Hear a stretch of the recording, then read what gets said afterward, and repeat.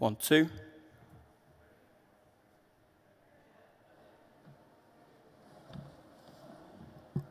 One, two. Check, 1, 2. 1, 2. The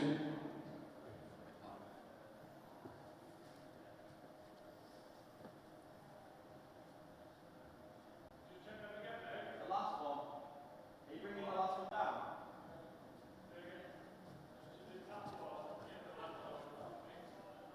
Bring this one a bit further down so it's too high. 1, 2. Check, 1, 2. 1, 2. 1, 2. 1, 2. That's better. 1, 2. Check, 1, 2. That one's fine. 1, 2. Check, 1, 2. Yeah. This one was fine. 1, 2. Yeah, leave that where it is.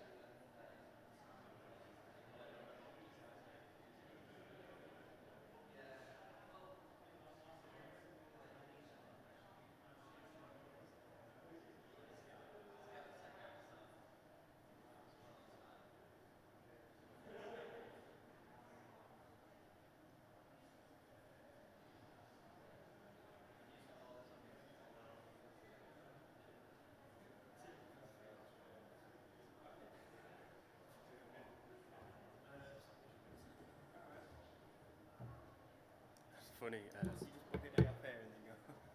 3 days, yeah.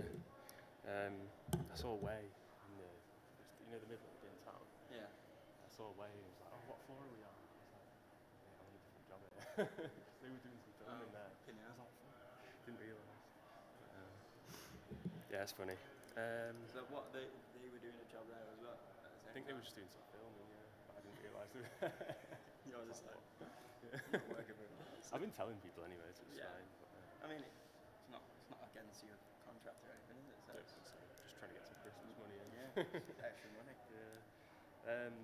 Where should I leave these? Maybe under cash in hand, that one as well. Nah, it's not. It's not that lucky. No, it's all. I mean, to be fair, there's not many audio jobs that you can do.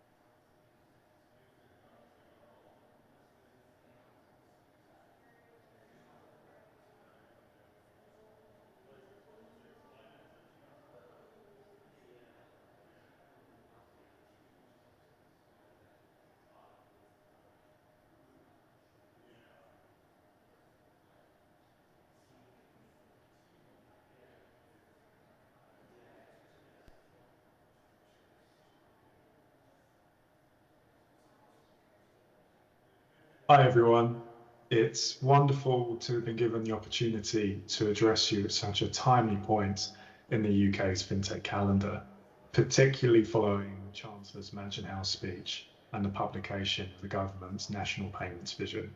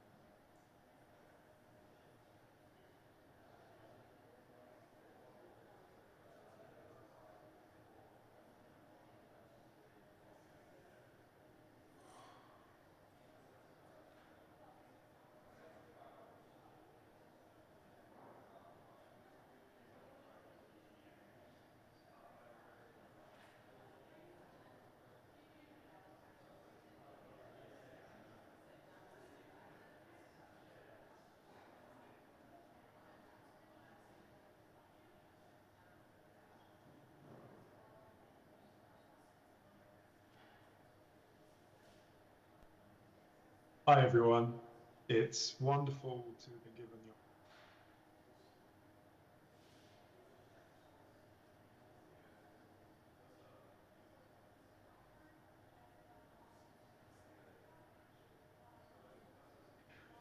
Though I'm unable to join you in the room today, I've been greatly encouraged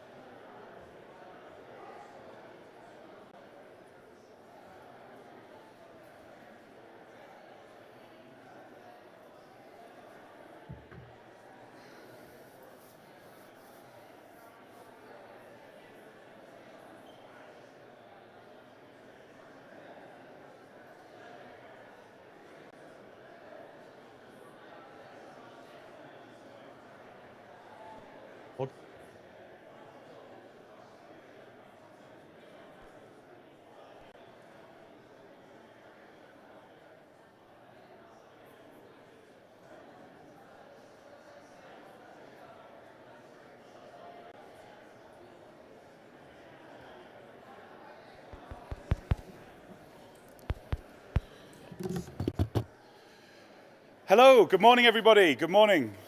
Good morning.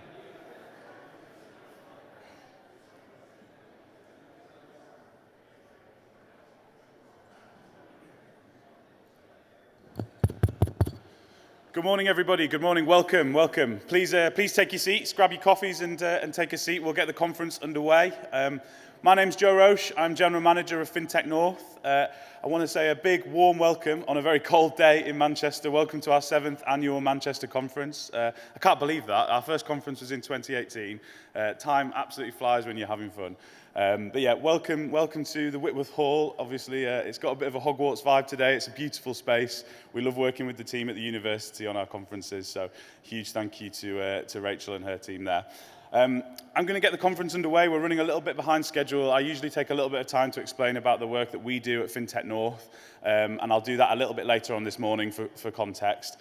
Just really quickly, I just want to say a huge thank you to all of these awesome organizations that you can see on screen, all of our partners and sponsors who help make this wonderful event happen, help us to shape the content, help fund our activity as an organization, and I'll say a little bit more about them later on in the day. But without further ado, I'm going to hand over to our chairman, Chris Sier. Many of you will know Chris. He's always been a steadfast supporter of Northern FinTech and Northern innovation. He can't be with us today, and he'll touch upon that a little bit in his speech. So yeah, I'll hand over to Chris. And yeah, Chris, if you're tuning in on the live stream, yeah, our thoughts are with you, and thank you so much for all that you do to help us at FinTech North. So yeah, over to you, Chris.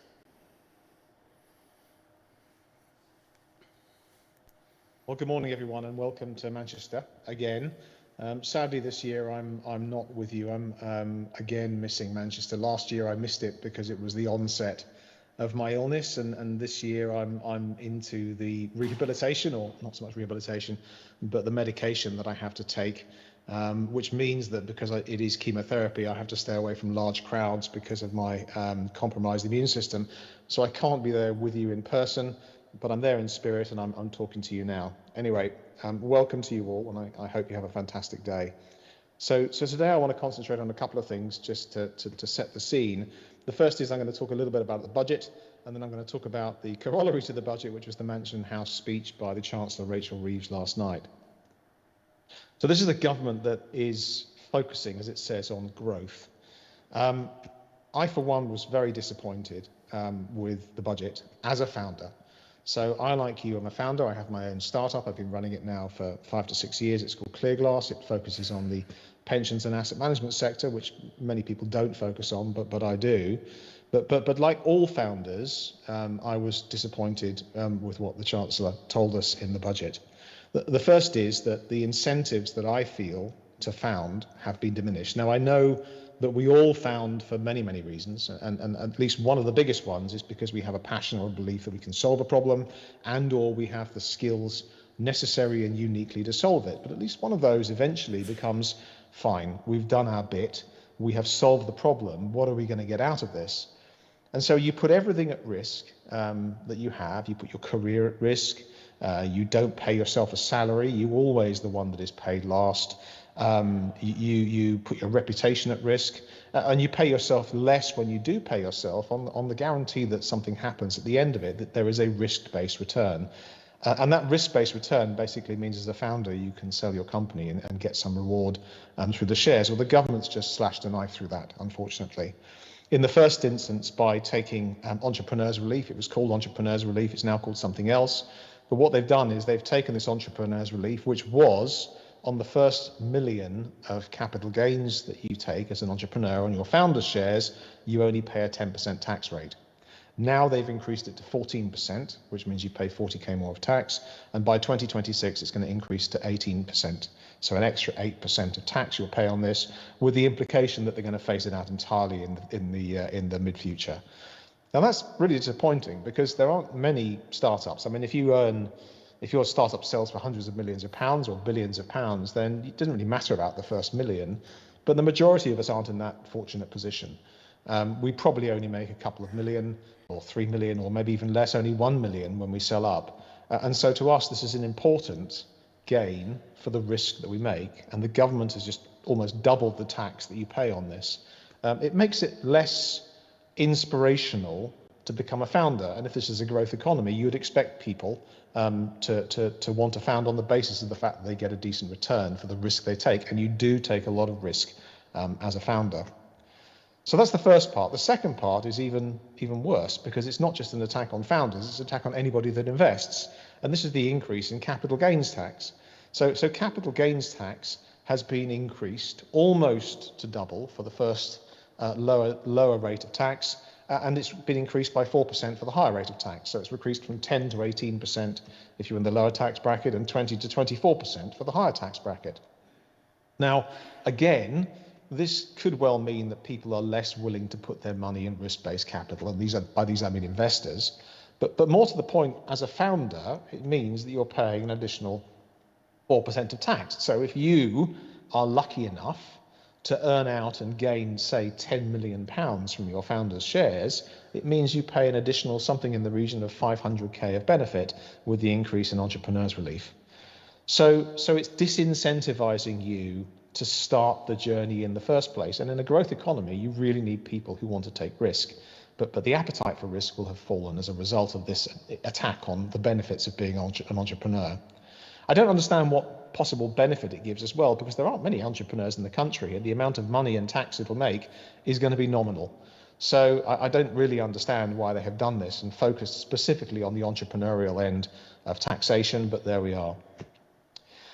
There's a corollary to this as well, which is in this risky world that we occupy as founders, we have to employ people, and we employ people on the basis of the fact that they are being employed in a small company that is by default risky. There are few career opportunities. It's a risky company, right? It may fold, and therefore if you get a job in it, you may find yourself in 2 or 3 years down the line without a job as an employee. But what's more, you do so on the knowledge that actually career paths are limited, because it's not like the company, most companies will grow spectacularly and give you that career path you can have to manager, senior manager and executive. It doesn't work that way. You will work for a few years in a company where you will learn skills, but your career doesn't necessarily progress, which is what it will do in a bigger company. So you work in this company in exchange for what? You take this risk as an employee, not a founder, in exchange for what? And that thing that you get is not an additional salary. So you don't get paid more. There's no risk-based premium on salary for people who come and join startups. Generally, you do it for the options and the equity that you get in the company. And once again, the value of that equity and the value of those options is diminished by this increase in capital gains. So in other words, you've got people who are coming to work with you for whom the incentive to work for you as a risky startup has been diminished. That's a problem. It makes it harder to employ people. And so they're going to say to you, I would like to have more salary then, or more options. Well, options are a complicated thing, and sometimes there aren't many of them to give around, and so you have to look at salary. But unfortunately, salary has been damaged also by the increase in national employer contributions by 1.2%, which hits only the employer. So employers, if you increase the salary, will be hit by a 1.2% increase in the national insurance contributions that you have to pay the government, again impacting your ability to give salary as a reward. So I'm pretty down on this budget as an entrepreneur. I'm pretty down on this, and if I was there, I'd be looking around the audience and trying to gauge the response from the faces that I see. But I'm sure you will realize this. It just makes taking the step to be a founder that much more difficult, and it's a heck of a step. It's a heck of a step. You've got to be a believer to want to be a founder and take all of that risk and have all of that effort for what is a very low chance of success. But there we are. The government has done this thing. They haven't listened to advice. And this is not in any way to diminish all of the other sectors which the government has impacted with their various taxations, like the inheritance tax impacting the agricultural industry. But I feel it particularly for founders, because there aren't many of us, and we don't make much. And the government's just taken away or disincentivized us to take the initial risk in the first place. However, it's not all doom and gloom, because Whilst the budget is set in stone, and that's what it is, the government last night, or Rachel Reeves particularly, last night discussed a range of things that she was going to introduce into the UK in the financial services sector in her Mansion House speech that I felt were quite optimistic for the sector. The first is, I think there's going to be a review of the FinTech as one of the specific sectors they're going to focus on. So there is going to be some government attention on that, not as if they haven't been paying a lot of attention already, and having another inquiry into FinTech strikes me as gilding the lily, but nevertheless it's going to happen. There's going to be a focus on fraud and fraud prevention. So again, this is an area which I know we look at within FinTech North, and I understand there's going to be some events next year focusing on fraud, so that's another good thing. They're going to allow more risk in the banking system. So this will probably be more about lending risk and dealing with lenders and maybe even interbank lending, all of the stuff that went wrong during the financial crisis. But nevertheless, it could well mean that legislation will be less severe when it comes to legislating towards fintechs and innovation, which wasn't specific on that, but I can imagine that'll be part of the package.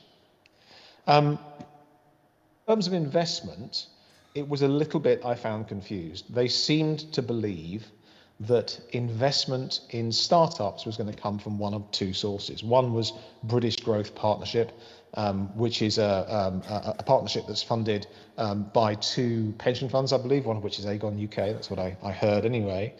But the other is the consolidation of pension funds, which, again, I don't understand the mathematics of this, but a large pension fund has more money to invest in risky things.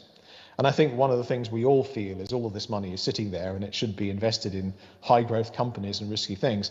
I know, because I work in this sector, that the risk profile of a startup is a very complicated thing for a large pension fund to invest in, and the amount of money they would invest would be relatively negligible compared to the demands of seed funding anyway.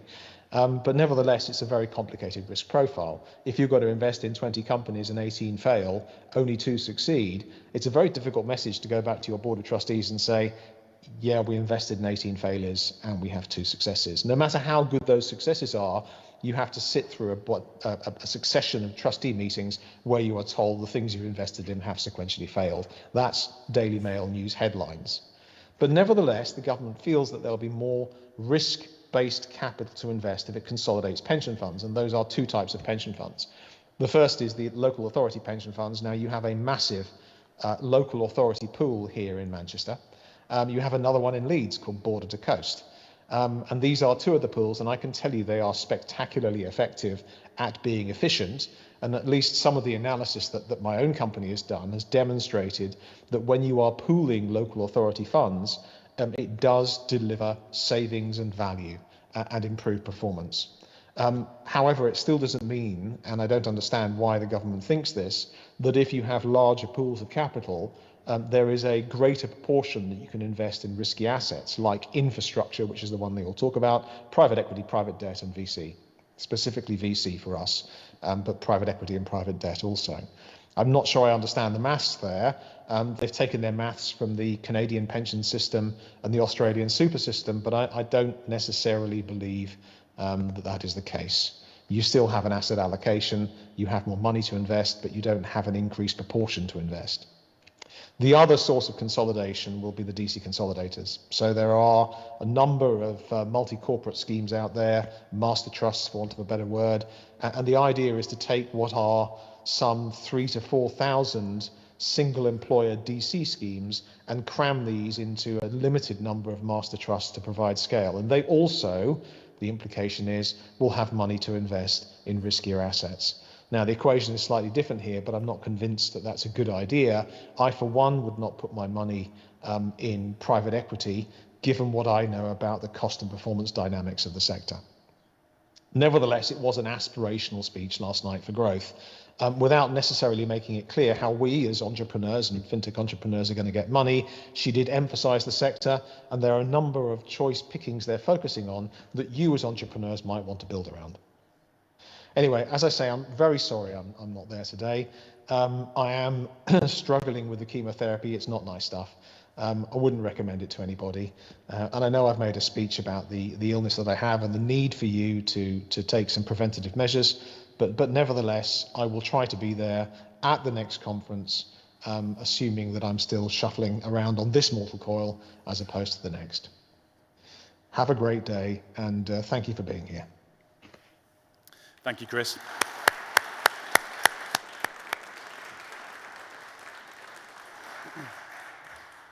Really powerful start to the day there, and thanks to Chris again for all of his support and insight to any entrepreneurs in the audience. I'll keep things moving along, and I'd like to introduce our next speaker, Professor Duncan Ivison, Vice Chancellor at the University of Manchester, with grateful thanks on behalf of FinTech North for providing this amazing space for us today. Thank you very much, Vice Chancellor. Good morning, everyone. Wonderful to be with you, and wonderful to hear from the chair as well. My name's Duncan Ivison. I'm President and Vice Chancellor here at the University of Manchester. It's month 4 for me, so I'm not quite a founder, but this place has been here for 200 years, so I can't claim that, but I'm new in post and absolutely loving being part of the Manchester community and also meeting many of you. And so it's a real pleasure to be with a really dynamic part of the Manchester economy and the city. You know, people keep asking me, what have you found exciting about Manchester? And there are many, many things that are exciting about Manchester aside from the university. But one of the things I find really exciting is just the connectivity of the city. It really is extraordinary. The way that the business community, the universities, the city, the political culture, the creative arts culture, and all the other institutions of the city, it really is unique, I think, not just in the UK and the world, having spent the last 20 years in Australia, having grown up in Canada, having done my PhD here in the UK, I can tell you it is a unique ecosystem in Manchester. It really is our superpower. And I think FinTech Northwest is a great manifestation, a great expression of that. So, you know, we are, as a university, investing obviously hugely in our innovation ambitions, and that includes investing in FinTech. This is an area that colleagues are really leading on and doing more on, and you're going to be learning more about that over the course of today, both in our research and in our teaching. It's not only about the students we attract who then hopefully go off and not only found companies or work for you, but also the research we can do that can inform the work you do in this extraordinary area. We're the only university to have a strategic academic partnership with Innovate Finance, which is the industry body, as you all know, for UK FinTech. And that really is a manifestation, I think, of our ambition to deliver research with real impact. Impact is important to the University of Manchester. We have this commitment to social responsibility across all of our areas, and that really is all about impact more than anything else.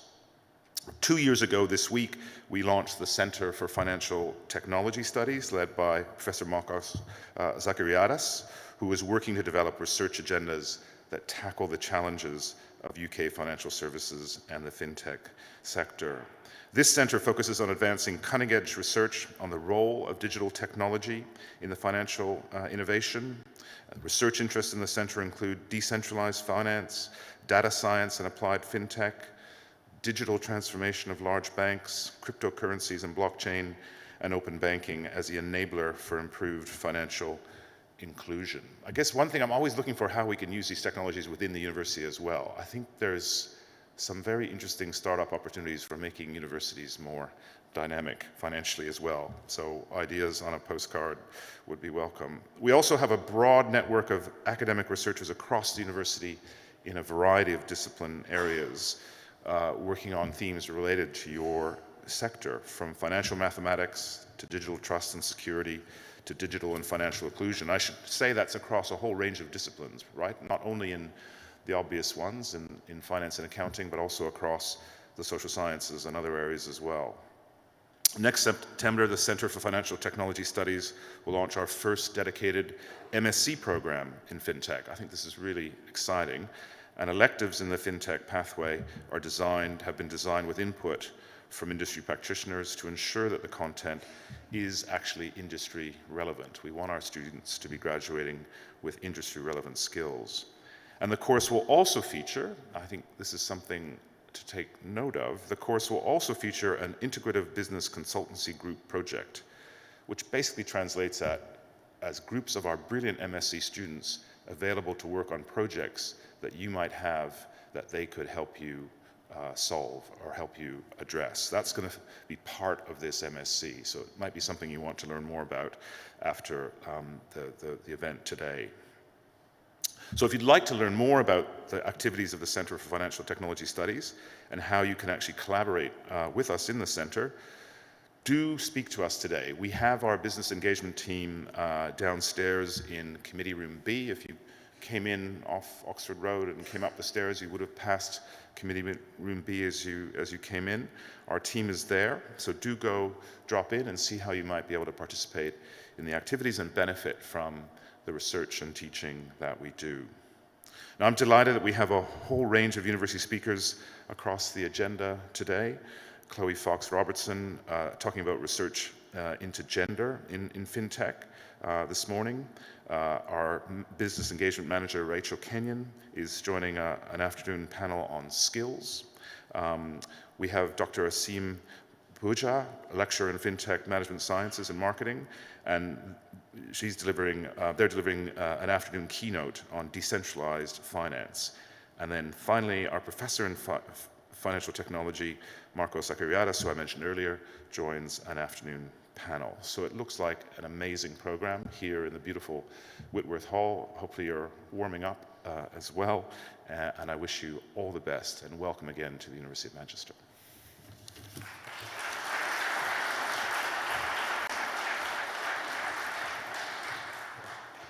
Thank you so much to the Vice-Chancellor there. So I'm just going to break from tradition and do my bit now, if that's okay. Just set the scene a little bit, talk a little bit about what's going on in the wider North, what's going on here in Manchester as well. Before I do that, I do just want to give a bit of a shout out to some of our sponsors as well. So obviously the University of Manchester, one of our brand sponsors and our host today, Mastercard, another brand sponsor, Intercash, Access Pay, GFT, RSM, and Barclays Rise as well. So a huge thank you to all of our brand sponsors there. We've also got Keeper Solutions sponsoring our FinTech Showcase later on today. A huge thank you to Stephen and the team there.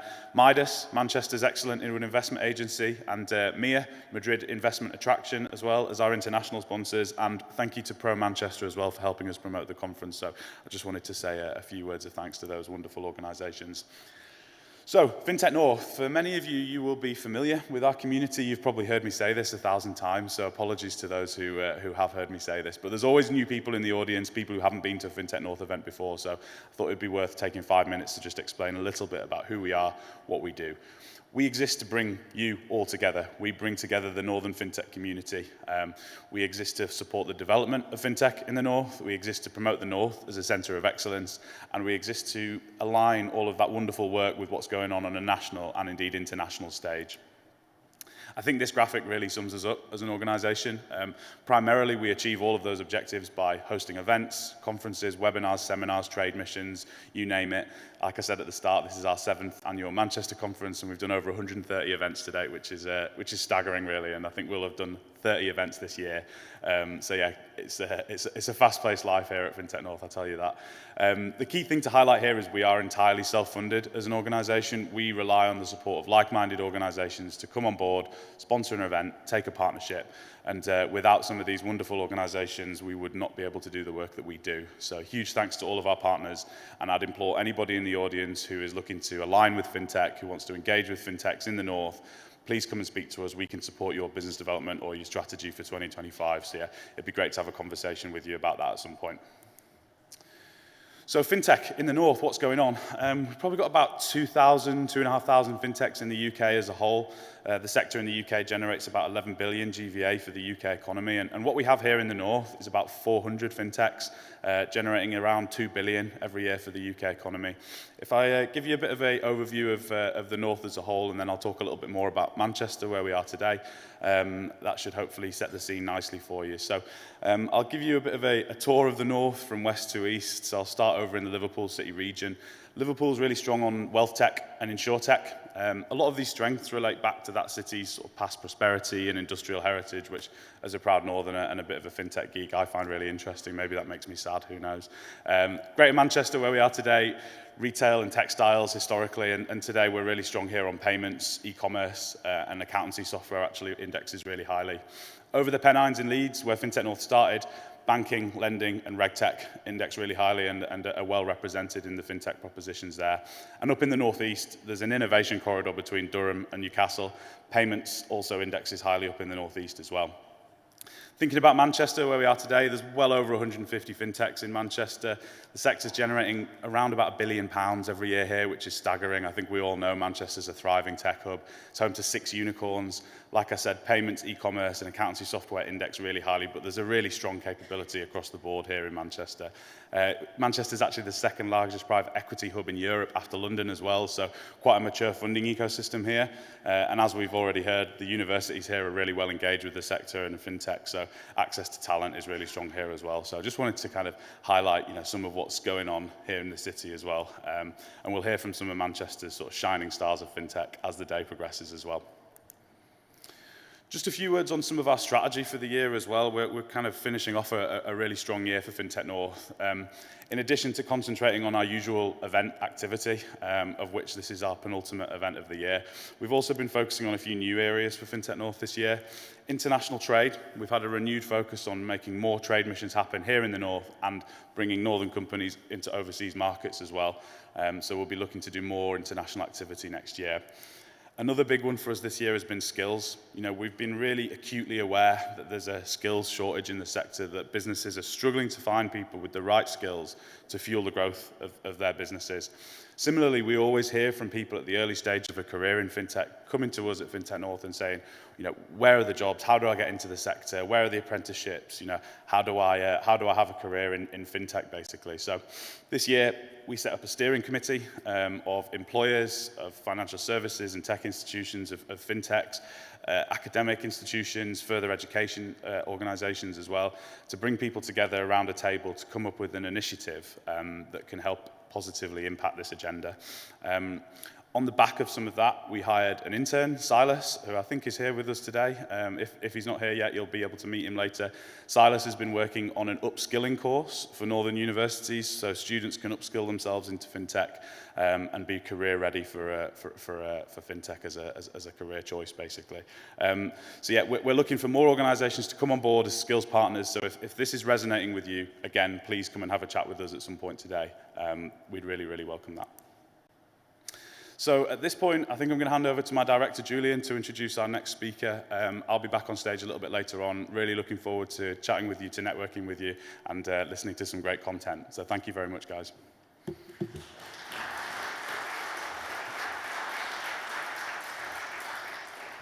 Cool. Thanks, Joe. Hi, everybody.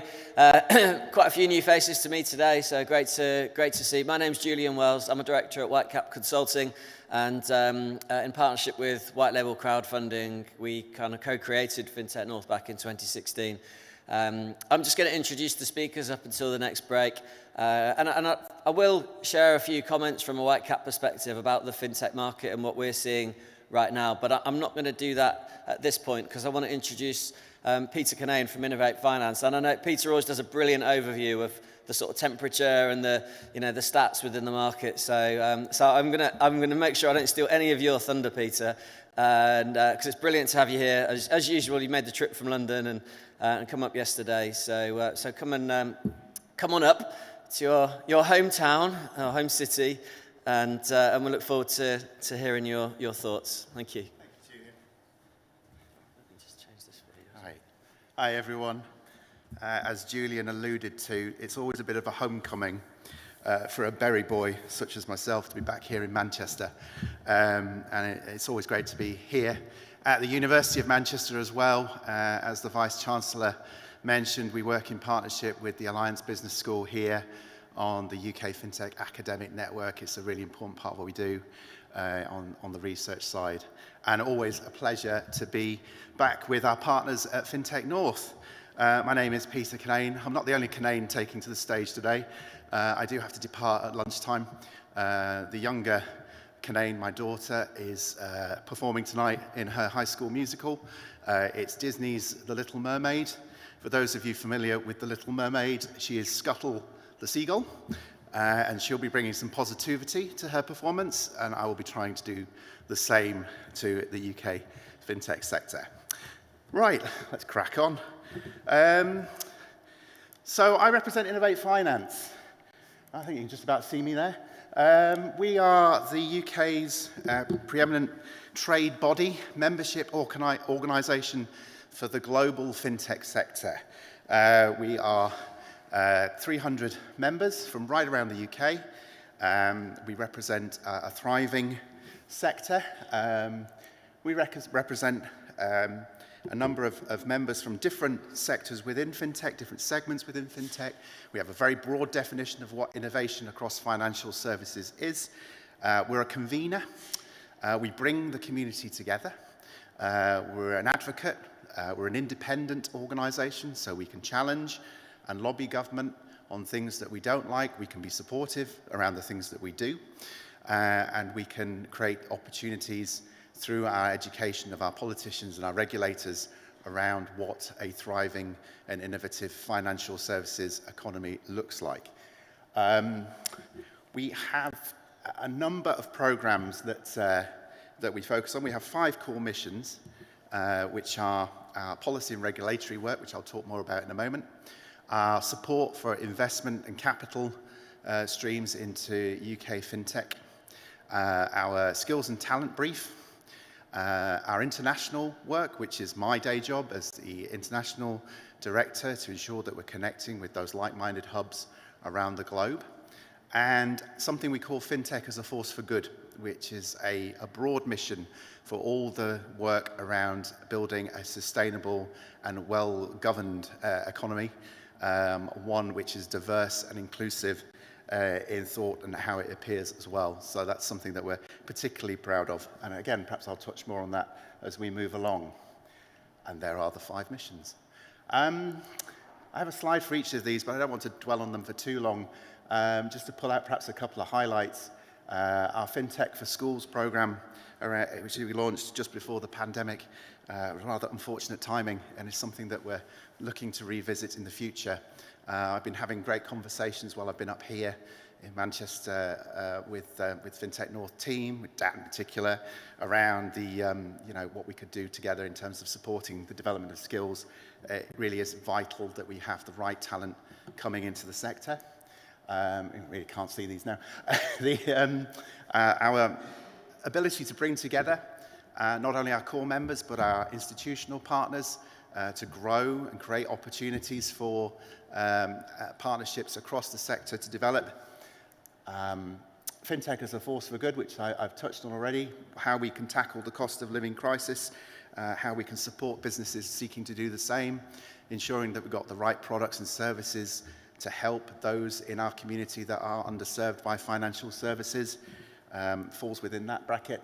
Our regulation and policy work, and I'll come to that back to that in a moment, and some of the work that we're doing to support the smart data economy, a highly innovative economy, and a safe economy as well. And the international work. I was recently in New York, where we have founded an office there. We now have an overseas presence, which we didn't have this time last year. So we now have someone that's looking to build the bridges between the US and the UK ecosystems as well. And we seek to ensure that there is solid representation for the UK at events and summits all around the globe as well in different markets, and hoping to look more closely at Asia Pacific and the ASEAN region, and some of our nearest and dearest markets in Europe next year too. The fintech ecosystem as a whole is in a good place. It has been a bumpy year. I think Chris alluded to this earlier in his remarks. It's been a difficult time for some businesses economically.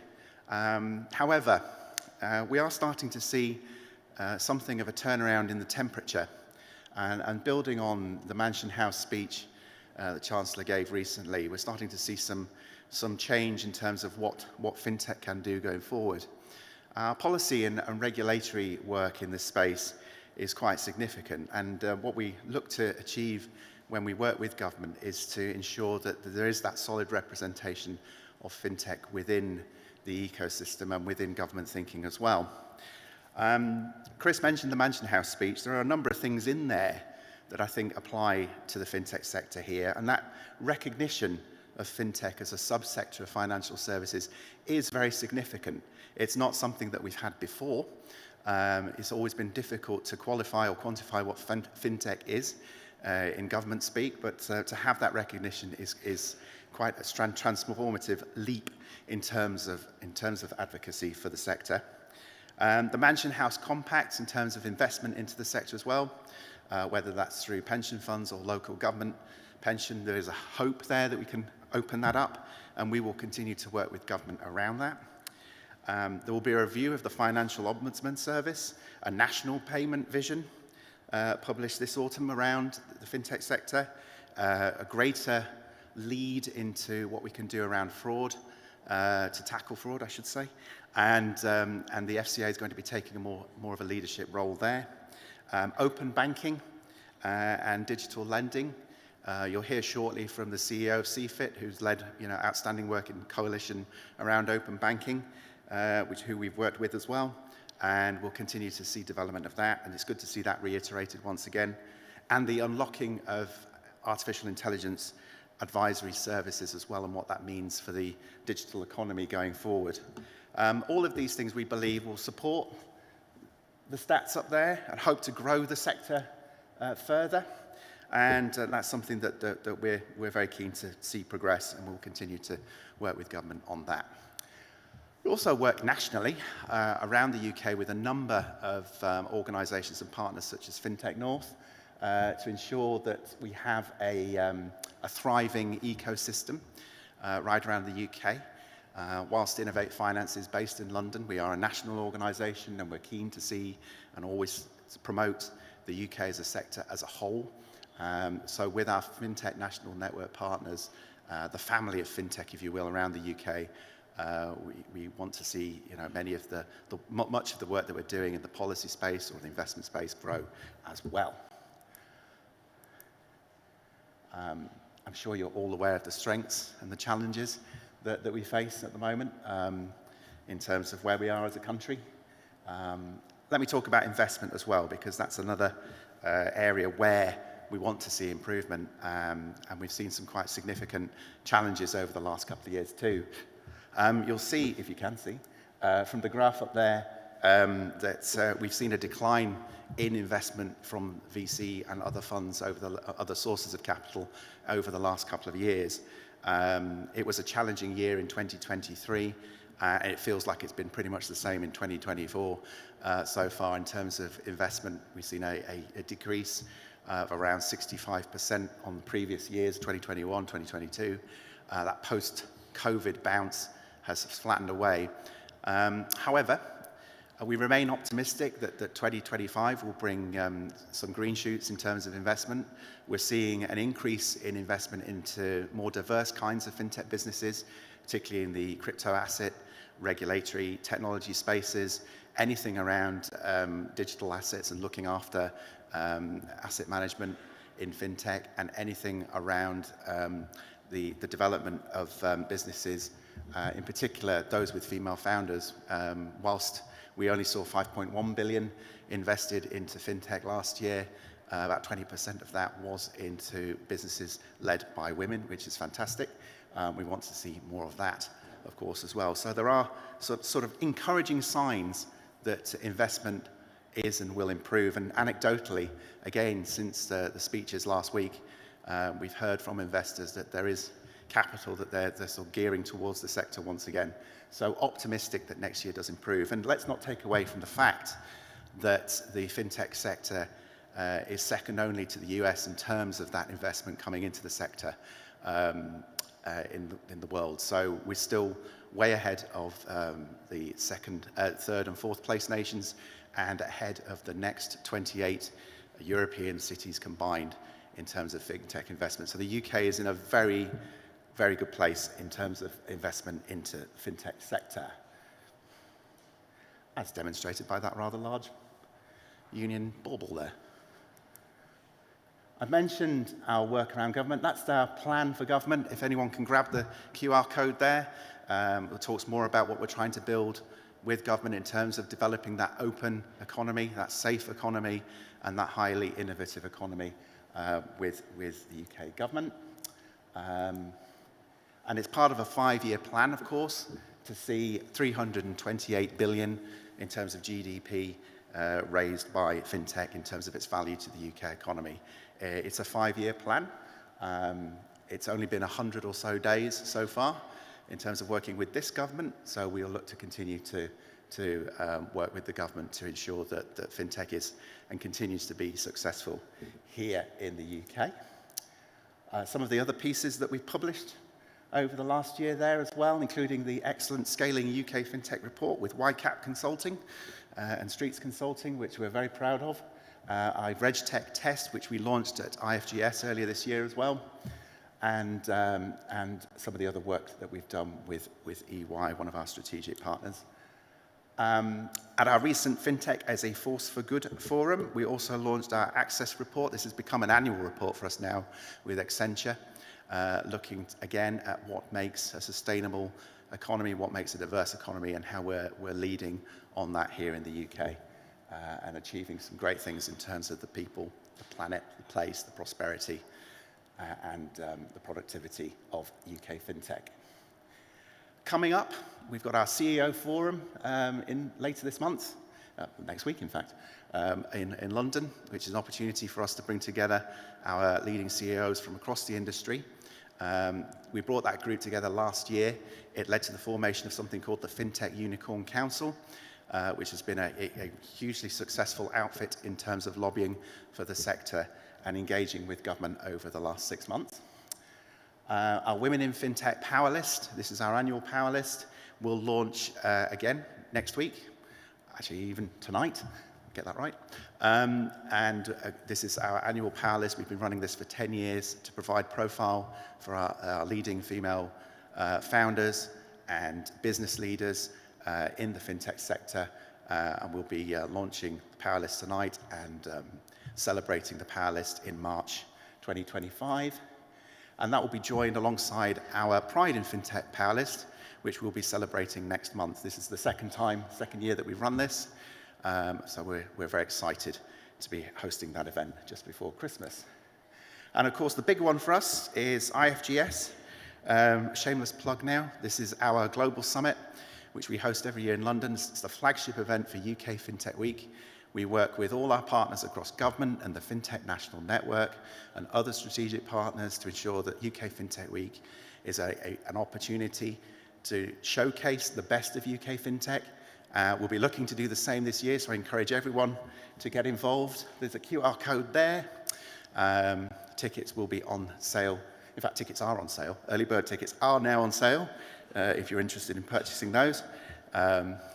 And there'll be more information on that as we head towards the end of the year. Have I run out of slides yet? This is the other big one for us next year. Announced at our FinTech as a Force for Good forum, our Pitch 360 competition across the UK. We'll be working with FinTech North and many others to bring our annual competition out of London to create opportunities for businesses to pitch to investors around the UK. Again, there's a QR code there. There's more information on that if you want to get involved. And we'll have more details around that and the cities involved in the very near future as well. And finally, just for me to say thank you again. I will be around for most of the day before I have to scuttle off back to London. And I hope to chat to many of you during the course of the day. Julian, thank you very much, everyone.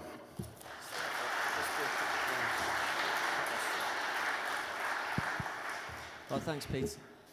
Man, yeah, is that working? It is, isn't it?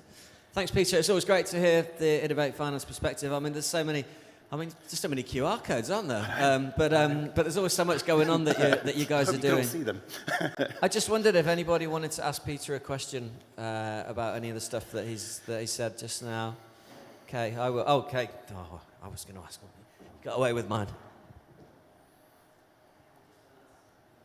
Chris Holland, Professor Emeritus, University of Manchester. Peter, thanks for the overview of investments into FinTech. That's the standard way in which the sort of state of the FinTech industry is evaluated. I wonder if it would be more interesting, or certainly complementary, if you looked at the value generated further down the line. So in a sense, what you're looking at is early investments into companies, which may actually understate the longer term consequences of what's happening. Do you have any measures in Innovate Finance where you're looking at these longer term estimates, or even outcomes today that are a result of investments 5, 10 years ago? That's a really good question, thank you.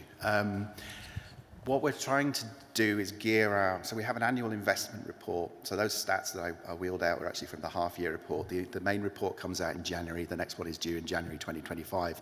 It will look back over 2024, position the UK vis-a-vis the rest of the globe. And it does focus more on the immediate, as you say, what's going into the businesses now. What we're hoping to do with that report, and what we've started to do with the access, the impact report, which we've been running with Accenture the last couple of years, is to look at exactly that.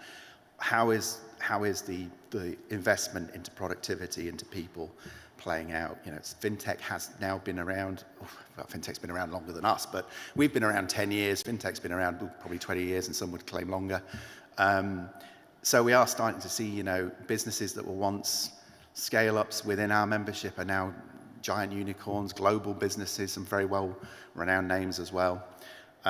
So, you know, what is the positive impact they are having on people, on that productivity piece as well? So that's what we're moving towards that. And obviously welcome working with your colleagues and others in the academic sector to see what the longer-term play is on some of this work. And I know that those conversations are taking place through the FinTech Academic Network as well. There's, in the Khalifa review, I think the sector was estimated about 11 billion total, not just the FinTech companies, overall FinTech. And we've been doing some work recently at Whitecap, and I think we've come out with a number a little bit higher than that, not loads higher than that, which will get published soon as well. Yeah. So there's that's a bit of a broader measure, isn't it? Yeah. I just want one other thing, and then you can sit down. Just reflecting on this Mansion House speech that the Chancellor gave, because you mentioned it. Obviously, Chris mentioned it in his talk, and I picked up, and we were in the same meeting on Monday. That speech had almost been a bit of a flipping point, and a lot of positivity seemed to be coming into FinTech on the back of that. Was my sense. What is it that drove that out of that speech? If you think you know. I think there's a lot of uncertainty, particularly prior to the budget, and we had to wait such a long time for the budget to occur as well. And I think with that uncertainty, there was a certain instability around confidence.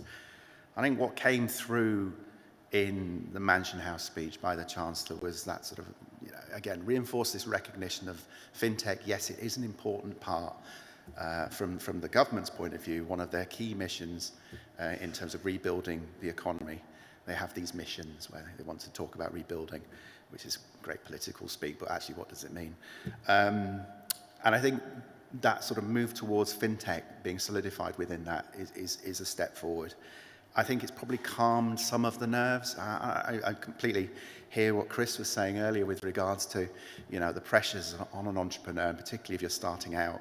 If you see taxes going up, if you're seeing, you know, investment being somehow curtailed, it doesn't encourage you necessarily to take that leap. And I know how much, from talking to our members and entrepreneurs within our community, how much that leap means sometimes, how much you put at risk personally. So I completely hear that. But I think the temperature change in terms of fleshing out, actually getting to grips now with you know, what's happening within government, what's happening strategically within UK FinTech, how are organisations like ourselves and others sort of feeding into that process and influencing and changing, hopefully, the outcomes for the sector. And I think that started to come through in Mansion House. I'm not a politician and the ways and wherefores of how these things get announced and so on, but I think we're starting to see now some of the nitty-gritty in terms of what builds on those three missions that we've developed around wanting to see an open economy, wanting to see a safe economy, wanting to see a highly innovative economy. How do you bring government along with you to do that? And I think government's starting to see, actually, this is how we do it. So we'll continue to challenge and advocate on behalf of the UK fintech community as a whole in doing that, and hopefully we'll succeed, and we're starting to see some of that success coming through. Brilliant. Well, thank you very much, Peter. Thank you, Julian. Thank you, everyone.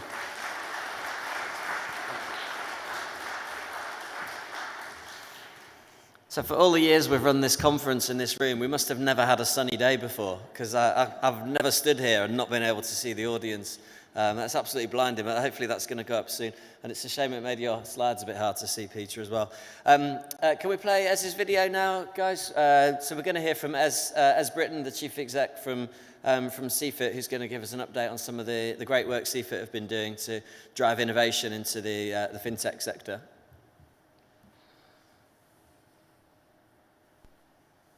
Hi everyone, it's wonderful to have been given the opportunity to address you at such a timely point in the UK's fintech calendar, particularly following the Chancellor's Mansion House speech and the publication of the government's national payments vision.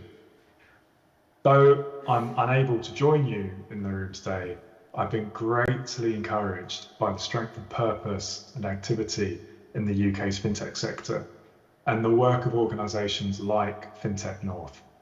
The contributions we've made to the sector are proving pivotal to the government's mission of driving growth and innovation for the UK.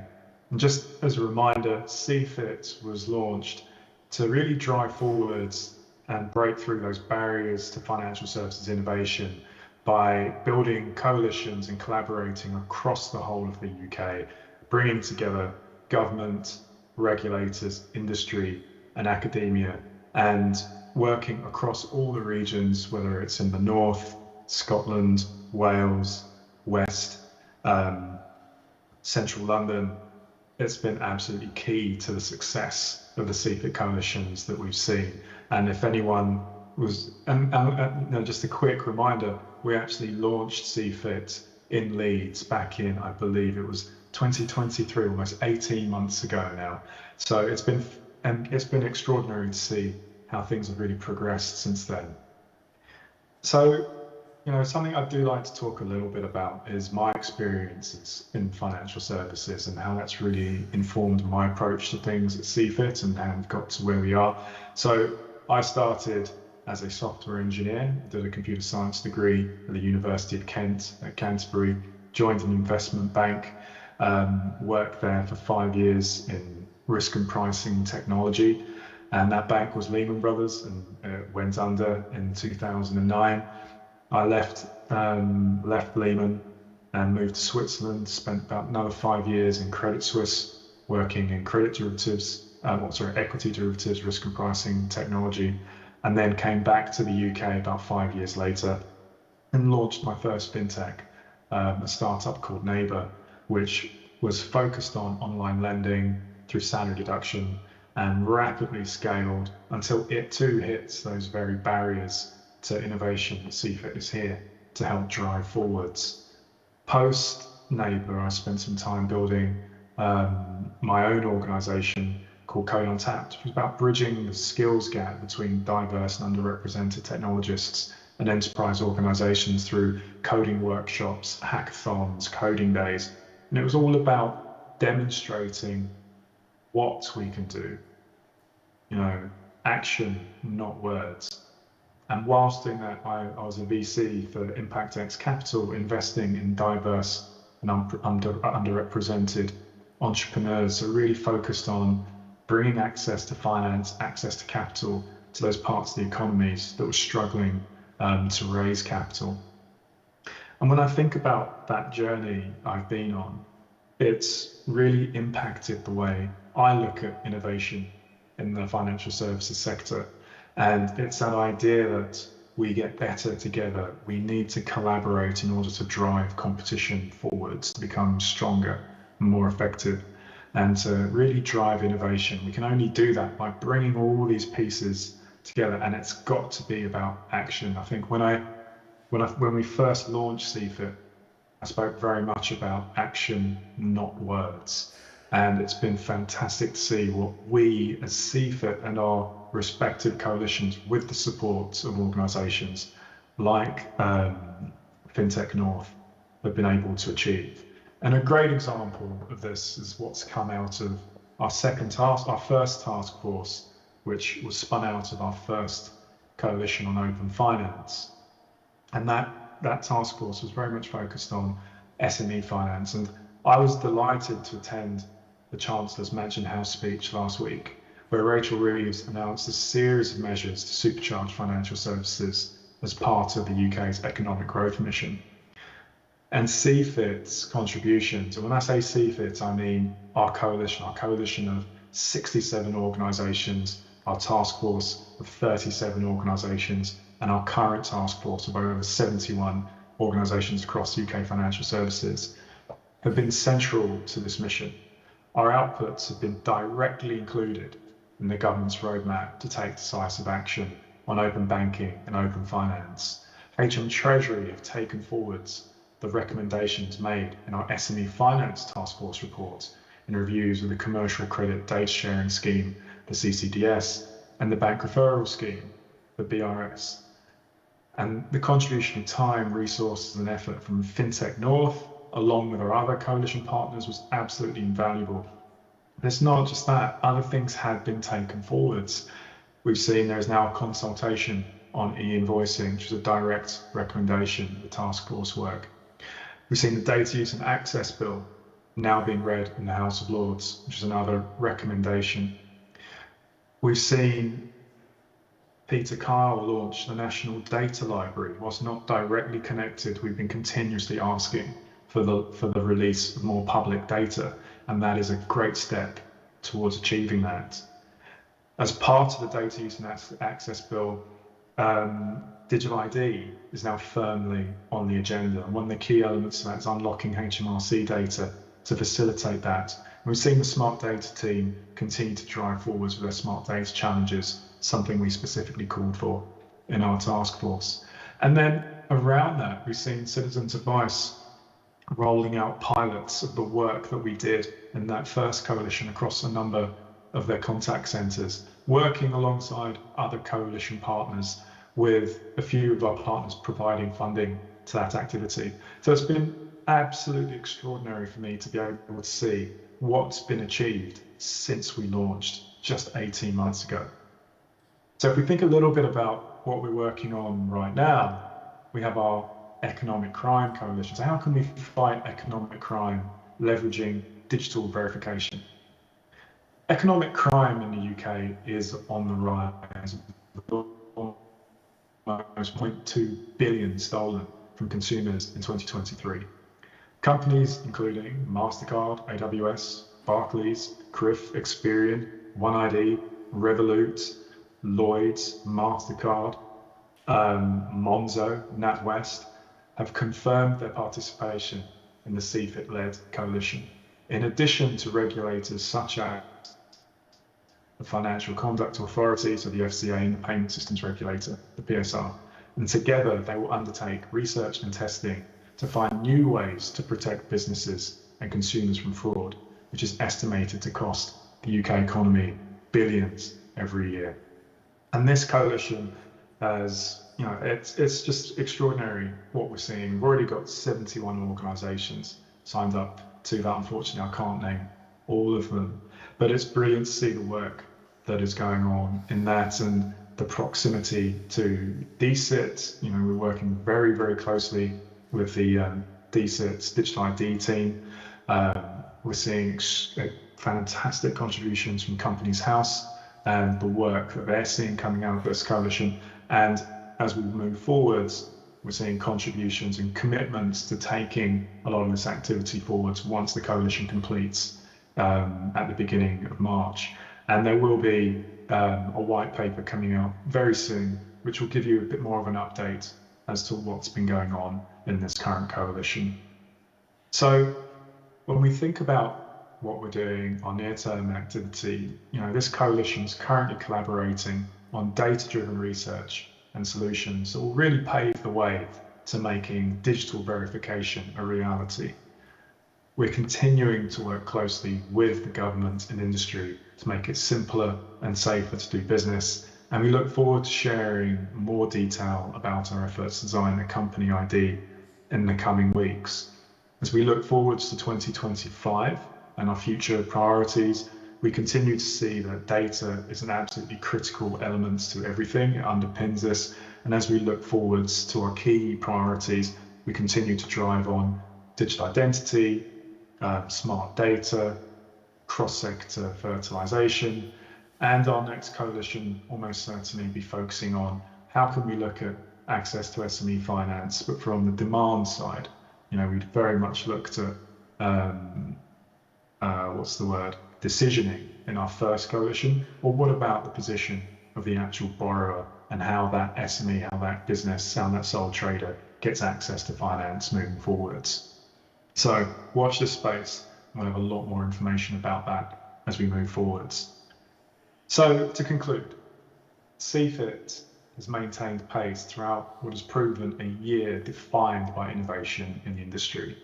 However, looking beyond CFIT to the wider ecosystem, what we have all achieved in 2024 should not be played down. This sector, the talent in this room today, has operated with such speed and agility, and it shows no signs of slowing.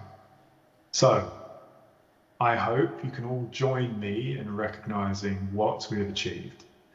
2025 promises to be just as, and if not more, significant for the future of financial services in the UK.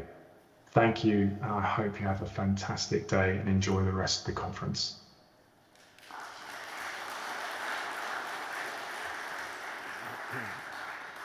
Well, thanks to Ez for joining the conference with that virtual address. So many points of innovation there, so many big things that they're talking about. Digital ID, which is now going under the banner of digital verification, SME finance, all of the open data stuff. The two of the things that Ez mentioned, the data use and access bill, which is going to create all these opportunities that are going to open up the open finance conversation that we've been having at events like this for quite a few years now. And then also last week there was the National Payments Vision that was published, which has provided quite a bit of clarity around how things are going to be regulated and the way that things like open banking are going to progress. And things like regulation drive innovation, which creates opportunities for startups, which I guess is the counterpoint to all the things that are maybe difficult for entrepreneurs. That could be all those opportunities. The next session, we were due to have Chloe Fox-Robertson from University of Manchester talk about some research. She's not able to join us, but Rachel from FinTech North is going to briefly highlight what Chloe's been doing, and then Ryan's going to wrap up. Then we're going to have a break, and you'll have a chance for a coffee and a bit of networking. So, Rachel, welcome to the stage. First but not the last time today. Oh God, it's bright. Hi everyone. I can't really see anyone's faces, which is probably helpful for speaking. But as Julian says, Chloe unfortunately couldn't make it today. She's really not well, but I know she was really looking forward to it. And I think it's really important that we give this topic some time on the agenda, even if it's just for a few minutes. I'm just going to move this on, and hopefully you can see the screen. Oh, the QR code's not on there. I'll come around with the QR code. It's Chloe's research. She's done a paper titled The Triple Glass Ceiling, FinTech Gender Inequalities, and it's really important research, I think. And I think in the sector it's something we need to think more and more about, like diversity of thought. Obviously, Peter's touched on it as well today.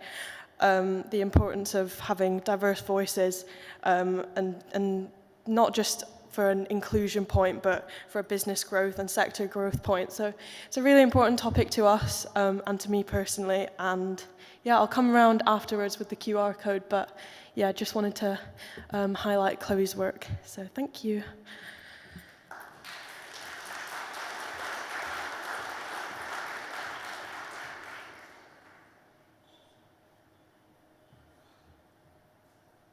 Hello. It is bright up here, Rachel, you're right.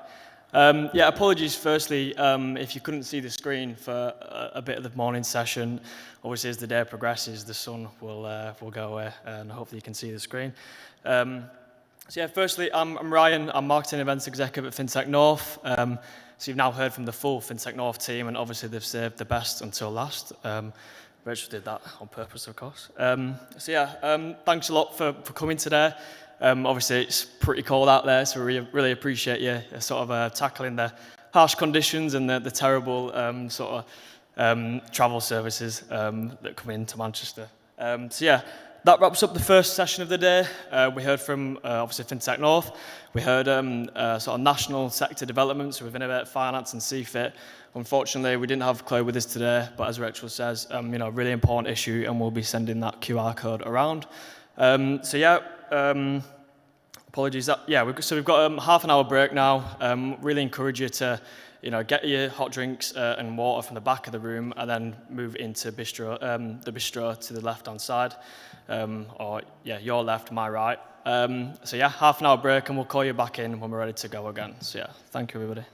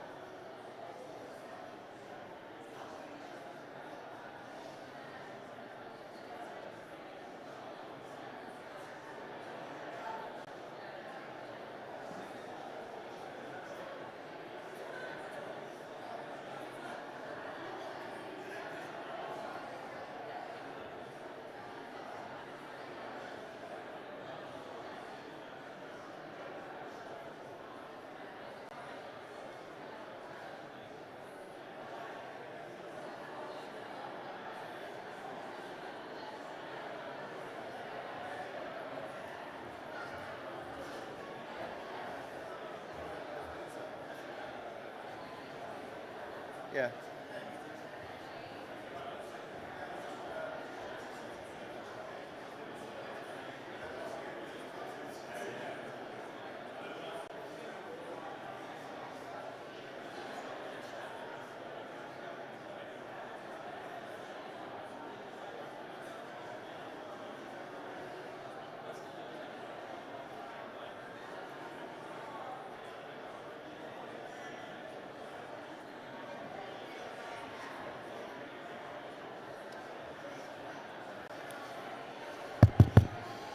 Right, everybody, if you could take your seats, that would be awesome. I'll get us started. Thank you. Please, could you take your seats?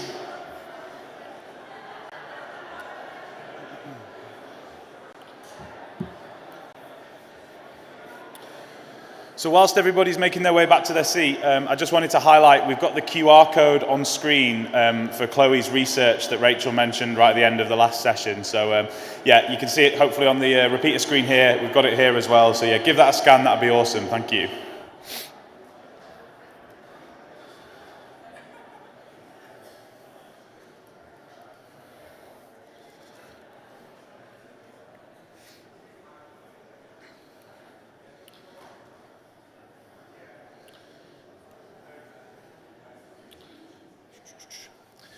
So next up, we'll be hearing from one of our strategic partners at FinTech North. The team at Mastercard are going to be talking about the road to profitability and how to scale successfully. Very, very pertinent for our sector at the minute. Everybody wants to know how we can get our startups to successful scale-up businesses and then to growth even further after that. So yeah, really looking forward to this. Could I ask Natasha, Idris and Bronwyn Francis to join me up on stage, please?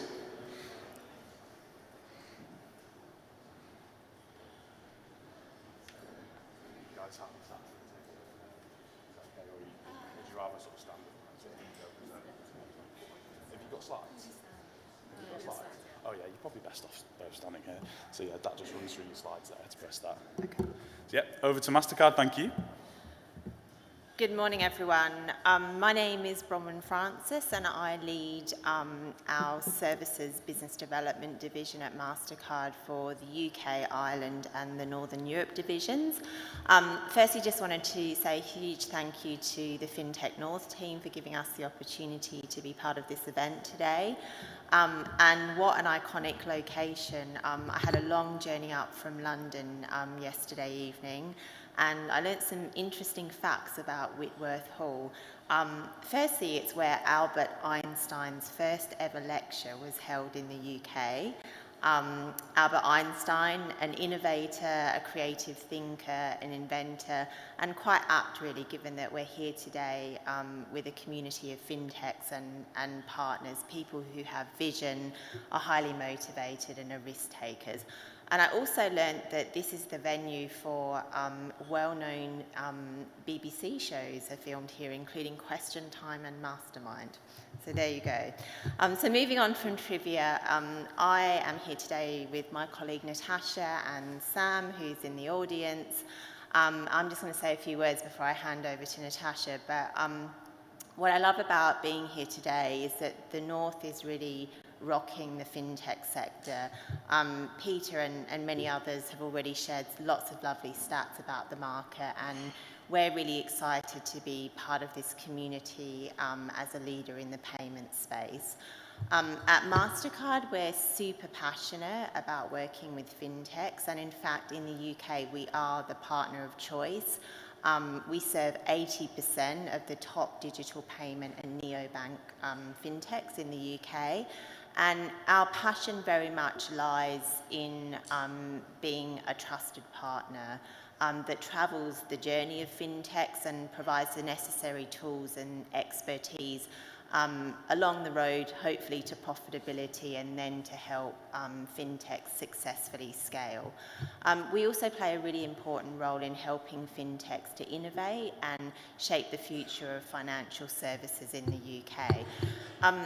What makes us so successful in this space, and for me it's simple really, we listen to our fintech customers and we design solutions that really drive value for them but help them solve for some very key challenges, from supporting fintechs in a challenging fundraising environment to helping them on the path to sustainable growth. We offer education, expertise, networking, and exclusive tools to really help our FinTech community to thrive. So I'm going to hand over to Natasha now, and she's going to walk you through how we support our FinTechs at each stage of the life cycle.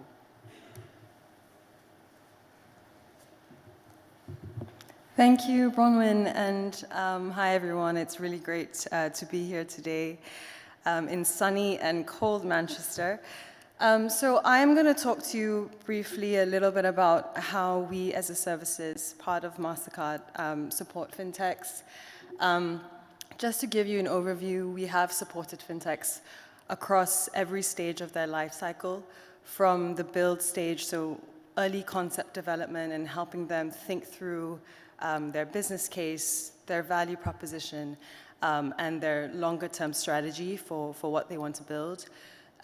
We have our innovation digital labs team that can help build a concept and bring that to life through a prototype and eventually launching that into the market. And at the launch stage, primarily, we want to support FinTechs in ensuring they have the right level of expertise and the right tools to be able to launch and sustain their business successfully. And at the growth stage, we support FinTechs across two main areas. One is about expansion, so whether it's looking into new segments, new customer segments, expanding into new markets, looking at enhancing their product features and building on those product features, leveraging different assets that we have as Mastercard internally, but also potential partnerships that they might be able to embark on. And then the second part is also on optimization and how they can build customer lifetime value, how can they optimize their current portfolios, and how can they ensure operational efficiencies as they continue to grow and scale. These are some of the areas in which we support FinTechs, or rather some of the product lines. But given there are a lot of early stage FinTechs here, I'd like to specifically focus on success planning for FinTechs. And what it is essentially we face the same questions from a lot of early stage FinTechs on firstly how to build a sustainable business model and how to continuously be attractive to investors in a very competitive environment today. So when we talk about what are the key pain points or the themes that FinTechs are interested in and want to build expertise on, it's around these areas. So one is how can we help them manage risk and fraud better? How can we help FinTechs really understand the transaction lifecycle and what are the key processes to be put in place? How can we help FinTechs develop a robust go-to-market strategy and long-term customer engagement and retention plan? How can we help them acquire new customers? How can we help them create an onboarding process that is seamless for customers today who are really spoiled for choice? And then in the long run, how can we help them sustain and grow and become profitable? So the success planning for FinTechs engagement is a consulting engagement that we do that is quite light touch, but that we provide to all our early stage FinTech partners that are about to launch a co-branded card with us. And the two goals of this is really to help them navigate critical payment topics and preempt a lot of the pain points that I mentioned earlier, and plan for short-term and long-term success. The real goal for us is to be able to really ensure that FinTechs have the right level of confidence to be able to launch successfully and therefore don't hit roadblocks, within the first 6 months of operations. And so what we do is very light touch, but it's mainly focused on two work streams. One is fraud and risk, And within this, we give fintechs access to subject matter experts within these areas, so authentication, authorization, and fraud, help them understand what are the market best practices within these areas, what are the things that they need to be aware of, new regulations, for example, what are the key KPIs that they need to aim to meet. We review their existing processes, identify areas of improvement and areas of strength that they have.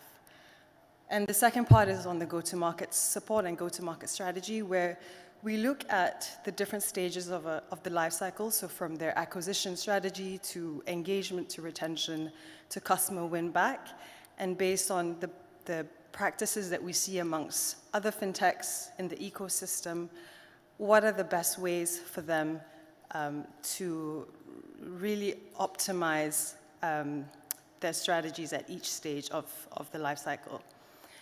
And what the fintechs get out of this is essentially a better holistic understanding of what are their strengths, what should their priorities be as they launch, and what are the areas of opportunity that they may have missed, which we can work on and build on together to ensure that they launch with a differentiated proposition in the market. And essentially, it's a playbook that they can use and really sort of validate some of their activities as they launch. So I'm not sure if you can see this, but we launched this engagement earlier this year, and it's been incredibly successful with the number of fintech partners that we have worked with. And a lot of founders have said that it's really helped them to validate their existing strategy, but also given them the confidence for them to launch successfully, and also given them the right areas of priority to focus on before launch, and think about things that they may not have thought about before as part of their existing processes and their existing journey. So I'd like to kind of close and say that as Mastercard and as part of the services division, we are continuously looking at building our product suite to tailor to the different needs of fintechs at different stages of their growth. And we definitely want to be and continue to be the partner of choice for fintechs at any stage, from concept ideation to unicorn growth. So I'd like to end here, and if you have any questions, please grab me later, and then I'll be in touch also by email. Thank you.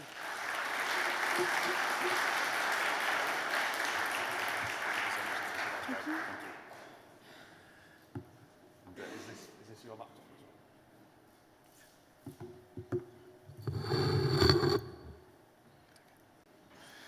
Thank you so much to Natasha and to Bronwyn as well there. Yeah, just a massive thank you to Mastercard for all that you do for our organisation and our community as well. So yeah, fascinating stuff, and continuing on this theme of scaling. It wouldn't be right to be in Manchester and not shine a light on some of the city's most innovative and successful fintechs. So without further ado, I'd like Anish and Catherine to join me up on stage, please. And yeah, take it away for this next fireside chat. We're going to be looking at a successful scaling story in Manchester. So yeah, if you guys want to take your seats, introduce yourselves and get us underway. Looking forward to this. Thank you. I feel like I'm on Mastermind. Is the mic picking me up at the back? A little bit closer, or? Can everyone hear me? There we go. Yeah, fantastic. We could have done with a fire today, couldn't we? I do feel like question time up here. So my name's Catherine Megson. I'm the Innovation Manager for Bruntwood Tech. We're the UK's largest property development company, and we have startups, scale-ups and fintechs and large global organisations in our office space across the UK. We're based in 6 cities, and Manchester is actually our head office, so it's an absolute pleasure to be here today and be in a city that I know quite well. Sorry about that. So we are a strategic partner with FinTech North, and it's a great partnership for us because we're able to support the fintechs within our own buildings through that partnership, but also connect with the wider ecosystem. But that's enough about me. We're here today to have a fireside chat with Anish. Anish is the CEO of Access Pay. So can you give us an overview, Anish, of Access Pay and what they do? Yes, of course. So first of all, thank you for having me here today. Can everyone hear me, by the way? Yeah, great, thumbs up. So Access Pay, we are the sort of integration layer between an organisation and its banks. And so what we're trying to do is change the way that banking works, really, for sort of large organisations and institutions. The way, it's really still stuck in the dark ages. It's very manual. Contrast that with the way in which you've seen, say, your retail banking experience change. It's now, you probably do it on your phone, highly digitised, very personalised, very intelligent.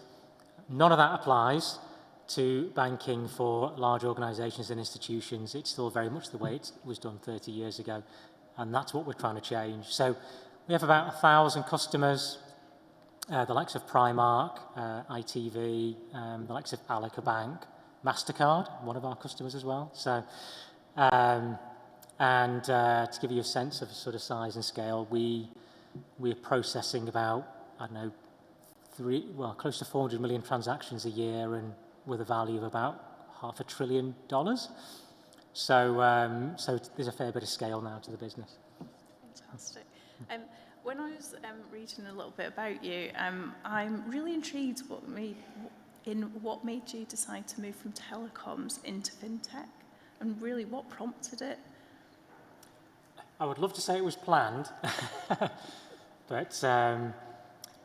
but actually, I think so much of this has just been a bit like a journey of serendipity, to be honest. So, so I was very lucky enough to be involved in the very, very early days of the internet, when I can still remember having a conversation with the co-founders of Telecom, which was the sort of internet infrastructure business we started in Manchester back in the early 90s.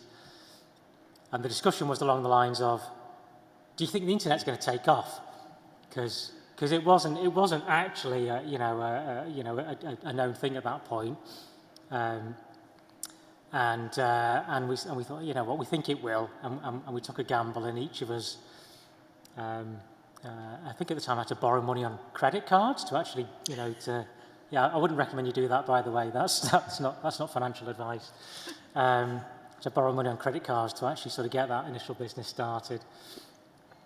But really, it was about sort of taking a bet on a big change that was going to happen in the market that maybe wasn't very obvious, at the time.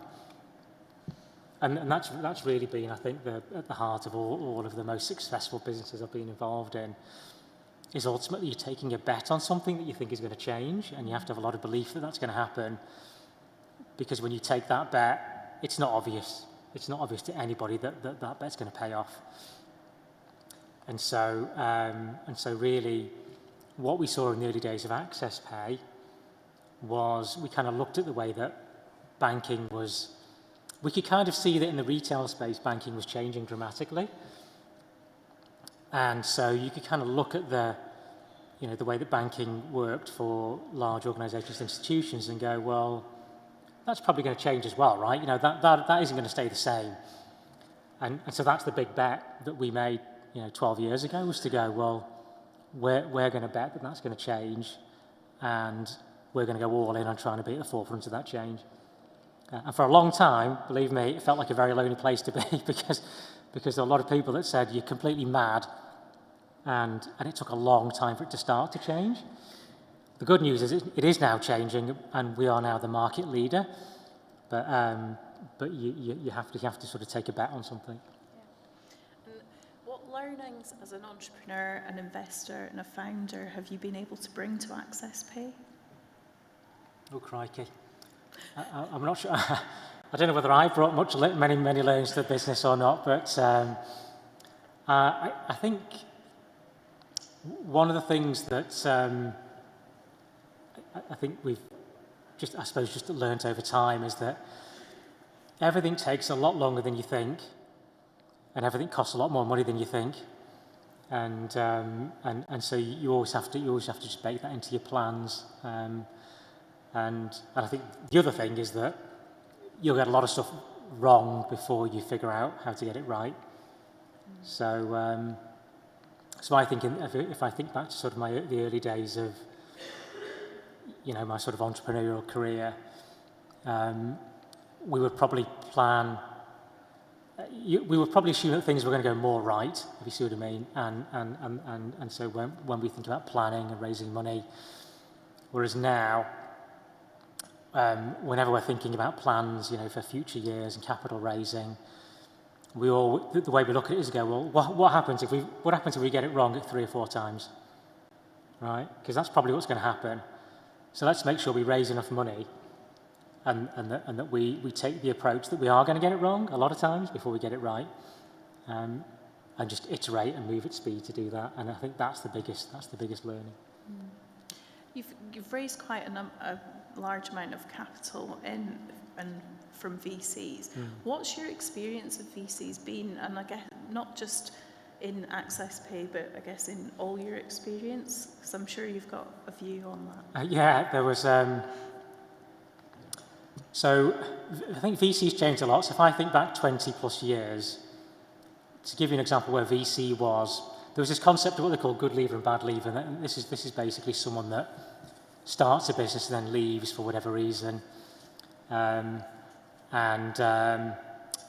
good leaver means that you keep your shares, a bad leaver means that you don't. And 25 years ago, the way they would say to me, the only good leaver is a dead leaver, was basically what they would say to you is, so they really, it was very much, VC was, they were out for themselves and really they didn't care too much about you as the entrepreneur. I think that's changed dramatically now, right? So particularly with the sort of US style, venture capital, which is much more focused on the entrepreneur, supporting the entrepreneur and giving them, making sure that they are able to make whatever decisions they need to make through that journey of of a business. So what we've seen is the UK has now started to move to becoming a lot more like the US in terms of the way it treats entrepreneurs, but it's still very patchy, I would say. So there's still an awful lot of UK investors who take that approach where they're kind of they're not really there to support the entrepreneur through all the ups and downs of the journey, if you see what I mean. So the moment there's a down, they're kind of on your back, or they're kind of maybe saying, are you the right person to lead this? Maybe we should get someone else in. Contrast that with the US style of investment, which is they really buy into the individual. So it's like, here's the money, we're backing you, go for it. We get there's going to be ups and downs. So I think the UK style is a bit of a journey to get to that point, but I'm seeing more and more funds that at least think like that, which is a massive, massive thing that we need in this country if we're going to succeed. Absolutely. And with scaling a fintech, what advice would you give to other entrepreneurs that are looking to grow their companies within Manchester? I think it's a great place to grow your business, and it really is. So we have this huge pool of talent, and it's also really, really supportive. So I think the business has been through some tough times. In the early days, as I mentioned, it wasn't always certain that we were going to kind of get through all the ups and downs. We really benefited from the local support networks in Manchester, so at a time when, we couldn't raise any VC money, it was our local Barclays, bank that actually gave us some venture debt. And then we had the Northern Powerhouse Investment Fund, gave us equity funding. So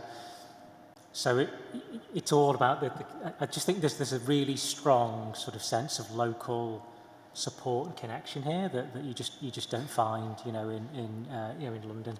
Yeah, so I think it's a really good place to get started, but really take advantage of those local networks and connections. You mentioned earlier you work with banks, and they're traditionally, or have been traditionally, really hard to work with, mainly because of complex architecture, quite often outdated. There's also massive hurdles for getting across procurement. What do you think is the best approach that you've seen working with banks? Oh, crikey, yeah. So I think the best approach is to go and speak to some people that have done it before, because it's actually really, really hard to engage with banks. Just because, banks are just such big organisations, right? They're huge organisations, and they're structured in a non-obvious way, it has to be said. And you've got to figure out, who really cares about the thing that you're doing, and then how does that tie into all the other bits of the bank. So I would say step number one would be, go speak to organisations that have dealt with banks before, and then that will at least prepare you and give you a better understanding of what you're going to be up against, because if you think things move slowly in sort of the corporate world, they move even more slowly in the world of banking. So. Yeah, I definitely can attest to that. My background's in banking, and we had a massive hopper of about 49 initiatives that we wanted to do. And I think in 2 years we managed to actually get 5 moved forward. And I think it's not from the lack of wanting to innovate, it's just, as you mentioned, that trying to navigate who all needs to sign off, and there's policy, there's regulation, there's procurement, and you've got to make so many people happy. It's really difficult. And I guess regulation plays into that as well. It does, yeah, and I think it's also worth, noting that, if you are engaging with a bank, or Mastercard, or you've got to recognise that, the individual that is your sponsor there, that's really pushing you, is really having to, fight against a lot of internal bureaucracy to kind of get stuff done for you. So you've got to really, really deliver, right? You have to realise that person's really going out on a limb for you, so you've got to be there for them, and you have to step up and deliver, particularly because there'll be times when actually things get tough. You've got to double down and absolutely deliver for them, because that is what they're backing you to do. Absolutely. And touching on regulation as well, we've heard about the scrapping of the UK new payments architecture, and the introduction of ISO 20022. I probably said that wrong, but it was touched upon in Rachel Reeves' Mansion House speech last week. What impact do you think that regulation and that scrapping is going to have on scaling fintechs and innovation? Yeah, I think both of those are huge opportunities for fintechs, huge. So the scrapping of the new payments architecture, which it was long overdue, to be frank, because it's about 7 years behind time. So it's like, I think everyone had given up hope on it anyway. Essentially, they're now going to try and make do with the existing sort of faster payments infrastructure for as long as they can, which really opens up an opportunity for for fintechs who can rapidly sort of innovate around that. And I think that really is the direction of travel Rachel Reeves set out, was pragmatic partnership, to try and make do with what we've got for now. And then around ISO 20022, I think it's about a year ago in this very hall, actually, I think I gave a speech about that, saying it was this is the biggest change in the plumbing of banking in the last 30 years, right? Huge opportunity for innovation. And again, we're as fintechs, perfectly placed to take advantage of that. Which leads me nicely onto the next question around what would you like to see more of from the Manchester ecosystem to really help fintech scale and grow, and also the new entrants coming into the market? Yeah, that's a really good question. I mean, I actually think we probably don't get together, as much as we should. I think we really benefit from having almost like let's call it like a Manchester FinTech gathering of some description where we get all the main players together, plus the banks and plus obviously supporting bodies and just try and corral everyone together and share that knowledge and support each other. Which I think FinTech North do a fantastic job of that, which and we're grateful to be part of that ecosystem. Can I do a plug? I'm not sure if I'm allowed to, but we're actually doing Bruntwood SciTech and FinTech North are doing a mixer in the new year, so look out for that coming out. We've got a few minutes left. What's next for AccessPay? So for us, there's a couple of big things going on.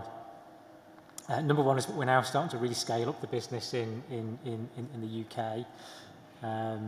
So watch out for that. We're always hiring. So that's I'm sure our HR team would want me to say that. And we're always looking for great people to come and join us. And we are expanding very rapidly in North America as well. So we've gone from having a handful of customers in North America to a couple of hundred customers in North America over the last 9 months. So we're sort of really now thinking quite hard about how we scale up that bit of our business as well. So although everyone tells me that that's really difficult and I should be prepared for lots of things going wrong, but so be it. Fantastic. We've got a couple of minutes. We'll take a couple of questions if anyone's got a question they'd like to pose to Anish, or find out how to join his team. Any questions? Well, you're getting away lightly today. No, fair enough. Fantastic. Mike's just coming to you. Yeah, Chris Holland, Academic Consultant, University of Manchester. My question is regarding the emergence of distributed finance. You're involved with what you've called the current plumbing of banking, you've called it. That's been around for a long time, maybe 50 years, if you can trace it back that far. Yeah. What are your views on distributed finance as a payments system? There's been a lot of debate about whether it's just inherently ill-suited or it's in an early stage of development. Watch this space. So I'm very interested in your views as an insider, really, of current banking systems on how you view that, what's been touted as a very innovative technology, but which some observers have said, look, this just is never going to work for various technology reasons.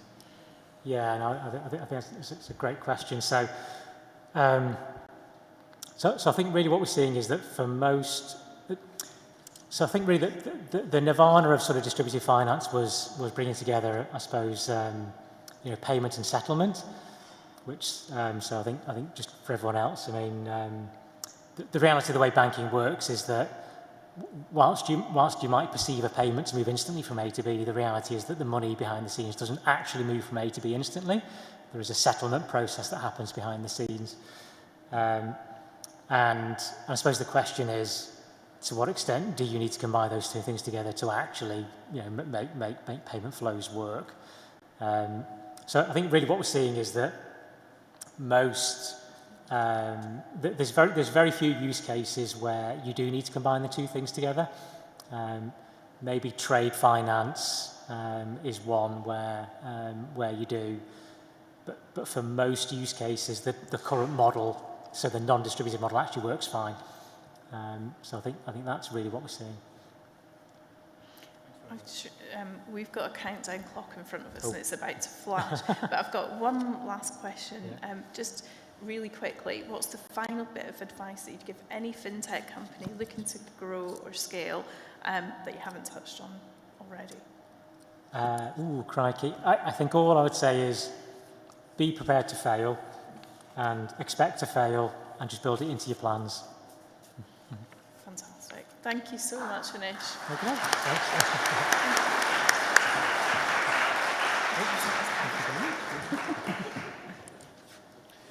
Thanks. Thank you so much to Anish and to Catherine as well. And thanks to both of your organisations for all the work that you've done and all the support that you've given to FinTech North as well. Really appreciate it. And yeah, some awesome themes coming through there. I think enabling and almost celebrating failure, like Anish said, I think is a key cultural thing that we all need to think about. And yeah, we'll absolutely rise to the challenge of running more Manchester events next year. So yeah, hopefully we'll bring some new partners on from all of you in the audience, which will be brilliant. So yeah, I'll ask Kevin to join me on the stage now. Kevin was a late addition to the agenda. Always appreciate agility and is a real innovator. So really looking forward to hearing more about what Trippple are doing. So yeah, Kevin, over to you. Do the slides work? Yes, they do. Okay, cool. Brilliant. There you go, sir.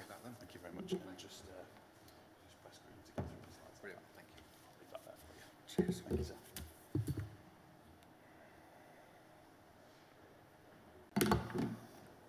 Hello, I'm Kevin Redfern, co-founder of Trippple, in charge of marketing communications. I've been working in Marcoms for about 30 years now. Clearly put to work as a toddler by my parents. Career's been prominently been spent in technology sector, working in-house and for agencies, and started building Trippple with my co-founder a couple of years ago. We've been working with Midas now for about a year. Deborah Walker over there, Deborah with the pink hair at the back, has been amazing, as has Joe, her colleague, giving us guidance and making introductions across Manchester City region. I can't thank her enough for her support. Thank you also for FinTech North for this opportunity. And as I say, I'm going to have to use my notes because I didn't know I was doing this till like 5 o'clock last night. And so I haven't even got a badge. I've got like a handwritten badge. So that's how last minute it was. So I apologise for using notes.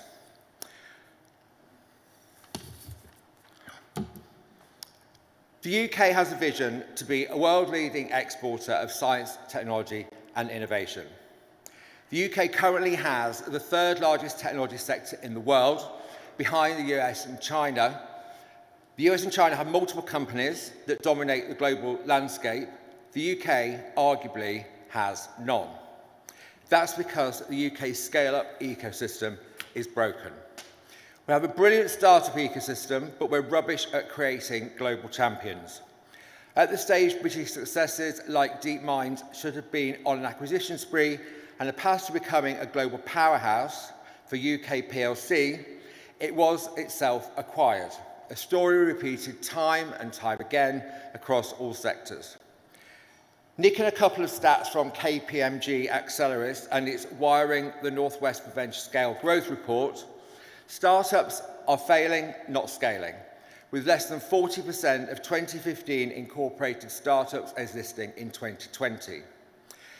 In large part because they can't access capital at the right time, with 78% actively looking for funding and 41% bootstrapping because they have no other choice. Not great, not by a long shot. There are tens of thousands of active UK companies with 3 years trading and a market capitalisation of 10 million plus that would benefit from raising finance from supportive investors with a long-term vision and focus on patient capital. But no existing stock exchange is geared to early-stage, high-growth companies. Aquis and AIM say they are, but listing on either is manual, analog, inefficient and expensive in terms of financial layout and the management time required to complete the process. Because while technology has transformed trading and investing, I might have missed a thing there, because while technology has transformed trading and investing, IPOs are stuck in a pre-digital age that makes them both cost and time prohibitive for scale-ups. The result? Exciting early-stage high-growth companies are channeled into VC and PE deals where short-term horizons can conflict with the founder's long-term vision. And VC can be a bit of a bugger if you're not a bunch of white men. Female-owned businesses earn a 63% higher return on investment than male-only founded firms, yet received less than 2% of VC funding in 2022. The same percentage VC funds going to black entrepreneurs. Much has been written about the trials and tribulations of AIM, the lack of UK IPOs, low valuations, the risk aversion of UK investors, etc., etc. UK capital markets are simply not delivering and it needs to be fixed. It's widely reported that trillions of pounds are sitting in UK pension funds not being invested in UK companies. The FCA estimates 8.6 million people in Britain consistently have more than £10,000 in cash in deposits.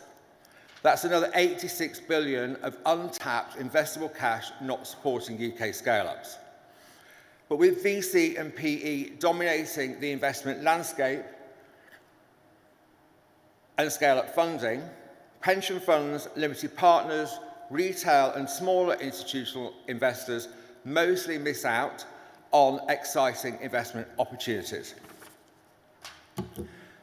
Enter Trippple, a unique next-generation stock exchange headquartered in Manchester.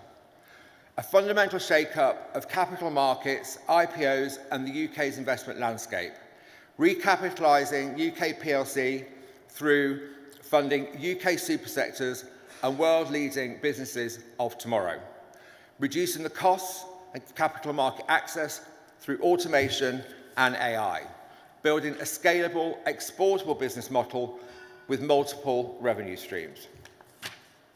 An ecosystem of and for business founders, owners, and like-minded investors driving business growth and excellence in corporate governance.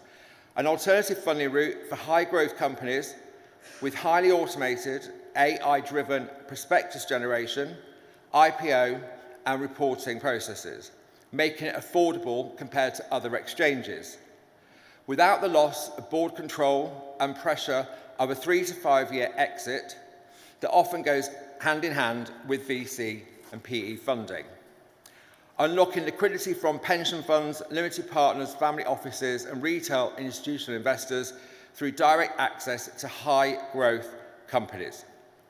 Giving them enhanced decision-making through verified, evidence-based corporate, financial and ESG data in line with the disclosures required in VC and PE deals, plus a range of innovative, supplementary SaaS products built around lifetime data rooms and intuitive interfaces to help companies get investment ready, providing high-quality information to all types of investors for enhanced due diligence and a better understanding of risk.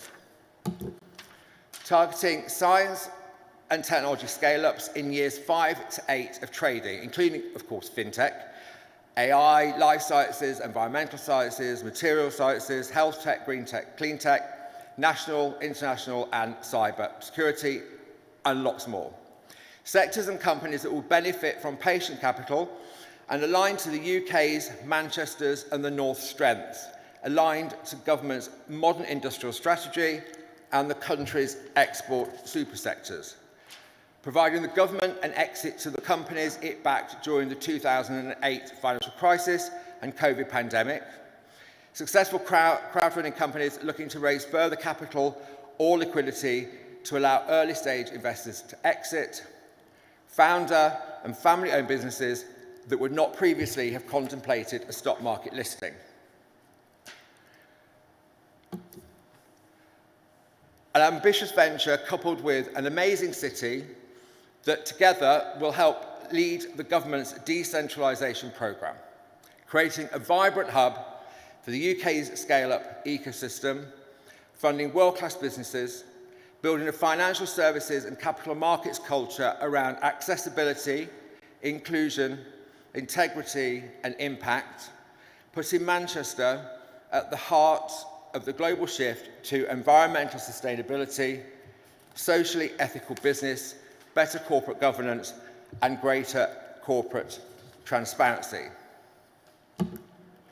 And generating high quality, well-paid jobs and incremental wealth for the city and wider region across the value chain. And to back that claim up, in 2022, the GDP of Northwest England was 223 billion. 10 years ago, Irish GDP was a fairly comparable 202 billion. At that time, the economic uplift of the Dublin Stock Exchange was estimated at 2,100 jobs, with a contribution of 173 million to Irish GDP. The UK as a whole has a GDP of 2.42 trillion. Aquis, AIM and FTSE are chronically underperforming, sum total of which is that we believe the economic impact of Trippple will be greater than the Dublin Stock Exchange, both regionally and nationally, and be truly transformative to British business, Manchester, the North West and beyond. And I'm under by a minute for the first time in my life. Oh no, 20 seconds. No time for questions. But you can grab me afterwards and I'm around. Find the woman with the pink hair, I'll be next to her. I can take questions if there's time, I can take some. Of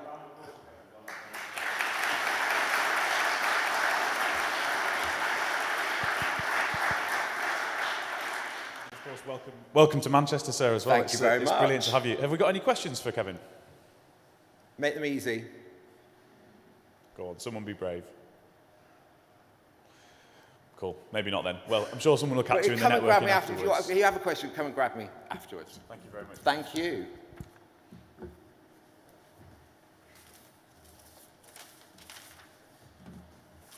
I'll try my best not to slip on your notes there as well.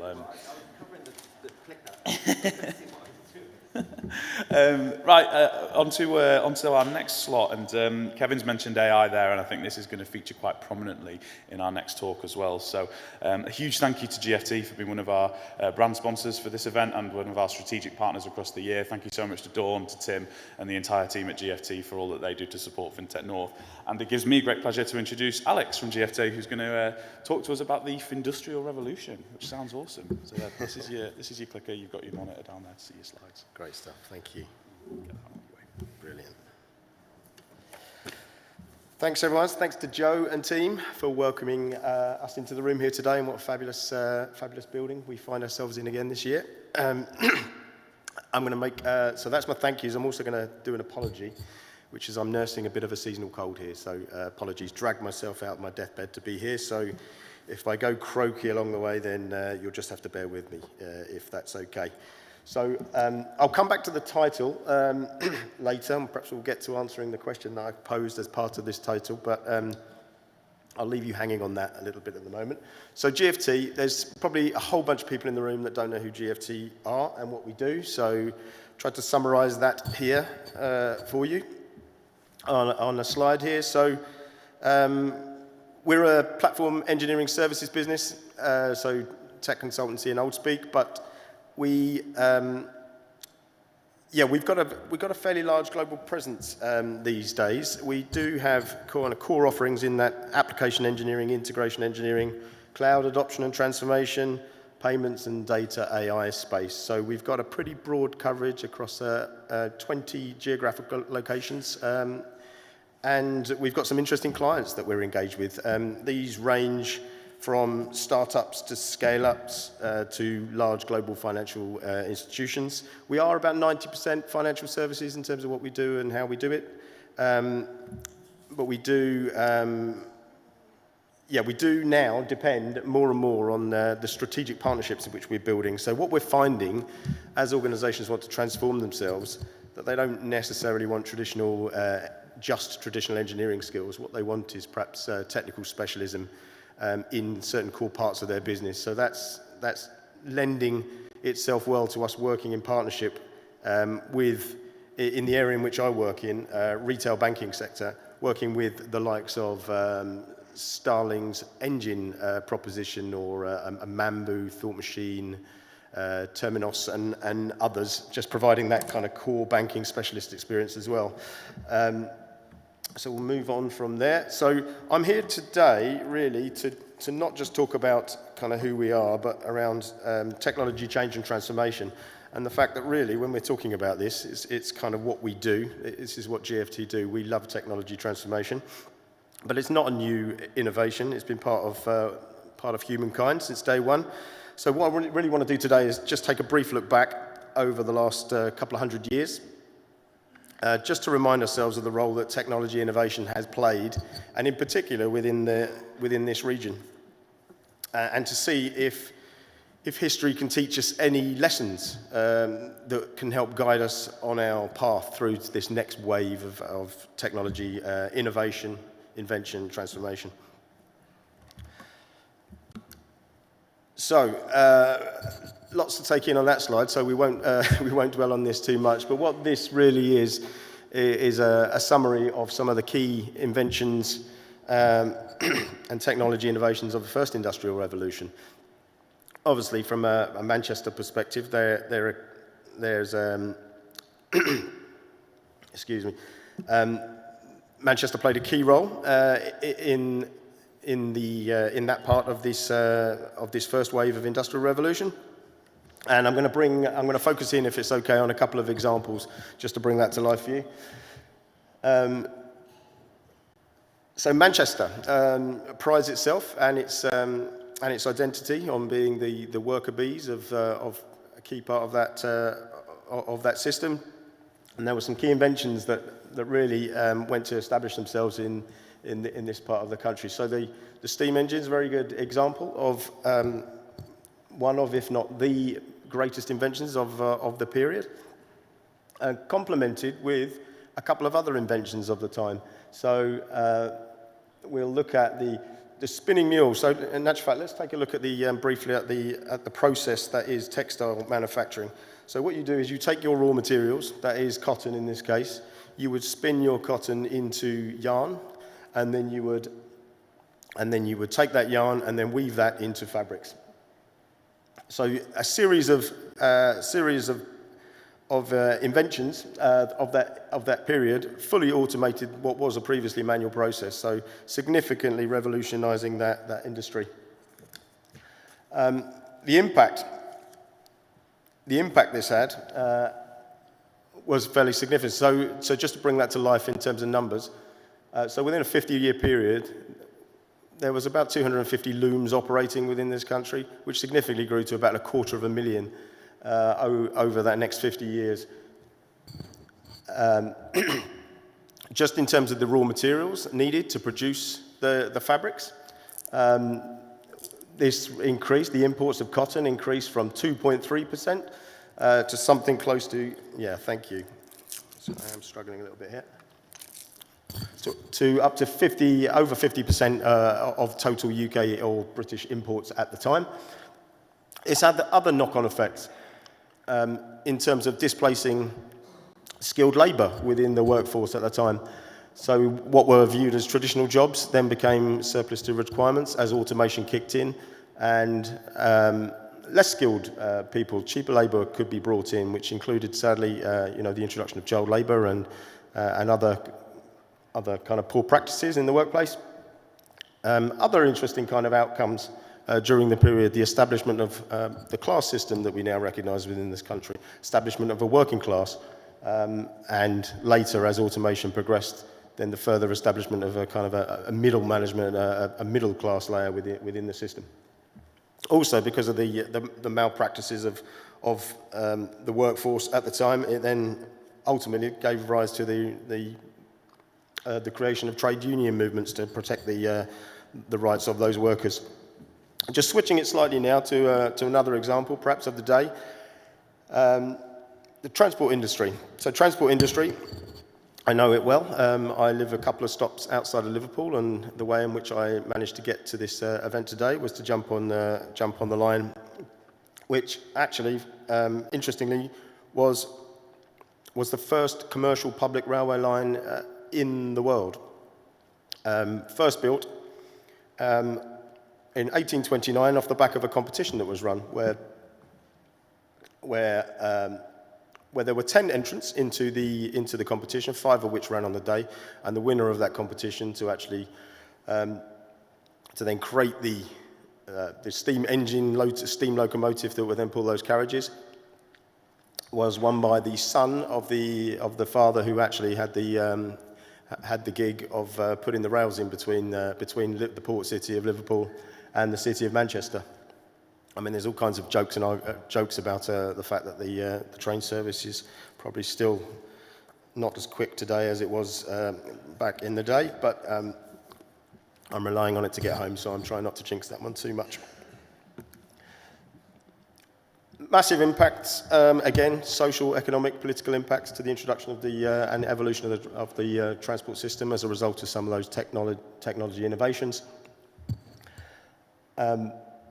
Again, you know, there's some repeat themes emerging here. Displacement of certain workers. Obviously, the canal system then became surplus to requirement in large parts and fell into disrepair, including the dumping of raw sewage. I mean, that sounds quite familiar, doesn't it? Poor and dangerous working conditions for the workers. So the navvies, who were the working folk brought in to build those railways, used to travel around and build the rail network around the country. About a third of those were Irish immigrants that came across as a result of the potato famine. So create interesting kind of social conditions and poor conditions for those folks. Some other interesting outcomes here. In that time, for the first time, was standardised because it was the first time that rail networks had to establish a timetable for running these trains. So that's where we ended up moving towards a standard method of time, and that's where GMT became the standard measure. Perishable goods. So the argument was there you could get perishable goods from the port cities, the likes of Liverpool and others, into anywhere where there was a rail network. So key part of our British identity here is based on our national dish of fish and chips, and that was made possible as a result of bringing those perishable goods in regularly on those railway lines. But there's some key things here, which I'll try and summarise. And again, apologies for my poor voice. I'm really struggling here. So dramatic changes in social structures, political systems, and economic models. This was really the introduction of capitalism as we know it. It's still the system that we're using today. Huge innovations in textile, coal mining, and transportation. But what the real bullet point on this page, and this is the one that I really want to kind of draw people's attention to, is that last bullet there, where we're talking about, yes, significantly increased kind of production and trade, but also introduced massive challenges: environmental degradation, class inequality, labour exploitation, which, as I said, include the introduction of child labour, and some of the horrific outcomes as a result of the dependency on slave labour from some of those supply industries that were providing cotton into the British Empire. So positives and some hugely horrific negatives. Well, interesting point on that. So what did happen as a result of this is this Slavery Abolition Act was then introduced within the British Empire in about 1833, I think. What didn't then follow for another 35 years was the USA following. So obviously, you know, a lot of the raw materials being brought in to produce the yarn that created the textiles was coming across from that previous colonial part of the world. So another 30 years. So lessons for us all not to be repeated. So this is a summary on a page of. So I've kind of focused on the left-hand side of this. A couple of examples of the first industrial revolution. Obviously, this then tells the story, bringing us up to date, and obviously we're operating in and around that kind of, I would still say, within that industry 3.0, 4.0, and now we're really now starting to think about how we can transform things further into that 5.0. And as you can see, personalization and mass customization are going to feature highly as part of that, which would include the adoption of artificial intelligence and some of these generative AI solutions, which are starting to become more prevalent these days. I really don't have time to talk about any of this in much more detail, but this was a really interesting model that was introduced by an industry analyst at IDC. So if you're interested in this kind of stuff, I suggest you go look at it. They have developed this further, and you're not getting the benefit of some of the further thinking that's been applied to this. But the reason I show this is because this is kind of my journey in technology since I was introduced. But you can see the establishment of mainframes back from the 70s onwards, introduction of networking, token ring Ethernet networks through the 80s. Interestingly, it was mentioned of the internet and World Wide Web. I think that was 1991 that was established. So really not that long in relative terms that the internet wasn't really a thing that businesses could rely on. Mobile phone, I mean, Apple, I think 2007 was the first release of the Apple iPhone, which mass consumerization of that mobile market. And some of these foundational technologies that are represented within that third platform, within this model, have become commoditized, so much so that we just take them for granted these days. You wouldn't build a data center anymore necessarily and deploy a lot of physical infrastructure in those data centers. You would just consume that service that's provided to you by one or other of those partner providers, which I probably should mention. GFT are a strong partner with AWS, Azure, and Google Cloud.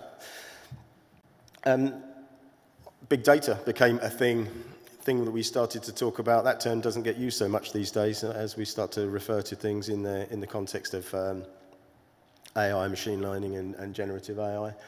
And social business became much more prevalent. So I'm going to bring this back to the question, and I really, as I started to put this material together, which apologies for presenting so badly today, really feeling the effects of this cold, I really wanted to convince myself, and therefore everyone in this room, that kind of data, AI in its different forms, kind of was as revolutionary as the steam engine of the day. When in fact, when I started to kind of piece together a story and break it down, and try to kind of explain things in those terms, when I compare it back to some of the previous examples shared, it was becoming more and more clear to me that perhaps it wasn't. It was actually some of those previous foundational technologies, in particular, the rise of the cloud platform providers and some of the services they provide that are actually the new engine. That's the new factory that you build in the sky. And actually, data and the curation of that data, the mastering, data quality, and all those things, curation of the data, cleaning the seeds from the poppy, as was made possible by inventions like the Whitney cotton gin, are actually the raw materials. And then the increased productivity is really where the use of some of that AI, and in particular kind of generative AI, so some of that kind of collaborative, cobot type experience that we're going to get the benefit out of with some of these new products and services that are starting to emerge. So I've convinced myself out of the fact that Gen AI is, or AI is the new steam engine, but I think it has a role to play. And in fact, it's the coming together of all these technologies that really unlock the business productivity gains. New challenges as we enter this new world.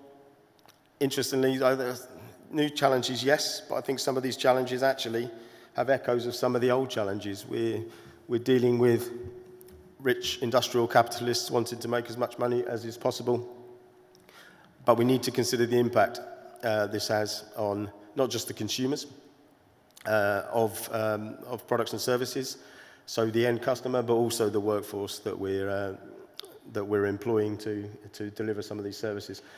Obviously, interesting conversations developing in that Industry 5.0, obviously left of arc, conversations going on about how robots are going to take over the world, replace humans and press the button and it's all going to end very badly, versus right of arc, which is actually as we come to coexist with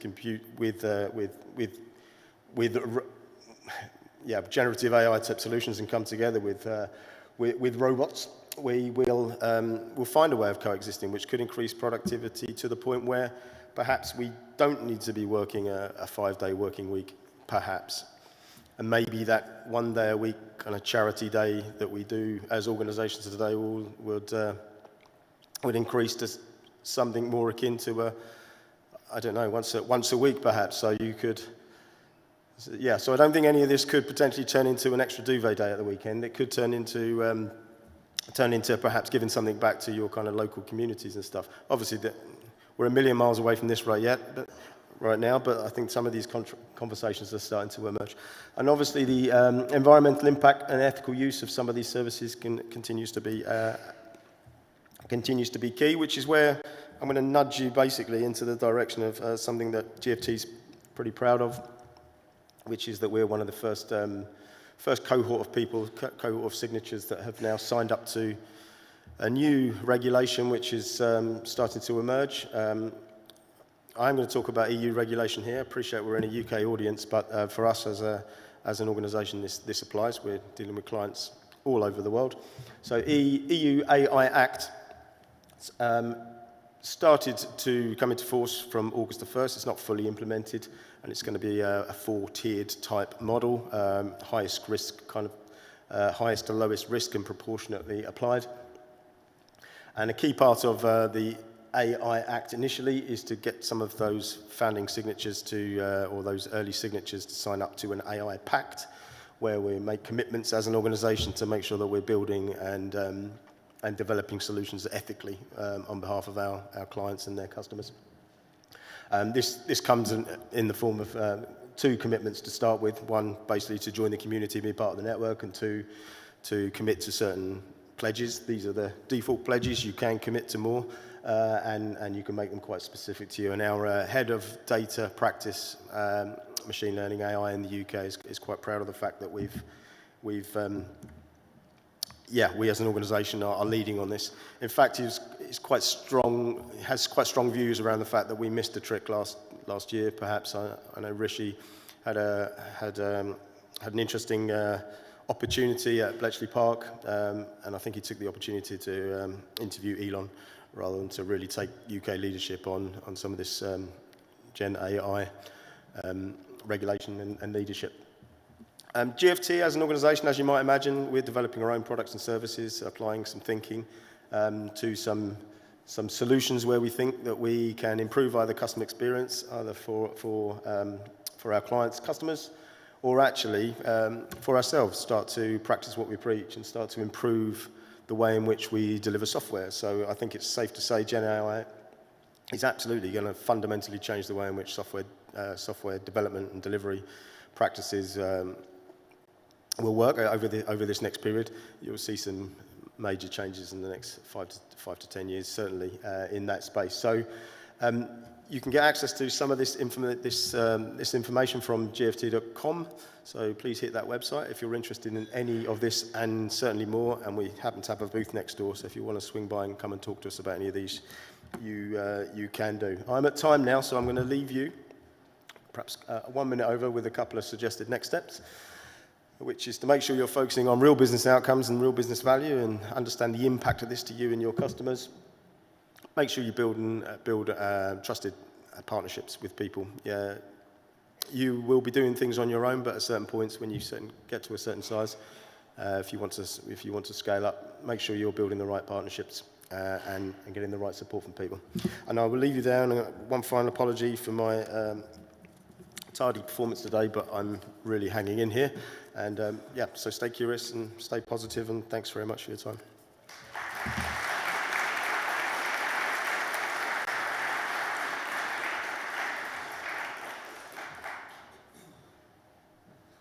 Cool, thank you, Alex, much appreciated, and hopefully you feel better soon. I can finally see you all now, see all your lovely faces, that's really good. That wraps up the second session. Hopefully you enjoyed that session as much as we did. We had like a small scaling segment, so we heard from Mastercard about the road to profitability. Then we heard from a really good, successful story of Access Pay with Anish and Catherine. We heard from, heard from Trippple, late addition to the agenda, but absolutely smashed it, and it was great to hear about what they're doing. And then close with a great speech from Alex about data and AI and the Findustrial revolution. So yeah, that wraps up this session. We've got lunch now. That takes place in Christie's Bistro, which is across the corridor. We've got some brilliant exhibitors in there as well who've helped to support the day, so really encourage an employee to go and chat to them and see what their offerings are and their propositions. But yeah, enjoy the lunch, and we'll see you back in here at 1. Thank you.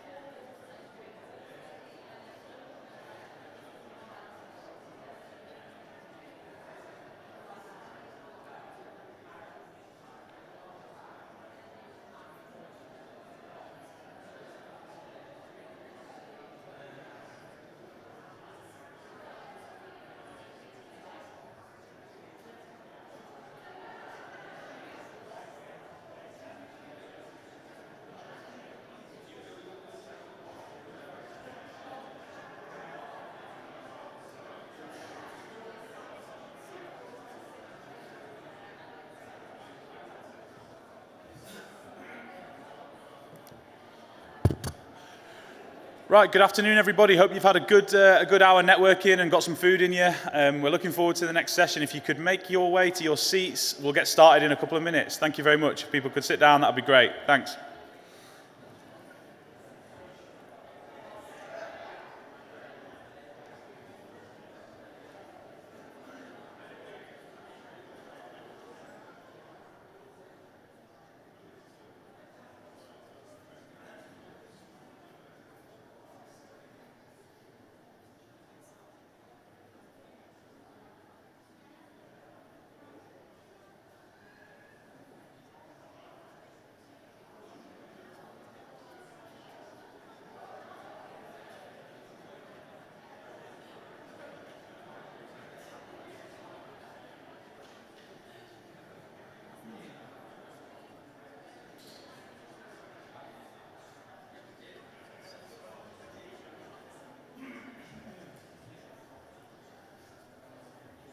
Right, everybody, it gives me great pleasure to introduce our first speaker of the afternoon, Mr. Stefan Haase from Whitecap Consulting. Reality bites, I'm told, Stefan. So yeah, please take it away from here. Looking forward to hearing from you. If you've got any slides. Yeah, cool. Thanks, Joe. Good afternoon, everybody. I lead Whitecap's tech and innovation practice and have been in the tech sector for the best part of 25 years. Started with the deregulation of the European telecoms market, started the internet, seen the first .com bubble burst, then it didn't actually burst, lots of things happened in the background. So I've got a real sort of experience around new technology in a variety of sectors. And one area that I always find quite amazing was all the great stuff that's happening in FinTech and outside of FinTech in regards to AI, in regards to blockchain, automation, that's all fantastic. The problem, however, often is that for many organizations, that's at least one, if not two steps removed, right? All these new things we're hearing about is fantastic, but most of that is at the front end. The kind of application that you and me use, the moment you move further to the back, middle end and back end, you find some real horror stories. And these are just things that we see in the sector. That's never mind everybody else's experience. Things like core applications running on mainframe servers, right?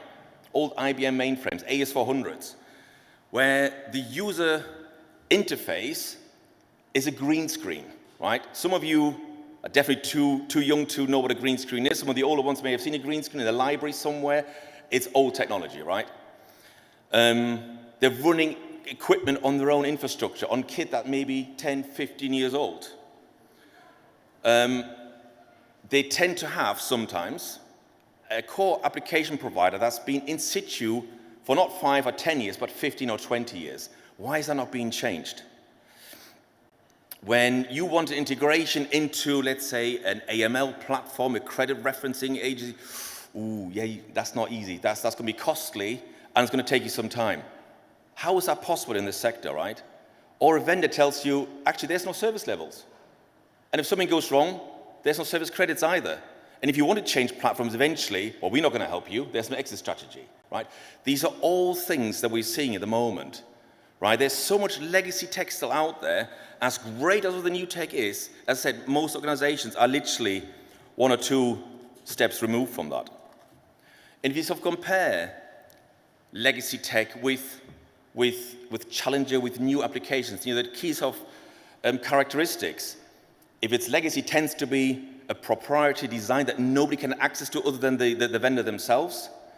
They may be regulatory compliant because it's something they set up years ago and I know it's working, but hasn't been amended a long time. It's difficult to get any kind of change in that system. Whereas you look at the new tech, the challengers of systems, you tend to find a lot more agility, a lot more flexibility from a design, from an integration point of view, from a user experience point of view, the kind of thing that you want to see, right?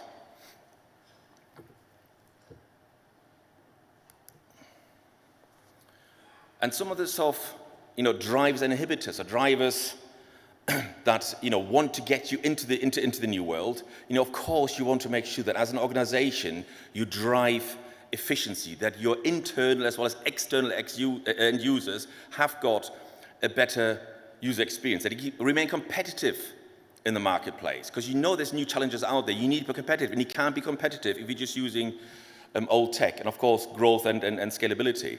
And a lot of that is enabled by modern tech, by cloud computing, by designing in a microservices way, by having an API-driven ecosystem, and by using things like data analytics.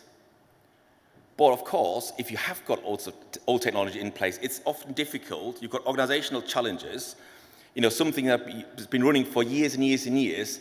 To change it is not an easy task. You may not have the experience or the capabilities in-house. You may not have the skills to actually move into the new world because they haven't understood the new world. It's still very much in the old world.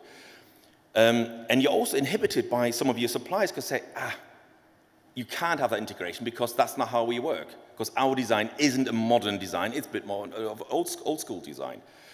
And migrating from a platform is perceived to be risky, and system integration is difficult, right? So the whole host of things that you need to consider. And key aspects, for example, around hosting. Hosting a legacy platform typically means it's a monolithic platform. It's probably on dedicated server and storage and network infrastructure, which is expensive to run. It typically is over-provisioned because the vendor says, well, if you have a peak, you need to have the system that can deal with a peak. You may only have that peak once a month, once a year, but they're designed for that peak, which means for most parts of the year, the system is underutilized. Over-provisioned, but underutilized. The older the kit gets, the more difficult it will be to maintain that kit. The vendor might say, actually, that's not that old. I give you basic service levels because it's just too old. Whereas a modern cloud-based system, the cloud provider looks after everything in terms of the network infrastructure, the security, the hardware in terms of server and storage, and you're left to look after the data and the application and your end users, right? Which obviously means you're much more flexible, and you can provision systems as you need them. You don't need to over-provision anymore. You literally use as much as you need at any one time, and you get charged accordingly. So you've got a lot more flexibility. Looking at people, so I'm looking at some people with white hair here because they tend to be the people that can actually operate legacy systems. Which student, which computer literate person has been trained on platforms that were designed in the 1980s and 1990s? Nobody, because what's the point? I want to learn the new stuff. So who's going to look after the old stuff? And that's the problem businesses have. They get people back out of retirement to say, like, John, can you just, on a part-time basis work for us because that old mainframe, you're the only one that knows how that runs and how we designed it and what needs to be done with it. And it's truly shocking. These are not made-up stories. That's actually true. The older the platform is, the chances are you don't have those kind of skills available. And because those systems aren't run in a virtualized fashion means you need more people to actually manage and look after the infrastructure than you would if it was in a cloud-based environment. As a cloud-based environment, your people don't need to be focused on the infrastructure and things anymore. They can be focused on you as the end user and on the data that you produce. They become much more valuable to the business, and it's much easier to find those kind of skills because they're modern skills. And of course, net zero sustainability is a key consideration for many businesses these days. AI blockchain, as great as they may be, shocking from a power point of view, right? But as shocking as actually legacy systems are. Because if you run monolithic platforms, maybe on some old Oracle supercluster that runs in a single rack that takes up more power than 15, 20 servers combined. Because it's one platform that you're running. So it's expensive to run from a power point of view as well. Whereas modern infrastructure, it's built with sustainability in mind because the platforms are virtualized, they're contended, which means more users can use that same kind of platform, which means as an end user, you use less power to power the system, less power to cool the system. So it's a lot more efficient to run modern infrastructure. Then if you look at things that many modern vendors will tell you, like, we've got a fantastic marketplace. Exactly, they do. What do the old guys have? Well, not much. They decide what integration they have. You want integration with vendor B. Oh, yeah, you can have that, but again, it's going to be expensive. Nobody else wants that. Or even if somebody else wants it, I'm going to charge them again as well. It's not in their interest to integrate into new things. Whereas in the new world, that's what drives them. If you look at something like Xero, for example, they say, hang on, we're the core, and then you've got these hundreds and hundreds of third-party applications that can connect into the Xero platform that allow you as the end user to pick and choose what you want on the periphery. They're happy because they're at the core, they're the target, therefore they make themselves relevant again. Yeah? That's what drives a modern cloud system. It is a modern ecosystem and marketplace that allows you as the user to make the decision who they want to partner with. It's not the vendor's choice, it should be the vendor's choice. It should be your choice. But it can only be your choice if you actually have a modern environment in place. So the dilemma you've got is you've got lots of organizational resistance, especially sort of at board and on exec level. Ooh, that's risky. Ooh, we don't know, we know the TSB. The amount of times I heard, oh, TSB, had nothing to do with the fact there was a core banking migration. Absolutely nothing at all. It had all to do with poor design, poor execution, no failover, no failback, nothing. It just happened to be a core banking platform, right? That's all it was. It was just poor execution of a migration. It could have been anything. But they all said, ooh, I don't want to do that because it's seen as risky. Now, trust me, in most organizations, you're talking about maybe 3-4 data sets you would actually migrate across. I've seen projects in healthcare, for example, where the UK GPs all get paid by one system. There are about 300 data sets in one platform that they had to be migrated a few years ago from a very hostile vendor into a new environment. It was done within a year. 300 data sets. And it happened, it worked. What you're looking at here, typically a handful of data sets, is not complex, it's not difficult. Even though the vendor tells you it's difficult, it is not. And people say, well, it's working, isn't it? It's good enough, isn't it? Well, is it? Because you're not growing, your end users aren't happy, your internal staff aren't happy because they can't get the things done that they want to get done. Yes, you may be compliant, but it's not working. You have to reconsider, yeah? And of course, you accumulate technology debt that somebody in there needs to be dealing with. And so legacy tech is not just about old code, it's about old behaviors, about old suppliers, it's about not moving with the times. So what's the answer?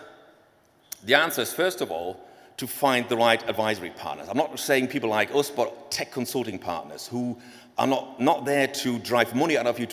They are there to help you become a better version of yourself, to become a modern organization, introduce new modern ways of working, and they know what good design looks like. They're exciting people, they're young people mostly, and they're just driving innovation into your business. So find the right kind of partners. Map your requirements. Don't just say, I've got platform A and we don't need to find platform B. Things have changed, requirements have changed. Maybe a new platform B is not needed at all. Do your requirement analysis. It's so important. Every organization needs to do that. And again, many people haven't done that for a long time. Have a look at what the market actually gives you now, and you'll find there's so much innovation out there, and partners will help you to drive the innovation through, analyze the market.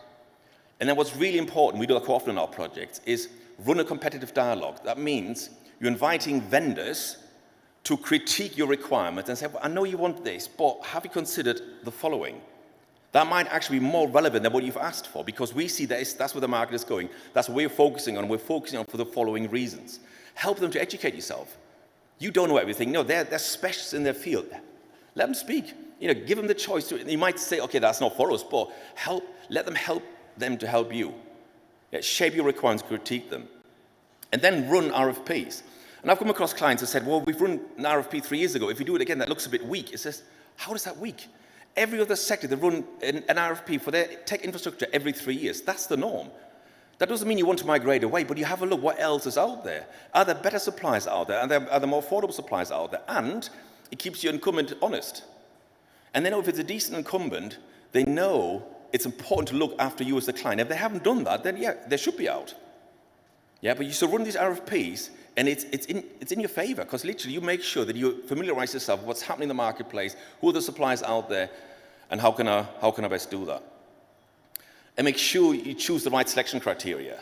Yeah, what Henry Ford is like, people have listened to people that said, what do you want? I want faster horses. No, don't just listen to your people. Have a think about what you actually want there. What do you want the criteria to be that you want to select the new partner and service provider by? Make sure these criteria are aligned to your future strategy. And the final one I'd say, which I know is difficult in this sector, but choose reward over risk. Risk dominates this sector more than anything in the world, right? But why is financial services data more important than government data or healthcare data, right? These guys are doing new things in many different ways with new vendors. Why can't financial services? Of course, you need to make sure that you'll remain compliant and that risk is managed, but sticking with an old platform that you can't integrate with, that hasn't been changed in 20 odd years, the design blueprint is 30 years old, how can that be risk averse? It's not. That is a risky approach longer term. So think about what else is out there and find the right kind of solution and partner to help you ascertain what that looks like. So there is a future for you. Lots of these new technologies are fantastic at the front end, but they're miles away from the back end. For you to embrace AI and data analytics and blockchain, you have to make sure that your actual infrastructure at the back end is capable of doing that. And in most cases at the moment, it isn't. When I say, for example, that over 70% of the UK building societies are running on platforms that were designed last century, I'm not lying. Right? Last century. Shocking. Right? There's a future out there, and hopefully you'll find it with the right kind of partner. Thank you very much. Thank you, Stefan. All right. Thank you very much, Stefan. And yeah, fascinating stuff. Hope that's plenty of food for thought. Our next segment is going to touch on the skills agenda, which, as I mentioned right at the start of the day, is a really important one for us at FinTech North this year. So, Ellie, if I could ask you to come up, and if you could also invite your fellow speakers to join you up on stage as well. So that'll be you, Silas, as well, and Rachel. So yeah, lovely to have you all with us here today. Ellie, I'll let you kick things off and introduce yourself and introduce our panelists. But yeah, we're talking about bridging the gaps between academia, industry, and the community as well. So yeah, looking forward to this. Thank you. Thanks so much, Joe. So my name is Ellie Kirkman. I'm a FinTech PR consultant at Started PR. We focus on supporting founder-led and startup fintechs through the most important milestones in their business journey. With great PR, communications and strategy. Today I'm here with two really great industry experts to talk a little bit about skills. One thing about FinTech is that it's a massive hub of innovation, and the thing with innovation is you need people to continue the innovation coming forward. One of the issues with that at the minute is a lot of the individuals coming into the space don't necessarily have the skills that they require to do a really good job and add value from the very beginning. So yeah, Rachel from the University of Manchester, Silas from FinTech North. I think we'll just dive straight in really. This is to both of you, why do you think there's such an opportunity for individuals to join the FinTech community at this stage of growth? Okay, shall I start? Yeah. Good. So hi everyone, Rachel Kenyon, I'm Business Engagement Manager here at the University of Manchester. I'm going to explain more about what that means later, so hold on that one. Why it's a great industry and where the interest is, it's relevant to a lot of different disciplines. So if you're a student or if you've been working elsewhere in a different sector, lots of different skills and discipline backgrounds are relevant to FinTech. We don't run any FinTech degrees at the university. We're launching a master's. I'll say more about that later. And we wouldn't have such a specific and niche degree, but it's relevant with you. You might be doing financial mathematics, you might be doing computer science, you might be doing social science, you might be doing various degrees in our business school, all of which are relevant to the FinTech sector, and also some creative disciplines. So it's not really discipline specific, like you have to have thought, I'm going to go into FinTech when you were 17. That's quite an appeal. And the resilience of the industry as well, it's really fast growing, it's really varied. You can enter a career in a large corporate, the incumbent financial services providers, or in a startup and scale-up business and have a real influence in shaping the sector. So broadly, I think that's where the real appeal is. Yeah, so from my point of view, I believe that there has to be continuity. And that's one of the things that we're really looking at from what we've heard. I was just having a chat yesterday and I was saying this is the first time research shows that there are about 3-4 generations in the workforce, and most of the people that are very innovative now would be retiring in another 15 to 20 years. And even though we are being innovative, we want to move from innovation to legacy businesses. So when these people who are being innovative now and having new technology, building around new technology, start to retire, who is going to continue the work they've done. So all of this hard work we've done would disappear if we don't have people in the skills pipeline learning the ropes now to be able to take over from us when we are retiring.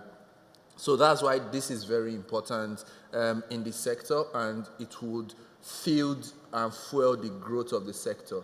So whether it is being an education provider or whether it is being an employer who is a skills partner or a talent who wants to go into skills. For a good example is myself. I have pivoted from education, right? What we are doing is going to help everyone key into the sector at some point and help to fuel that growth. Fantastic. And Silas, I know you're very involved with sort of a lot of the skills programs that FinTech North are creating. Can you tell us a little bit about some of the FinTech accreditations that FinTech North are setting up and how FinTech North is helping higher education institutions with their FinTech training?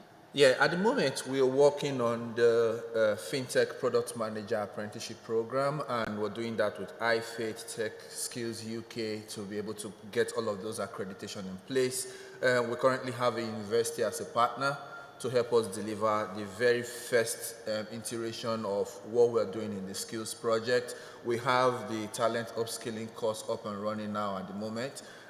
We have a college currently as a partner who is also helping. So we are working with education providers who help us deliver these things to the students, and we're also working with employers who would also become part of our Trailblazer group. So we're having a lot of employers who are getting interested now. We currently have a Trailblazer group set up with FinTech that's going to become Skills England somewhere down the road. So if there are employers here in the room and you want to be part of that, let's have a chat after this. So those are some of the work that we're doing now. And once we are able to conclude on getting that apprenticeship accredited, we should be able to deliver a FinTech Product Manager Apprenticeship Program to talents that are interested in either going straight into the FinTech sector or crossing over from another career path.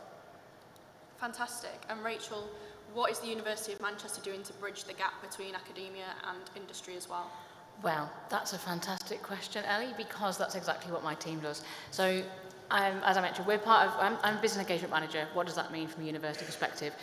Our team is called Business Engagement and Knowledge Exchange. I think that second part of that is quite helpful in terms of the explanation. We're here really as the interface between mostly the research side rather than the teaching side of what the university does, and the real world out in industry and non-academic partners. We're here to provide that link between what are your business challenges, what are the grand societal challenges, what are you trying to do that perhaps you don't have the full capability to do within the business. So how can you access academic knowledge, academic expertise, new technologies coming out of academia, that sort of thing. We've got routes to engage with academics on various mechanisms, and we can advise on which is the most suitable for what you're trying to do, and we can help you set those up. So it could be you work with an academic on a consultancy basis, they've got some knowledge, they could look at what you're doing, give you some advice, you pay for them on a day rate basis, quick and neat, job done. It could be that you really want to commission some research to evidence the need for some new products and services, or to look at new markets that you might want to enter. You can get the university to pay academics to undertake that work for you. And then there are very formal, structured mechanisms for knowledge exchange, largely through Innovate UK. So you might have heard of knowledge transfer partnerships, or KTPs, as we like to call them, because we love to talk in letters in academia. A knowledge transfer partnership is an associate that comes to work directly in your business to deliver a specific project, an innovation project that's got a real clear business case. The person is employed by a university, so you're not onboarding them, but they're not working away over on a campus doing some research in a really intangible way when you'll see the outputs in a couple of years. They're in your business and they're delivering something, but there's also half a day a week assigned of academic supervision time to oversee and make sure that they're fulfilling the work against the original work plan, that they're using the latest knowledge, the latest methodologies, etc. And that academic supervision can be across different disciplines. We've got a legal tech project which has been award-winning from Innovate UK, where we have got 3 academic supervisors, one in law, one in business, and one in computer science, which is around building an AI machine learning tool for a legal firm to interface and communicate with their clients. So that's just a quick example of the type of thing that we do. Our team is here to be that front door to the university, and companies can come to us. You might have a particular challenge, we're trying to do something, we don't know what we need, or it could be, I've seen one of your professors speaking at a conference, how do I work with them?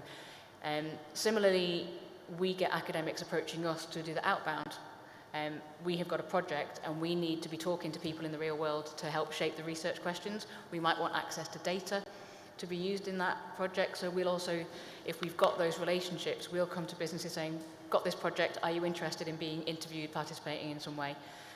If we do it that way around, we're obviously never going to ask you for any money, which is a good way of getting involved in research. And as a thank you for your contribution, as well as your supporting research, we will then talk to you about what the findings are. Fantastic. So I guess the next question is to both of you, really. So Silas, maybe we'll start with you. Okay. What can regional institutions and universities do to bring more individuals into FinTech? I think one of the first things to do is to create resources, right, and make it available for people to be able to access, learn, experiment.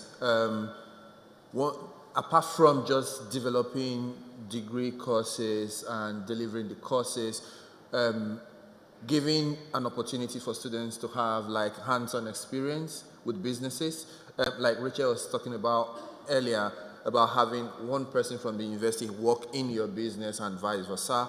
Those kind of things is what we're looking at, and one of the solutions. And if that was this question, for example, the answer to this question is what inspired the FinTech Product Manager apprenticeship, because we want to be able to have that real-time experience with the talents that work in these businesses, and they have the opportunity to be able to try their hands on the different subsectors in the FinTech ecosystem.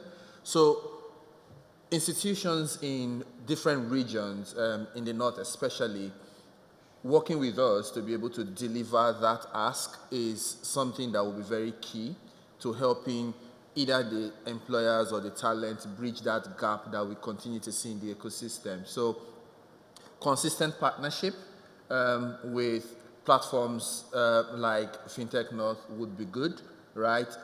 Also delivering some of the materials that is being produced by industry experts, because we don't want it to be just academic alone. We want it to be experiential when it comes to the learning. So people should be able to do things that are beyond theory, go into the market, try their hands on things. So if we see more of the institutions in the different regions do that, we will be able to have more prepared talents come into the ecosystem and continue the work that's been done now. Fairly short answer to this. I would think about networking, communities, be part of it, work with organisations like FinTech North and be present, learn who else is doing what, and put yourself out there. Fantastic. So, Rachel, again, just to you as well. Where does the opportunity lie for businesses to engage with FinTech schemes at the University of Manchester, and what impact does that business engagement have overall on the success of academics when branching out into their careers? Great. So, per my last question, companies in any area to access any sort of discipline area of research at the university come to us, our team. In fact, we have a drop-in downstairs in committee room B. Some of my colleagues are there all day. It'd be lovely if some people dropped in so they weren't just sat there. So do that at the next break. If you want to know more about how can my company, you want to leave your details and we can follow up with you in more detail later. So there's always that opportunity to work with us around anything. In FinTech specifically, we launched 2 years ago the Centre for Finance and Technology Studies. That is directed by Professor Marcos Zachariadis, who's here today, speaking later, along with some of his colleagues are also on the agenda. So they're really setting the research program that's focused on FinTech. The university has been hosting this for many years because we've got academics doing FinTech from various disciplines. They might not have known they were doing FinTech, we've identified them and said, oh, you're in maths and you're doing modelling and prediction of Forex, that's FinTech, you know, do you want to join this network? So we created this network, but then we launched the actual FinTech Centre. So we've got this more dedicated area of research that's really industry focused, and that's based in our business school. The centre has got a strategic partnership with Innovate Finance, and we're the only academic institution that has that. So that's the real key way that we're interfacing with the sector. And through that relationship with Innovate Finance, Marcos and the centre have launched the UK FinTech Academic Network. So then we're also liaising with other academic institutions across the country, because academia doesn't work entirely in silos. Academics do their research where they do it. So we have that national network as well. And there is a conference I'm going to refer to my notes, in London on the 1st of May next year. So if you're interested in knowing more about that and how you might get involved or attend, find Marcos. If you don't know who he is, he's speaking later, so you'll know what he looks like then. We're launching, Duncan mentioned it earlier, a Master's in Digital Transformation and FinTech next September. So that's our first real dedicated programme on FinTech. At the minute, we've got an elective in our MBA programme, but we don't have any other teaching that's got the word FinTech in it. So this will be the first thing. That launches next September. That's being shaped by talking to industry partners. So we want to know that the content that we're writing into that is addressing industry need.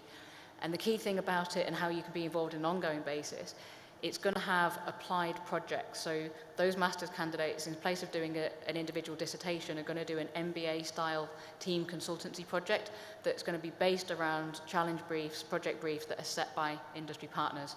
So every year there will be an opportunity to put things forward, and you'll get projects delivered, many, many hours of work of our very talented MSc students delivering projects to address your questions. So if you want to know more about that, Dr. Andrea Lagna is the person. He's also speaking this afternoon, so you'll know what he looks like as well.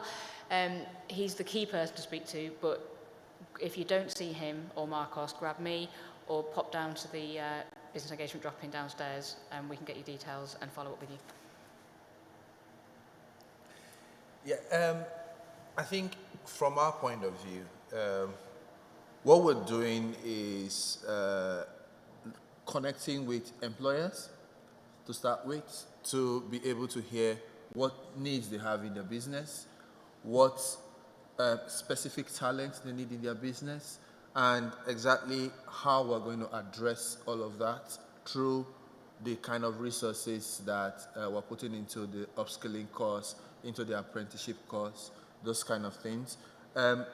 If we have employers that are here, you probably want to speak with me, and it's what we're also discussing in the Trailblazer group, because we want the apprenticeship to not just become any other program. We want it to be able to address specific, like Rachel mentioned earlier, address specific business needs.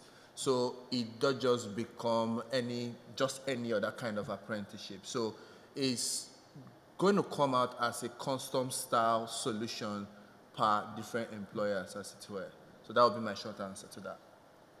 Great, and you've kind of just answered my last question, Silas, which was how can businesses really engage with FinTech North on sort of a wider level? Yeah, I think the very first start now would be engaging in our Trailblazer group. We're working with IFIT to get our apprenticeship accredited. So that will be the first touch point, because that is where we will understand what the real need, the pain point is for the business, and we can then start curating resources in that direction. That's the first point. The other point would be becoming a skills partner at FinTech North, be available to share resources that you use to train every new person that you get into the business, and that would fasten or increase the pace at which new talents are onboarded. The other thing would be being available to also hire off the program, because it's no use creating all of this, hard work and doing everything, and then you don't hire the talent. So employers should also be able to hire off the program. So those are different touch points where employers and people can be able to engage with what we're doing at FinTech North and what we're doing with the apprenticeship program. Fantastic. Well, that's all of my questions, but I'm aware that we've got a little bit of time left. So does anyone have any questions about what the University of Manchester or FinTech North are doing for people coming into the FinTech industry.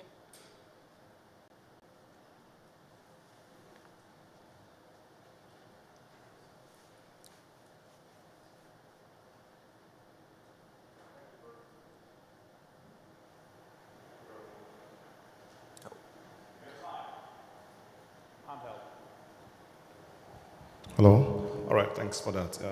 So thank you so much, Silas and Rachel, yeah, for that.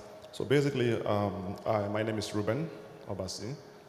I come under the umbrella of Society of FinTech Students from the University of Bradford, and we have quite a couple of us here today, all the way from Bradford.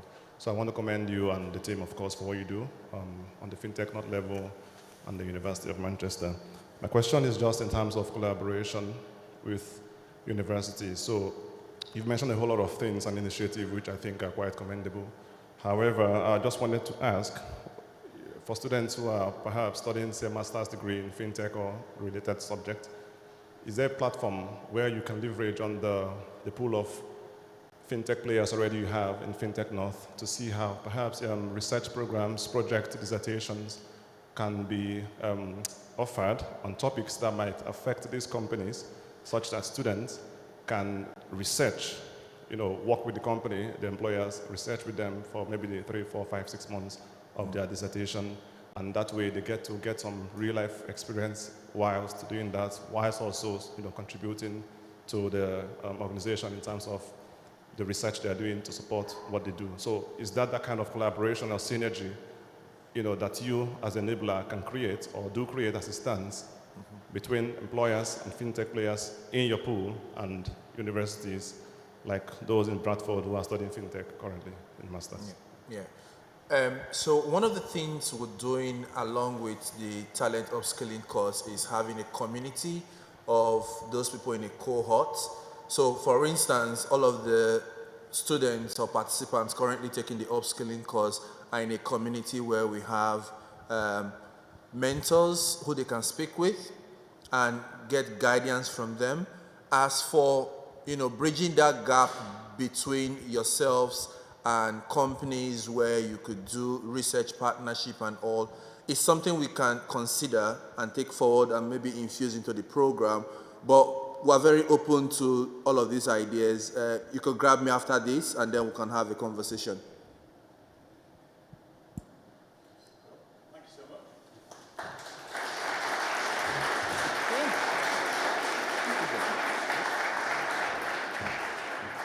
Thanks to Ruben as well for his great question there. So yeah, moving things on, keeping the pace as we go into the afternoon. I'd like to introduce our next speaker, Dr. Asim Pahuja from the University of Manchester, who's going to be talking to us about DeFi. So yeah, Asim, over to you.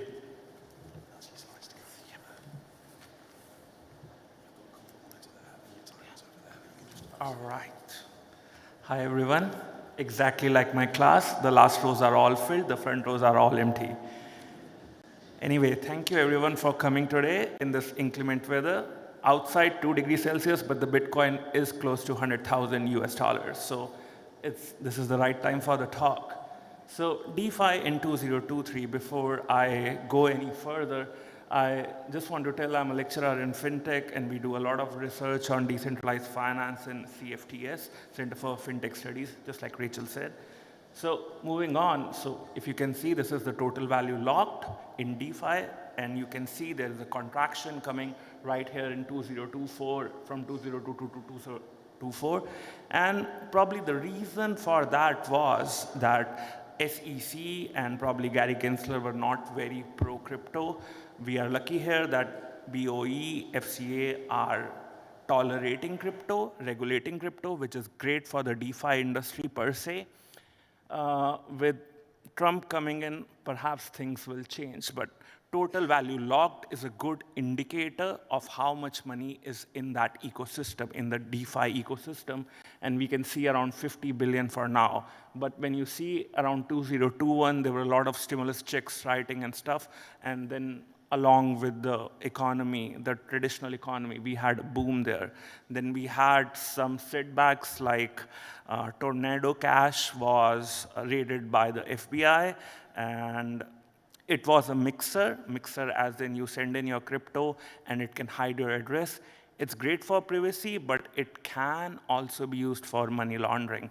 So enough fair point, SEC and FBI on that. But then we had another setback, FTX and Sam Bankman-Fried. So when you have the underlying layer or the underlying exchanges which are on-ramps to crypto that get attacked or frauds happen there, you see a decline in the whole ecosystem. If you can see here, the DeFi stack, it's layers upon layers. So I'm assuming this is all a payment enabled and payment informed audience. So think of settlement layer as your backs or your chaps where all the settlement happens. So this is the Ethereum blockchain right there. On top of that is your asset layer. So assets can be multiple things. It can be, say, the digital pound or the Great British pound. In the DeFi ecosystem, we have the traditional cryptocurrencies like Bitcoins or Ethereums, and we have non-fungible tokens as well, which are pretty unique. And those asset layers are manipulated by the protocol layers where you can exchange them, you can lend them, and you can also have some on the blockchain governance, right? So the protocol layer, again, in payment speak, you can think of it as PSD2 or faster payments and stuff. Am I making sense or not? Right. So the application layer, we have people from Barclays here. It's a platform. Similarly, we have decentralized exchange like Uniswap. We have lending protocols like Aave. And all of that comes in the application layer. And aggregation layer is on top of that, which can actually help you get a better yield by accessing multiple platforms. Access Pay would be a good example of that, an aggregator platform, okay? So this is the whole DeFi stack. And when I talk about Bitcoin, we are actually talking about the asset layer there. Now, I wanted to talk a little bit about transaction confirmations. Again, people from Mastercard are here. You have split-second confirmations. Bitcoin, when it started in 2010, it had 60 minutes for transaction confirmations. Since the merge in Ethereum, where we changed from proof of work to proof of stake, the confirmation time has come down to 7.5 minutes. But it is still a lot, and there is a need to do a lot in terms of instant confirmations. You have some challengers coming in like Solana and Stellar, where you have instant confirmations. However, there is some form of centralization there. So there is sort of a trade-off there. But we have come in a long way from 60 minutes to 7.5 minutes. I also want to take a moment to say that there used to be a lot of news around that Bitcoin is consuming energy equivalent to nation states like Switzerland, etc. That has changed now with proof of stake. Although we have become energy efficient in that we are not consuming a lot of electricity, it is not capital efficient, wherein a lot of capital is being staked to ensure that all the transactions that are being written on the blockchain that are secure. Okay, so energy efficient, but not so capital efficient. And energy intensive is now AI. Now you will see Microsoft opening up the 3 Mile Island nuclear power reactor. So all that GPUs are now being used for Gen AI training models and stuff. Okay? So, and the user growth, you can see despite the contraction, there has been a good user growth in terms of wallets that are growing. A good point to say here is Solana, which came up in 2021. Again, a lot of VC money there, A16Z invested, and they're doing quite good in terms of DeFi users. And I would be remiss if I did not talk about the DeFi regulations. Everyone knows that if you are owning a cryptocurrency, there is no FCFS. If somebody goes runaways with your money, you are not getting that 85,000 like in the traditional finance. But Financial Services and Markets Act of 2023, which has been a phased implementation, they have done some good job on stable coins, regulating stable coins. Now they are doing some regulations based on lending and some regulatory activities and stuff. And they have some regulations and some guidelines on how you can promote crypto. So there is some pro-consumer regulations there for FSMA 2023. We'll see what happens next. We have some colleagues from FCA here. You might be able to talk to them and get more information later. Again, I wanted to touch a little bit upon the Office of Financial Sanctions Implementation and their new cousin, Office of Trade Sanctions Implementation. Again, blockchain and Bitcoin can do some cross-border transactions can be done, and there are issues with sanctioning in the crypto space. OFAC and probably OFSI, they go and they label the accounts with cryptocurrencies, which might be of malicious identities and can prevent some sort of transactions there. So OFSI and OTSI, in terms of implementation, anything happens wrong in Gemini or any cryptocurrency exchange, they have to report to OFSI. So that's on the regulatory side of things. But lastly, I just want to talk a little bit about the news. Hopefully, Trump will be pro-cryptocurrency. We see him speaking in the Bitcoin conference, not so coherently, but still. And Winklevoss twins have made sure that he remains pro-crypto. So a lot of things might come along that way. Elon Musk, for whatever reason, names a department on a cryptocurrency, so which is hilarious. And this is the last of the FBI raiding Polymarket, which is like the Paddy Power online, where you can go and do some betting on elections and stuff. So it is in the news. It's a good time to be in DeFi. Probably not as an investor, but as a developer, as a service provider, because there will be a lot of on-ramps there where money can be made. So that's the whole overview of the DeFi market, and good things to come in the next 4 years. Thank you for your time. And if you have any questions, I only have 30 seconds, but I can talk to you offline. So.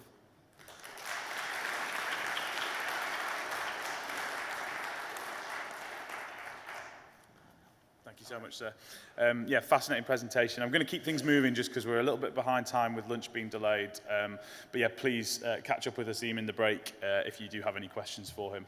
So Elliot, could we have you up on stage, please? Mr. Halpern, if you could join me up on stage, that would be awesome. We're going to continue the theme of payments and looking ahead at what the future holds. And Elliot's here to talk about challenges and opportunities. And he's got a lot of great insight to impart in 10 minutes, and I know he'll rise to that challenge admirably. So yeah. Good to see you, sir. Thank you very much. Thank you. And that's to move your slides on. Oh, is it? You can see your slides there, and you've got a timer on there. Thank you. Good afternoon, ladies and gentlemen. I've been told that I've got to stick to 10 minutes, so I'm going to try and tell you about the next 3 years in 10 minutes. It's going to be difficult. So any questions, I suggest you ask me after. My own personal background is 30-odd years in international banking in London and Wall Street. That's all I'll say. And I'm going to tell you some things that are going to touch a raw nerve. Those of you that were here in June, I did a similar presentation. My suggestion is that you get that presentation from Rachel, because you'll get the whole story there and then. But let me just start straight away. What I'm going to share with you are my own views, actually, dare I suggest, although bearing in mind I'm a consultant to the international banking and payments industry, I'm going to share with you a lot of views that are coming back to me. So how can I talk about the next 2 to 3 or 4 years? I'm going to assume a lot of knowledge. I have to do that in the time I've got. The first thing I can tell you is, for everything you know, it's going to be change, change, change. Let me start off with what we know, the tangibles, very quickly. Financial crime. It's very simple. That is going to get worse and worse. You all work for companies, you do your best, and you want to produce for the bottom line. At the end of the day, there are people doing exactly the same on the dark side, and I mean it. I've been scammed, unfortunately, and I come from a banking compliance background. Fraud and financial crime is only going to get worse, and the only way to get around it is to obviously provide facilities such as voice recognition, the growth of eye recognition, etc. This is going to happen. I'm warning you now, it's going to get a lot worse. Crypto, all I'll say about crypto, it's going to happen. Whether the regulator likes it or not, it is. And I'll prove to you that it's going to happen because you get a major United States Fed, that is the most powerful central bank institution in the world. And they said, no, we're not touching it. We don't like it. We can't get hold of it. It's in blockchain. I'll tell you this, those of you that don't know, guess what? Fed has launched its own currency. Its own currency, it's a cryptocurrency. How interesting is that? You can't buy and sell with it. You can't trade, I beg your pardon, you can't buy and sell with it. You can't do order to cash, payment to product, but what you can do with it is you can trade with it. So there you go. Central bank digital certificates. Those of you who don't know, that's the idea of the central bank allowing you to be paid not by backs, but by getting a certificate. Money may go into you via backs into your account, but you'll get the equivalent of a certificate, and it will say how much you've earned over the period, etc., etc. Here's the thing that no one's going to tell you. If the central bank certificate is aligned to climate change, which for personal reasons I'm totally against all the talk about climate change. I mean, look at today. That's what happens. We get cold spells, we get hot spells. That's what happens. There was an ice age years ago, millions of years ago, and no one was talking about climate change then. The point I'm saying is that if you get your central bank certificate and you shop at Sainsbury's or something, and there's money on your certificate, but suddenly you buy £100 worth of goods, and it doesn't work. And they say, well, what's the matter? I've got money on my account. Haha, what you don't know is you've used up your carbon footprint. What? What are you talking about? Yes, you've spent money, you've been traveling, you've been in your car, you've created emissions. And the central bank has said, you're in trouble, pal. You've used that, you can't use it anymore. Sorry, next month. Can you believe it? Well, that's one of the issues that no one's going to tell you about if the central bank certificate is aligned to climate change. Digital is now the common thing. It's going to get much bigger. BAS, Banking as a Service, or SaaS, Software as a Service. These are now all the big retailers who are coming into the ability for you to manage your insurance, payments, the major Walmarts. This is happening now, and it's going to continue. The banks are going to have a real fight, the retail banks, of how to negate these institutions' influence. Cross-border payments as far as Nostro consolidation, those of you that are aware, when you make a payment, you press the button and the money goes. The money doesn't go. It goes across the various infrastructure. It goes across SWIFT, if you're familiar with SWIFT. That's the big financial connectivity player, if you like, that moves money. But it only says credit the beneficiary's account, but the dollars haven't moved, or the sterling, whatever the beneficiary wants, and that goes through another message, and it's got to go to what's called the bank's correspondent. The bank has accounts with other banks, like you have accounts with other banks. If those accounts where the bank holds its currency account is consolidated where the beneficiary holds its account, then the money movement and the settlement and the clearing is purely a bookkeeping entry. Are you with me? It's just a bookkeeping entry. What does that mean? It means that all those involved in international cash management, network management, will be out of a job. This, I was told, will never happen. I have to tell you, I've just done some consultancy work with a company in Scandinavian Nordics. It is happening. And the fact is the Nordics themselves have put together their own network, their own actual financial transmission of monies, of messaging to credit and debit different accounts, which is an absolute mimic of SWIFT, but you can only join it if you're a Scandinavian institution. in the UK, I can't tell you much about it, but there's going to definitely be a new payments infrastructure. So CHAPS, that's a clearinghouse automated payment system, real-time gross settlement, and BACS. I don't know if it includes faster payments. That is all going to come together, probably under RTGS, real-time gross settlement.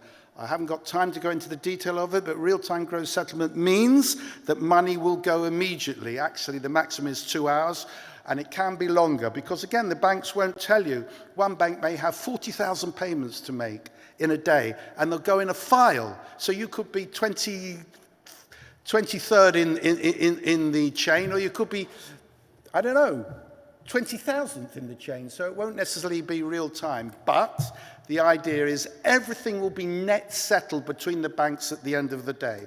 Let me come back to that. Open banking, that's with us now. It started in 2003.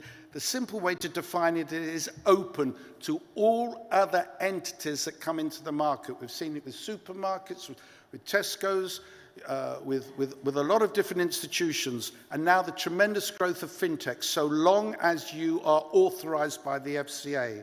So that's going to continue, although I'm going to come back to that because there's a fight between the banks themselves and the challenger and the fintechs. Let me come back to that, but that is going to grow.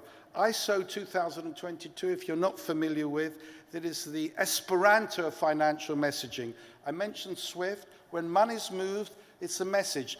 Debit him, credit him, between the banks. They speak to each other from a technical standpoint, but the messages are not standard. So different banks have different messages. It's like having different languages. The idea now, it's taken over 25 years for the industry to move to ISO 2002, which is the high standard XML type format that all messages and all banks should use across the globe, including fintechs. The question is, are they using it? Are they doing it? It takes time, but that is going to happen and is happening. If banks aren't connected, then they cannot. If they're not on the ISO standard, then they can't move monies. They can't do anything, and that's an issue. Regulatory, again, we haven't got a lot of time. Payment Services Directive. This was brought out by Brussels. There was PSD 1, 2, 3, and 4. We haven't got time to go into them, but it was brought out by Brussels. We are out of the EU, but Brussels law for a lot of activity, believe it or not, is enshrined in British law. So the payment service directives of how banks need to operate for their customers is still there. And PSD 4 is basically providing fintechs with the rules and the regulations for digital activity, when PSD 3 didn't. And Basel 4 is to do with capital. What capital is required in order to anticipate any potential issues, and it talks about the actual capital that a bank has to hold. So we don't go through the crisis we went through back in 2016, I think it was. And it also wants to get a common credit policy for all banks. Banks do different things. Banks have different risk appetites, etc., etc. So they need to bring that together, have a common piece of activity. HBOS, you may remember. I'm sorry, was it HBOS? I can't remember. Yes. HBOS lent. And what did they do? I mean, how could they do that? They had no money. Their capital base was this, and they lent this. Well, it's absurd. Every institution has to have at least 8%. I was with Bank New York Mellon. Work out the maths. The capital base of Bank New York Mellon, where I was for many years, was $32 billion. The assets and liabilities were $320 million. Well, you work out the arithmetic of 8% of $32 billion, then you'll see that that is a lot of money. And that's what's needed. Moving on very quickly. I am moving on quickly. RTGS, let me move on, I'm sorry. RTGS is real-time gross settlement. Those of you who may not remember, Midland Bank, you may not know, Midland Bank bought Crocker Bank 35 years ago. Terrible purchase. It was awful. What happened? Midland Bank couldn't meet its obligations in the United Kingdom at the end of the day. That means settlement between banks. In the end, that's why she was bought by HSBC. But the point is that it was all done on net settlement. Are you with me what I mean by net settlement? All payments between banks were settled at the end of the day. Now they're settled on real-time basis. So that, again, you've got to have the capital to support it. It's real-time, meaning monies move immediately. Given the file discussion that I mentioned a minute ago, yes, they may take 2 hours or whatever, but at the end of the day, they will move there and then. So a bank or an institution has to have the capital to support it now. And there's no repudiation. You can't get the money back. Once it's gone, most banks, as far as repudiation is concerned, they won't do it. After PSD 1, 2, 3, and 4, these directives, they will not do it. They won't do it. So you've lost your money. You have to get it right. Great. How long? 30. Greater operability, connections, greater data analysis. These things are all going to happen. Let me move on very quickly. Very quickly. I've got 30 seconds, I've told. So very quickly. The whole aspect of unbanked. There's about 1 million people in this country who are unbanked. They shouldn't be. There needs to be something about that. Cross-merchandise. Banks don't have to just provide monies. They can move into what's called smart cities, where you can go into a bank and you could book an airline, you could get your insurance, you could book your transport tickets. Banks don't need to be banks. They should partner, and they are likely to partner, although these are uncertainty elements, with other institutions to provide greater services. Because at the end of the day, they have bloated costs, they have a bloated generic base. And how do you differentiate between a Lloyds Bank and what they offer and Barclays Bank? You can't. But if in what is called smart cities, and you can do that, where they're connected with other services, this is what's going to happen. So my final point is, and it is my final point, Joe, is on this slide, what is going to happen in the future? Ask yourselves, you've got the traditional banks and the fintechs. What has happened at Sainsbury's recently you can't make any money. The payments are so thin, the margins are so thin. They've handed everything back to Barclays. Apple have handed everything back to Goldman Sachs on their credit card, and Facebook were going to launch their own currencies. They haven't. So you need to ask yourselves, what's going to happen? Banks, I suggest, should partner with the fintechs under that smart city approach. Where are you best positioned to be, you people? You need to ask yourselves the question, where should I be? And if you want to be in this industry and you want to affect the future, you need to be in it to invent it yourselves. And finally, the ultimate thing that the industry desperately needs is 3 things, and I've got it, or 4 things, right at the bottom of the next slide in red, and it's trust and culture. There is still no trust. The culture is poor.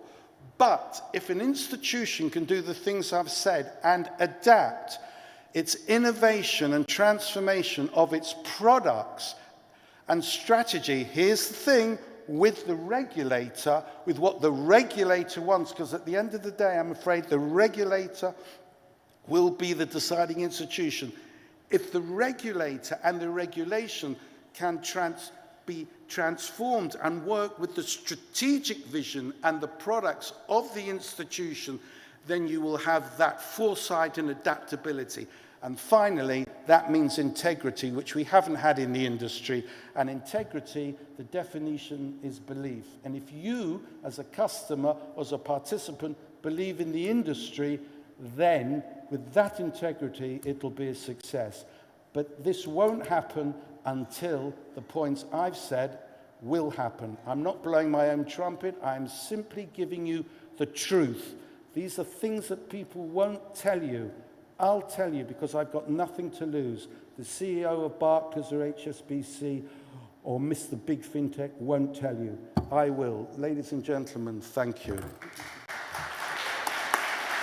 I'll try to do it in 10 minutes.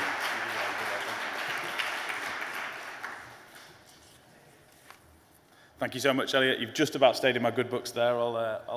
we'll be inviting you back, don't you worry.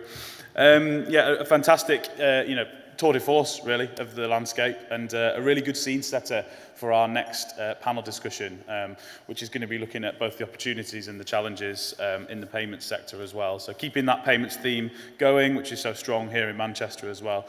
So if I could ask our next speakers to join me up on stage. I can see you making your way up here. This next panel is going to be expertly chaired by Angela Yore of Skyparler. So thank you so much to Angela for sharing her expertise with us and taking the time to chair this discussion. Are you going to chair from here, Angela? Yeah? Awesome. I'll hand over to you to take it from here. Thank you. Thank you very much. Thank you, Joe. Thank you, everybody. And I'm delighted to be here with FinTech North. I'm actually a northerner of 19 years. Prior to that, I lived in London, but I'm a complete adopted convert and will not go back. Live in Wilmslow, which is lovely. And payments is 50% of all of fintech. So I guess it's a hugely important bit. It's the point of truth between the consumer and the brand. And very emotive when you're paying for something, the value and all of that. The humanistic side of it comes into it. And it's got a wonderful future, but it's a very complex area. And I've got a wonderful panel here as well. So I think I'll start with a little introduction of myself. So I'm Angela. I'm the CEO of a company called Skyparler, which is a fintech PR advisory firm. There's a couple of other things I do as well. I'm a company director of the European Women in Payments Network for any women out there in the payment space that want to get involved. It's a brilliant network. And I'm also on the advisory board of the Payments Association as well. So that's a little bit about me. I'd like to now pass over to my panel. They're all involved in the future of payments. So if we start with Professor Marcos here, if you could introduce yourself, and then we'll go along the line. Yes, absolutely. Thanks. My name is Marcos Zachariadis. I'm a professor at Aligned Manchester Business School. I'm directing the Centre for Financial Technology Studies at the university, which I'm sure you've heard a lot about today already.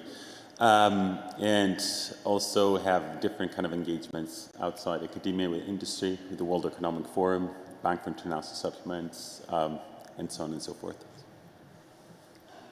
I'm Danielle Reid. I'm one of our strategic sales leads at Klarna. Been with the business nearly 5 years, essentially supporting the business growth through new business, and also sitting in the account management team and managing one of our partner success teams based in Manchester. So yeah, really passionate about payments and helping our retailers to really drive convenience and flexibility. Thank you. I'm Matt Oldham.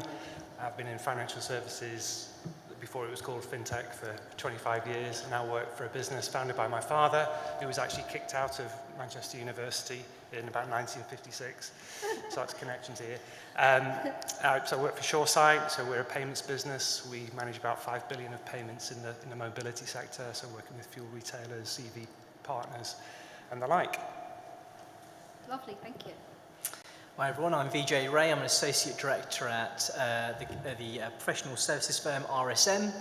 I work in the risk and regulatory team there, and prior to joining RSM I also worked at a Big Four consultancy, and before that I was also a regulator. I worked in the payment services supervisory team, so I supervise some very small payments firms all the way up to becoming the fixed firm supervisor for Revolut just prior to it becoming a bank. Lovely. Hi everyone, I'm Andrew McIntosh. I'm the Payments and Open Banking Technology Lead for Barclays in the UK. I'm 30 years, I think, in banking as a whole. 18 years now, 17, 18 years now in Barclays, and about the last 7 or 8 within technology. So when I first moved into technology, I was leading a piece of work which is called Strong Customer Authentication under PSD2, so very much regulatory focused. I'd love to say that we've moved on from being heavily regulatory focused. We haven't, so I'm still heavily regulatory focused now, 7 or 8 years in. But I think the tide's very much turning, and that's been driven a lot by the innovation that I can see coming through within payments. So I think the future's a bright one, hopefully with the balance more towards both innovation and regulation. So It is a bright one. Just we all have stats to frame it. According to McKinsey, in 2023, the global payments industry handled 3.4 trillion transactions. We know that that's gone up since then because we know more developing countries now are online and using electronic payments. Back then, that accounted for 1.8 quadrillion in value and a revenue pool of 2.4 trillion. These are huge numbers. I wouldn't even know where to start with them. And from 2018 to 2023, that grew by 7% annually, year on year. But we're now seeing a little bit of the growth slow. It's still a huge sector. We've still got plenty of innovation happening and a big future. But we are seeing the payments industry slightly shrink. And in the next couple of years, up to 2028, the growth is around 5% year on year. And this will, the great big figures here, but this will result in an additional 700 billion of revenue, which will account for 3.1 trillion by the end of 2028. So if we want to stay in this sector, as some of our fellow panelists have, and as I have, I've been in the industry since 2003, we've still got fantastic employment and fantastic prospects, we also have so much going on because it's such an exciting sector. We won't be able to cover all the future of the industry because it's so huge. So what we've done is we've taken what's most important to us and what we really are passionate about each, and we're going to talk about each of those different areas. So I think the way to start this is to go to Vijay, because Vijay is going to be talking a little bit about the payments vision, the national strategy that Rachel Reeves announced. Was it last week? I think it was. So maybe if we start with you and talk a little bit about what you think the vision is in the UK and how regulation and compliance fits into that. Yeah, absolutely.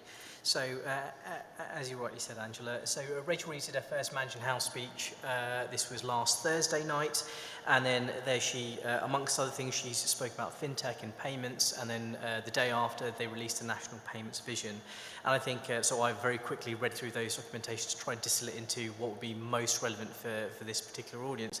But I think widely, I think it's really interesting because it shows a clear commitment to payments as a critical part of our economic infrastructure, which is really good. We need that kind of governmental support to drive forward all the things that we all want to achieve in the fintech space.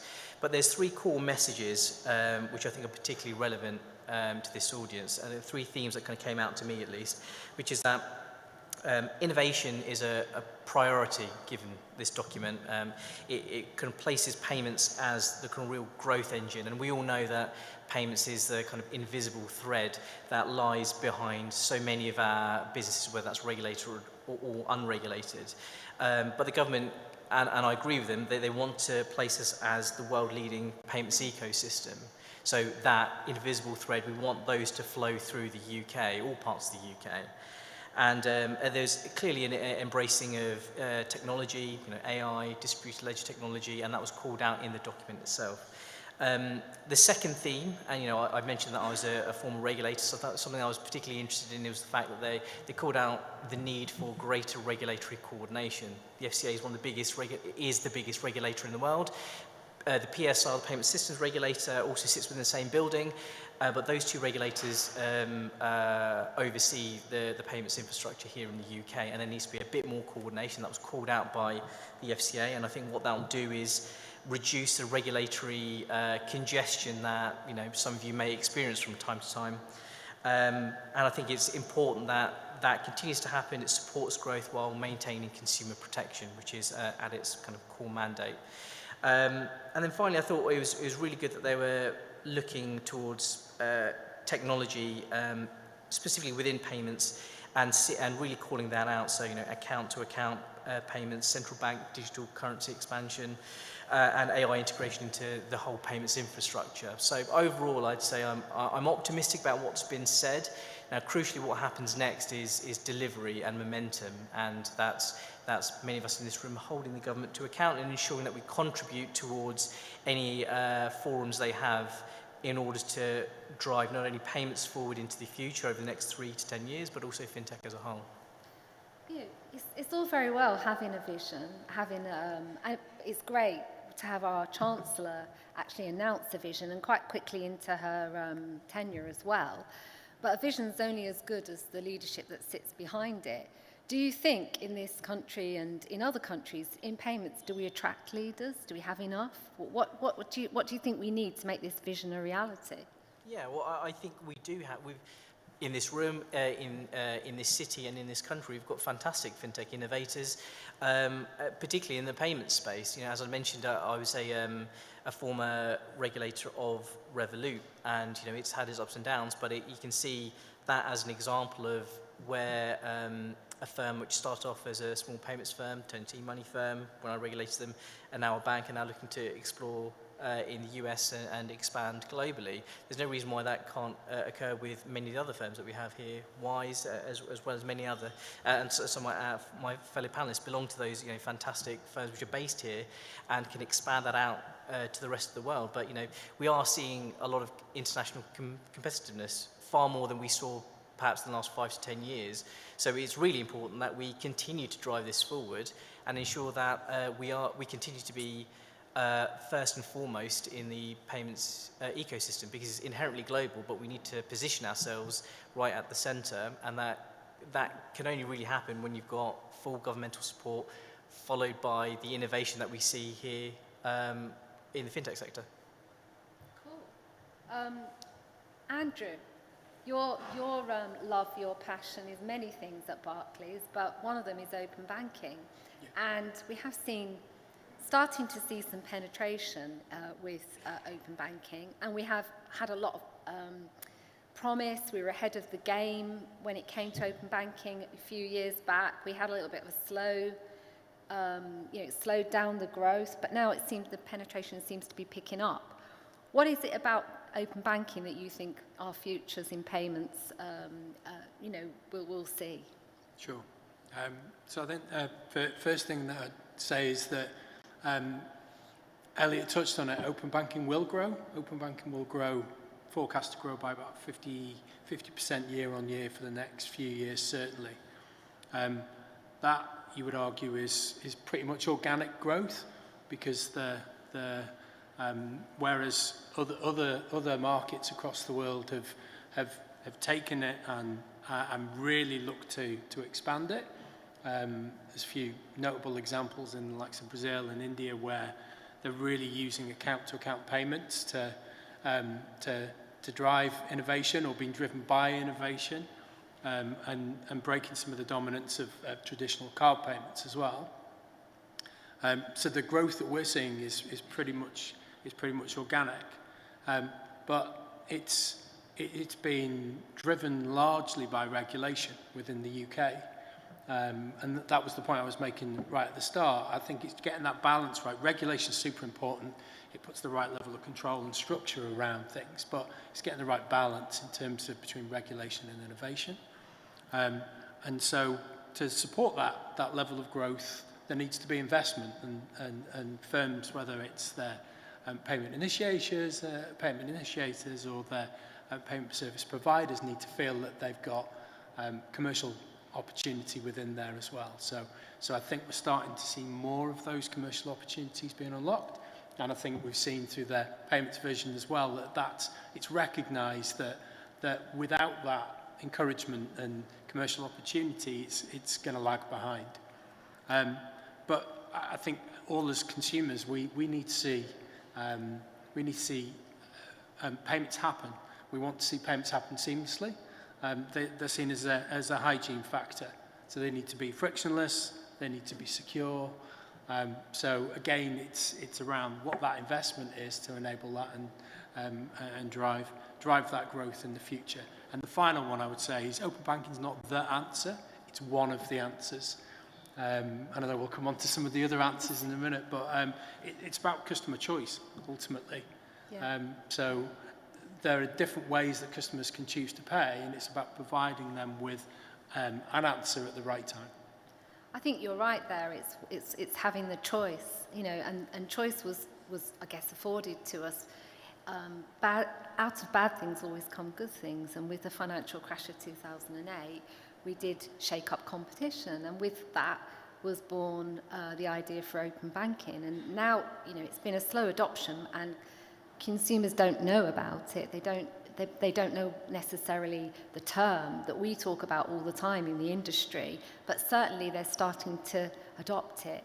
Yeah. And it's much easier to do payments instantly from your bank account and account to account than it is to get yourself in on the credit card, paying debt, all the other things that come with it.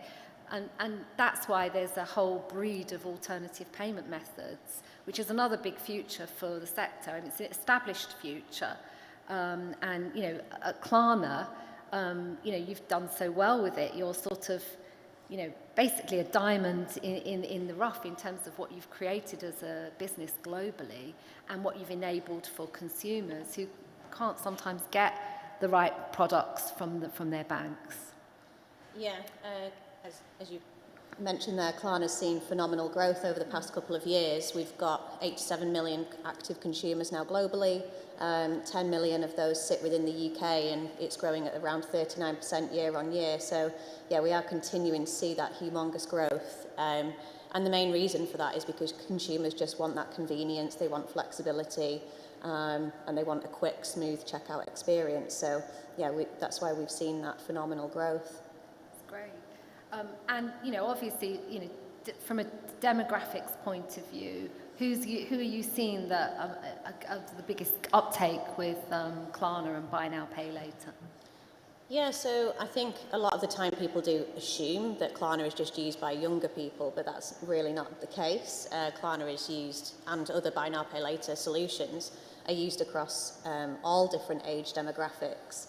Because everybody is just wanting to have that really quick, slick checkout experience wherever they're shopping. Even though we do see a large amount of our shoppers in that younger demographic, we definitely are seeing a huge influx of kind of the over 60s as well, which is really interesting. So I was at a conference yesterday, the PSE Consulting Conference, and there was a Visa presentation, and they were talking about this driverless payments and embedded payments, and how interesting statistics was that the US is way ahead of Europe on embedding payments, by quite some margin, something like 25% further ahead than we are in Europe. But driverless payments, embedded payments, seamless payments, payments out and about, the mobility of payments is really something that's going to make our lives even easier. Matt, tell us a little bit about what you're doing in that area and what your future, you think the future is in terms of mobility. Yeah, so we've been working in sort of mobility payments for 20 years and working with fuel retailers. So 20 years ago, people would buy petrol and some oil, maybe a packet of fags, whereas now it's convenience retail with some fuel options on the side. And fuel retailers have been really innovating very, very quickly.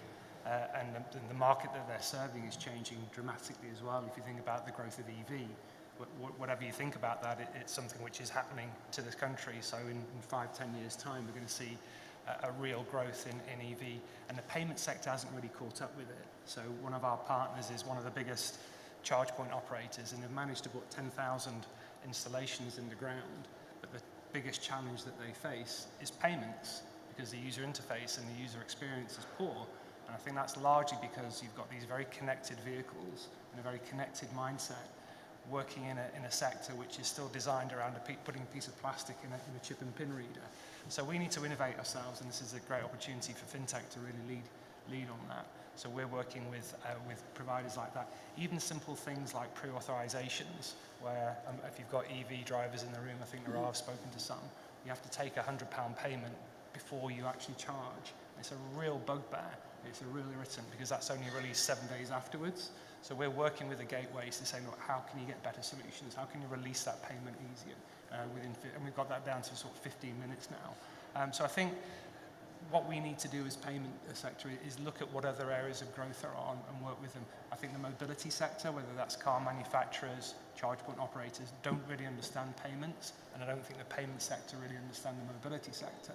So I think we need to convene, we need to listen to each other a little bit better, but there's great opportunities for fintechs to really lead the charge. Things like account-to-account payments, I think will play a big part in EV charging, gives more flexibility, and also I think the way we pay and being consumer-led rather than bank-led in how we pay for things going forward will be part of our future now and drive it forward. And hopefully you'll help with my anxiety for charging or whatever. There's an actual term for it, isn't it? But I don't go on very long journeys in my electric car, but when I do, my son's at Starling University, I do need a better infrastructure, which is another issue. Yeah, well, our infrastructure is poor. I mean, we get the same train from Euston to Manchester. I can't even get Wi-Fi on a train. But yeah, so the infrastructure is catching up. We're very early stages of this sort of EV revolution. So I don't think we should judge on today's situation. But we need to catch up from an infrastructure perspective. Our payments infrastructure is still creaking. I noticed this morning that the Swedish central bank issued a statement saying that they need to completely revolutionize their payment infrastructure because it's not keeping up with the needs of the modern consumer. And I think we're in that same state here, and I think some of the other people have alluded to that ourselves. But this is where FinTech can take a lead and take a charge, creating sort of better user experiences. I was talking to Tom, who's in the audience before, who's creating specific user experience journeys for EV and integrations into gateways. So we've got the opportunity to make that customer experience a lot better. I think we can spend a lot of time in our own little payments bubble, but we've got to understand that ultimately we serve merchants and then ultimately customers, and get to that point where you're saying seamless, complete seamless. People don't care about payments unless they don't work, and that's the challenge for us, is to make them seamless, smooth, and as low cost as possible for merchants. When it comes to mobility, and we talked a lot about EV, by 2030, we'll stop making fossil fuel cars. We need that infrastructure to catch up. But the other thing about mobility is it helps with gross domestic product because it means our economies can work better out of hours. But with that mobility, we're seeing this rise in the unattended space as well, which is fascinating. I was at Euston Station the other day without a charger. I always manage to leave something at home when I'm travelling because I'm going from place to place. And I could buy my iPhone charger from a kiosk. What are you seeing there, and what's the future there? Yeah, we're seeing a massive growth in unattended payments, and this is really part of a more connected economy. And creating more unattended payment options allows the economy to operate out of hours and in different times. We've also seeing a change. We did a survey on this about what are people prepared to vend and what price point are people prepared to vend. The younger you are, the more likely you are to spend more completely unattended, so contactless. So we do, for example, we work with John Lewis throughout their back office infrastructure, all their canteens, and people are buying hot meals completely unattended through vending machines now. And through our retailers as well, you can see increasing amounts of vending options. So you can fuel your car, do your washing, get it washed, even can do everything from an unattended perspective. And this gives more opportunities for retailers to extend their opening hours and more opportunities for people who've got busy lives to buy things when they want to buy it. And again, we are seeing a massive growth, but also we need to make sure we've got flexible payment solutions to be able to match those customer needs. Hugely fascinating. Marcos. So switching up a bit here, or switching some way, switching each way, whatever, is Manchester University, you're a professor here in this great place of FinTech. And you've done a lot of research in various different areas, haven't you? So tell us about what you're seeing as the future, and particularly from a research point of view. Yeah, thanks. It's brilliant to be part of this discussion.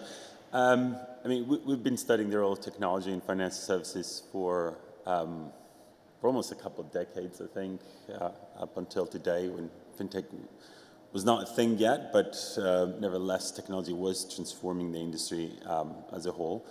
And I think it would be quite helpful, perhaps, for the audience, but also for us as academics, generally speaking, to break down kind of the infrastructure of payment so we can kind of observe a bit more thoroughly, I guess, progress across the board in terms of innovation. We see radical innovation, but also we see incremental innovation across the board. I mean, a lot of the innovation in terms of the fintechs and the delivery, the fintech startups and the revolution that has taken place the past kind of 10, 15 years has taken place at the experience layer, right? So a lot of kind of interesting solutions, and especially with the emergence of mobile phones, we have a lot more kind of interactions. These are interactions with the money, with payments, and interfacing those payments within applications, websites, but also at the point of sale. So this is unarguably one of the kind of major developments we have seen as part of the fintech revolution. But then there's a lot of innovation on pretty much everything that happens behind that, right? So there is innovation a lot in terms of perhaps the data themselves, right? The data standards, we talked about ISO 222, this is a major development, which by the way has been around for a while. Now it's being kind of more mandated, and SWIFT is kind of forcing a lot of the banks on their network to kind of roll into ISO 22 by 2025. There's also a lot of innovation technology around the sharing of the data. We spoke about open banking, so APIs within the context of data sharing, data portability, but also kind of payment initiation. That's another kind of a major development, and of course here in the UK we're at the forefront of that. But even non-regulated countries, in that sense, they've done quite a bit of progress in terms of the data, and that's an enabler for a lot of other things. I mean, you mentioned, Andrew, of course, data portability in financial services. It's a right. I think it's kind of a fundamental right for consumers to be able to extract the data and use it in different contexts. But it also is an enabler for further innovation, because fundamentally data is an asset that can then be used in conjunction with other technologies like artificial intelligence and other kind of processing power that we have now because of cloud computing and other kind of applications, for that data to be creatively and productively used in different contexts, right? So payment initiation is one thing, taking advantage of that data asset is another. So in my head, I kind of have split that in some ways. And then these other layers further down, I mean, we heard about kind of innovation in terms of the infrastructure in itself, kind of RTGS and so on and so forth, the clearing systems. If you go across different countries, you see so much variation of how that is being executed at the national level and international as well through SWIFT and the developments around that. But also telecommunication infrastructure. So SWIFT is again one example, is the messaging layer, right? But also Visa and Mastercard, they have been around for quite a while. We haven't seen kind of a huge progress in terms of that fundamental layer yet. There's incremental innovation, but the one single thing perhaps that will or may change that is central bank issued digital currencies, right? Because by itself, that kind of technology or new, let's say, rail application fundamentally challenges what has been happening so far in terms of payment. So if that does happen, which I think it kind of will, it will substantially alter, or at least it has the potential to substantially alter the payments landscape overall. And that's the first time that we as consumers or businesses will have access to central bank money, which up until now has been the privilege of commercial banks, right? We weren't able to interact with the central bank ledger ourselves. And from there, you can build, again, going further up, all the layers one top of the other. Again, the data will be immensely important. One of the projects we're working with, the Bank for International Settlements, is Project Rosalind. Anybody has heard of Project Rosalind? Look it up. It's amazing. It's open banking plus CBDCs together, like a multi-layered cake. So you have the central bank managing a core ledger, and then the bank, instead of going up to the user experience, developing applications for it, you issue APIs through which commercial entities can develop experiences for consumers, and these commercial entities can be the banks or other fintechs or other kind of regulated parties. So again, you have to break down progress and interrogate it, as we did at the university, across the board as an entire kind of architecture. And one of the things that we have noticed quite a bit in terms of progress, not just in payments, but also fintech overall, is that kind of parallel, let's say, world of the business model monetization as well. In payments, we know that this can be super profitable. We have seen Visa and Mastercard, of course, contributing to the global economy through retail payments massively. They've changed their lives in some ways, especially with all the incremental fintech innovation. Now we can carry here our cards and interact with them within applications and websites and so on and so forth. But they've also, in some ways, a little bit taken advantage, like I said, a little bit. A little bit. Yes, and you guys know what's the profit margin of Visa? 60+%. It's around 60%. It's crazy. So we know payments can be tremendously profitable, but it's up to, I think, the business overall payments to kind of re-architect itself and take advantage of new innovations, regulations, and access to data and payment initiation in the context of open banking and other developments to try and balance these kind of economic incentives and monetization kind of and business model kind of angle to give opportunity to more innovation in other businesses in this sector. So yeah, I hope that kind of connects the dots a little bit. It does. I think one of the things that is crucial to this conversation about the future of payments is the future of the people that come into payments and also the future of the people that come into fintech. I know most people that I know are not signposted into it. They fall into it. I fell into payments and I absolutely never got out. I love payments, inverted commas, but we want to drive the best innovators into the sector. They don't always know about the sector. What are you doing to bring great human capital into this sector at Manchester and perhaps broader as well? Because we all want great people to work in our companies, and we want them to have a modicum of knowledge from academia before, it's a complex space. Yeah, absolutely. I think like any other industry, we kind of compete for talent, and not just externally, to convince people to come and study or do a PhD, for instance, but also internally, like to convince somebody to do a PhD in fintech versus, a PhD somewhere else, right? I had the privilege to work with some really inspiring people. I did my PhD back in the day in the economics of innovation, productivity, which are big questions that we have in industrial organization literature with amazing professors. My professor was Susan Scott, who's now at Imperial, and also my other kind of PhD advisor was John Van Reenen, who's apparently the chair of the Economic Council of Rates of Reach these days. So these people have been inspirational to myself for my career, and then kind of different roles at Cambridge University, Warwick, now Manchester, and affiliated with other institutions. So we try and do the same with our students here, kind of inspire them to take on positions, pursue, amazing careers, and push the boundaries for where they will be located in the future. And financial services is kind of like a really, I guess, inspiring industry. It's a fundamental industry that is not just about moving money, but it's also about enabling other industries to do their jobs, right? Better and grow and deliver, potential for innovation and growth for humanity and the world overall. And access to capital, of course, is another thing. So we'd like to think that in addition with the potential that technology has to transform industries, the two of them might help us kind of get people interested. And that's what we're trying to do at the center, basically, and through different initiatives. So the center had the opportunity to hire some amazing talent and work with. Some of them kind of moved on, went to the FCA or different, like I met one of my students here who told me that she graduated with the MBA, she took the FinTech elective, and then now the last 12 months she's been building a digital bank, basically. So that's really inspiring to see how we can ourselves kind of inspire people to do such things. But also within academia, we're trying to engage people to do more research on these really important questions that down the line have major impact on policy development and business models in the industry as a whole.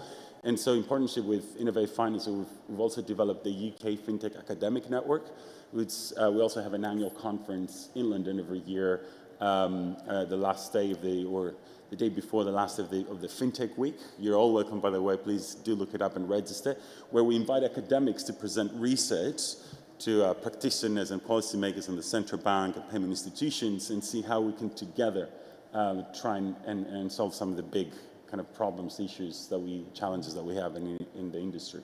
So we're also developing a lot of programs. We have electives across the board on FinTech and developing a new MSc in digital transformation and FinTech. So again, all welcome to kind of asked about these things. It's a good point, actually. We say we will be, for anybody that wants to speak to any of us afterwards, we will be around. The whole idea is about, FinTech's about collaboration. The future of FinTech is about collaboration, which is why we're very grateful to, the team at FinTech North that are creating this community and collaboration. But, we want to actually hear what you've got to say and how together, one conversation or one spark of thought today could really impact the future of payments up until 2028. So, Daniel, this whole idea about we've got intellectual property and we've got intellectual capital. Intellectual capital drives the intellectual property. Well, what's your take on that, or what are you doing? What's best of class to what you're doing? In terms of at Klarna? Yes.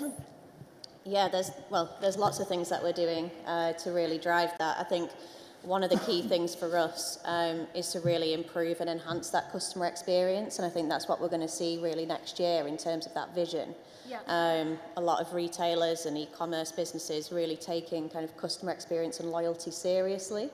Because there's so many times you get to the end of a checkout, for example, and your preferred payment method isn't available. And we did some research, and 79% of our shoppers said that they would drop off if Klarna wasn't available. And I think I've seen other stats more generally, that if your preferred payment method isn't available, it's around 60% of people will drop off. So super important there to be providing that those payment methods that are specific to your target demographic and really understanding what they're looking for. So yeah, I think that's really key for us when we look into the future and look into next year. Cool.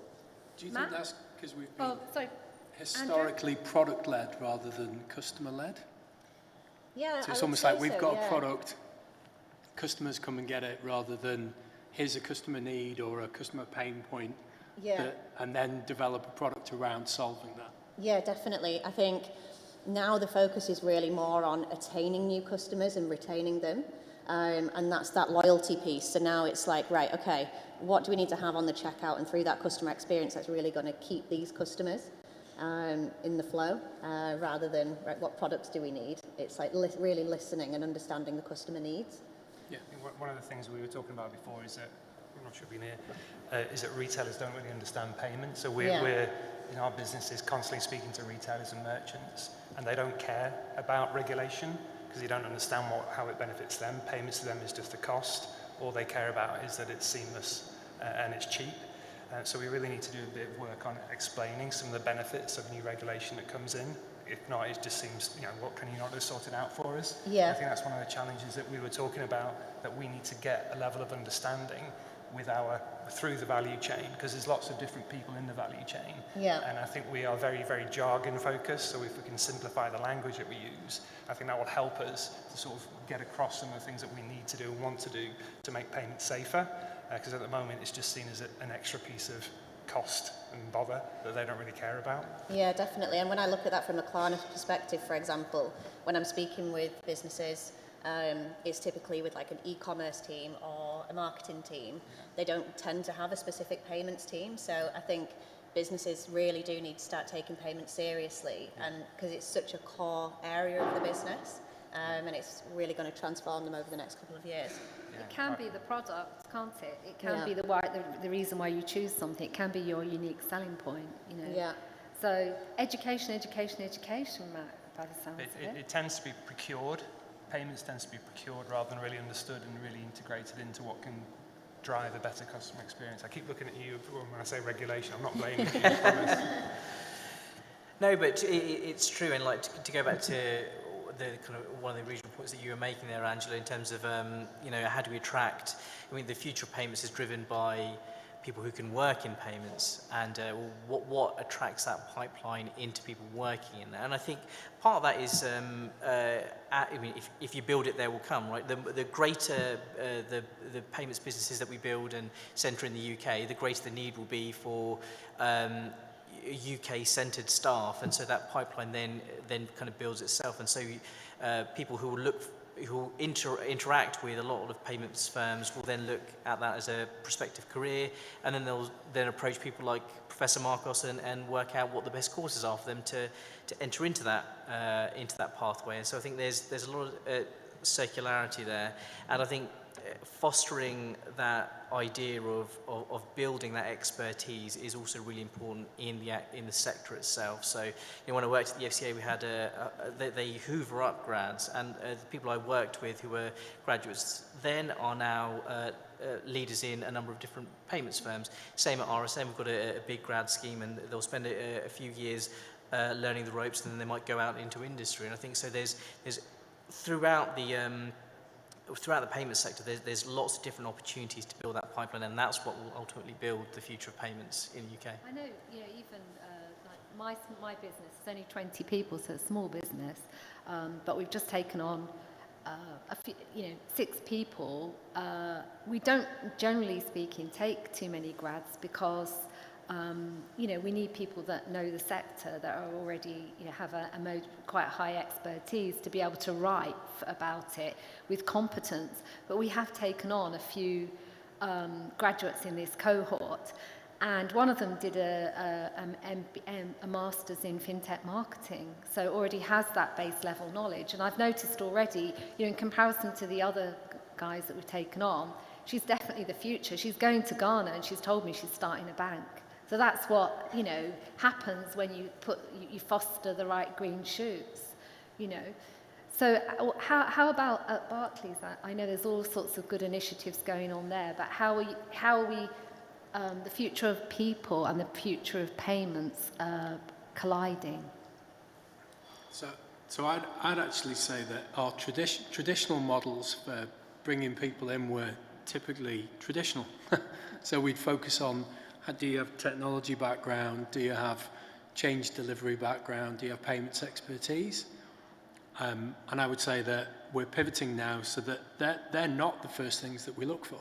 Actually, we're looking for people that are customer experience focused, that understand the reason that customers want to do things in a particular way is because they don't want to think about it. They want it to be intuitive and frictionless, and they just want it to happen under the covers. So we're not actively not looking for those people with technology background, payments focus. We're looking for people that have a customer focus and want to innovate, want to own those journeys end to end. And that's the other thing. We're looking at the depth of the customer experience. Arguably, we've historically been more broad in terms of our thinking. We're now encouraging all of our teams to be really in the depth of what's happening with a particular experience or a particular journey, so you can really drive consistent improvements in those.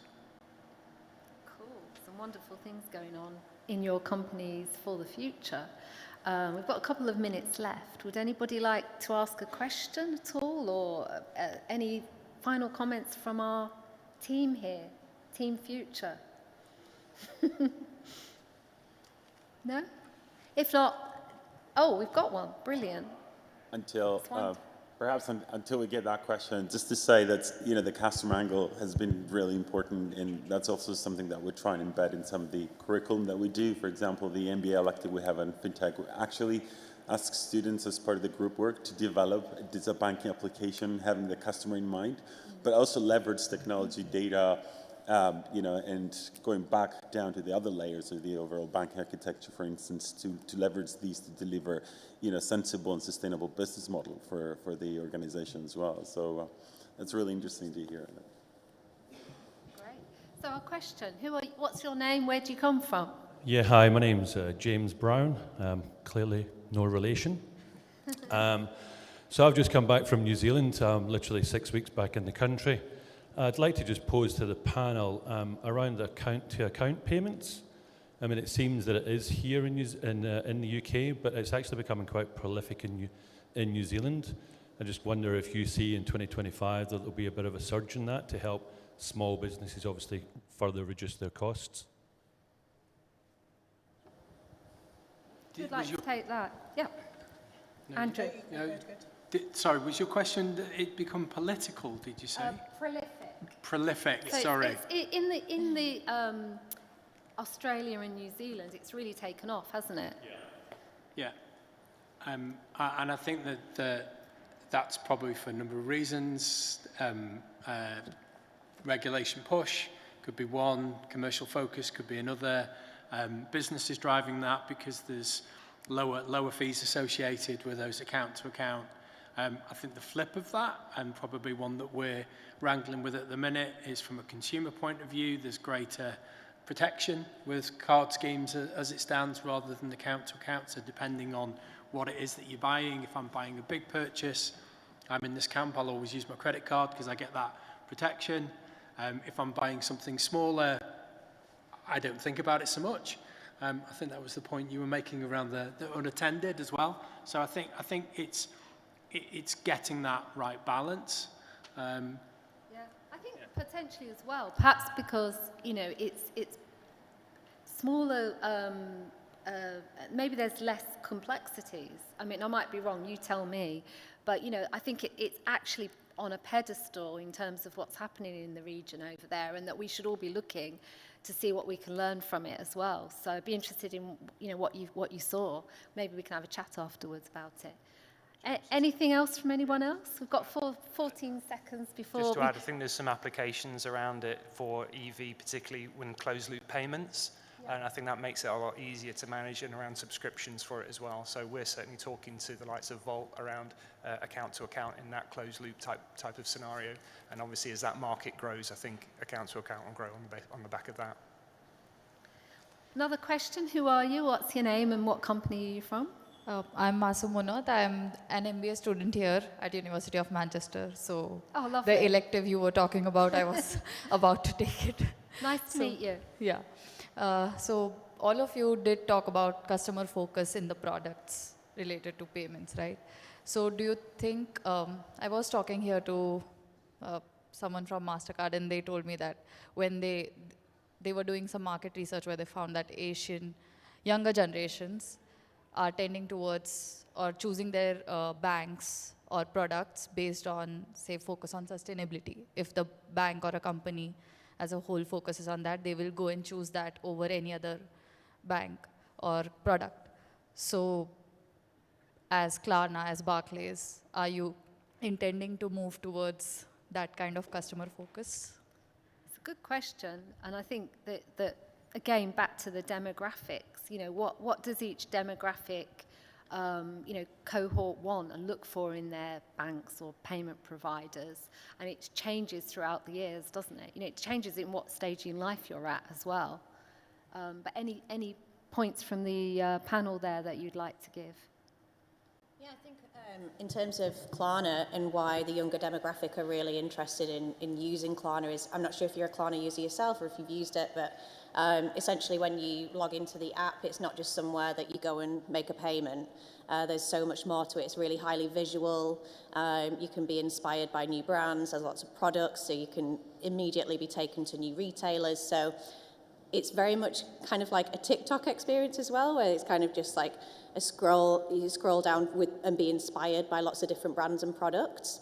So that's why it really speaks to that generation as well. But yeah, as I mentioned, we are seeing Klarna being utilised across all different age demographics, but I think really why we're able to speak to that particular younger demographic is because we speak to the kind of things that they're interested in. Yeah, it's much more than just a payments app. It's definitely somewhere that you can go and be inspired and kind of do more than just make a payment. If that answers.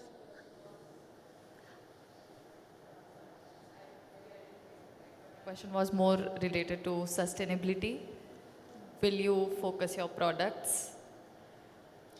Sorry, I didn't catch that. Sustainability. Sustainability, yeah. I think it's something you must be on the Yeah, there's agenda. loads of, so within the Klarna app as well, like there's loads of things around sustainability, so you can actually track your CO2 emissions with every single purchase you've made. So you can track that within the app. There's lots of things around budgeting and things like that. So yeah, it's something that's really, really important to us as well as a business. Okay, thanks for that. It's a great question. I think we're now 3 minutes over, and we don't want to outstay our welcome, but we will be at the back of the this gorgeous room. It's hall, isn't it? It's a gorgeous hall, steeped in history as well. So if anybody would like to come and have a chat with any of the panelists or me, I love talking, so I'd love to meet all of you. So anyway, but thank you very much. Appreciate your time.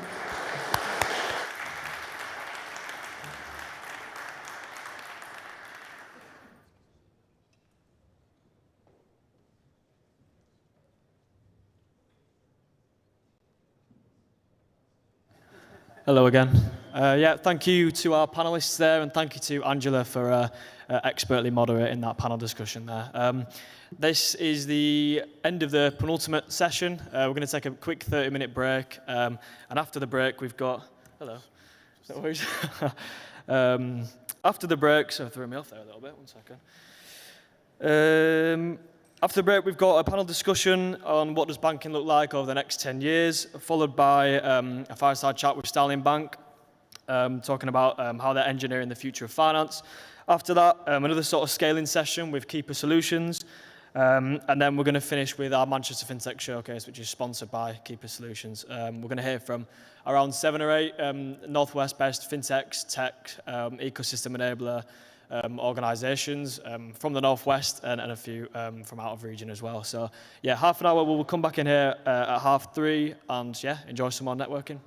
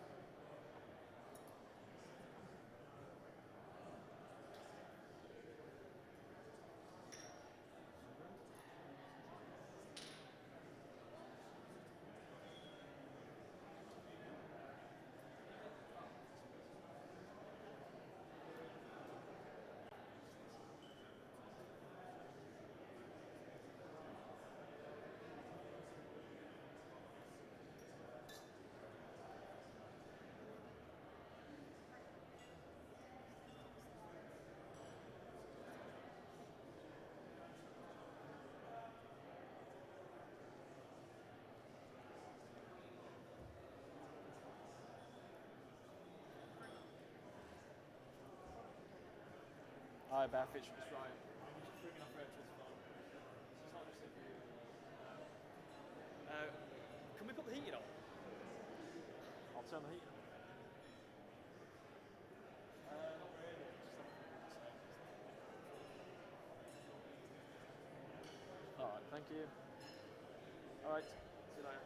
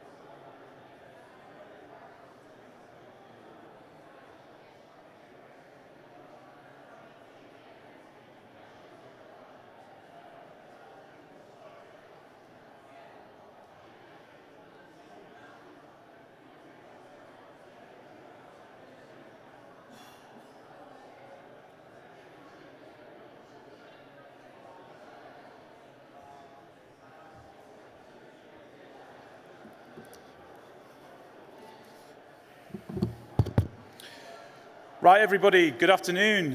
Into the final session of the day now, so if you could take your seats, that would be awesome. I can see some great conversations happening at the back of the room, which we love.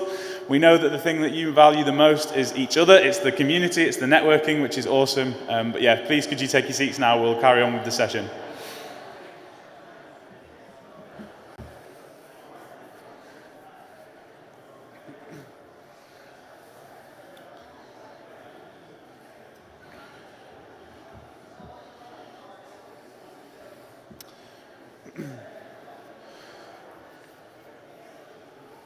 So I'm going to need some of my speakers to join me up on stage, please, if that's possible. We've got Lilia from Started PR. We've got Anupam from Oxygen Consultancy.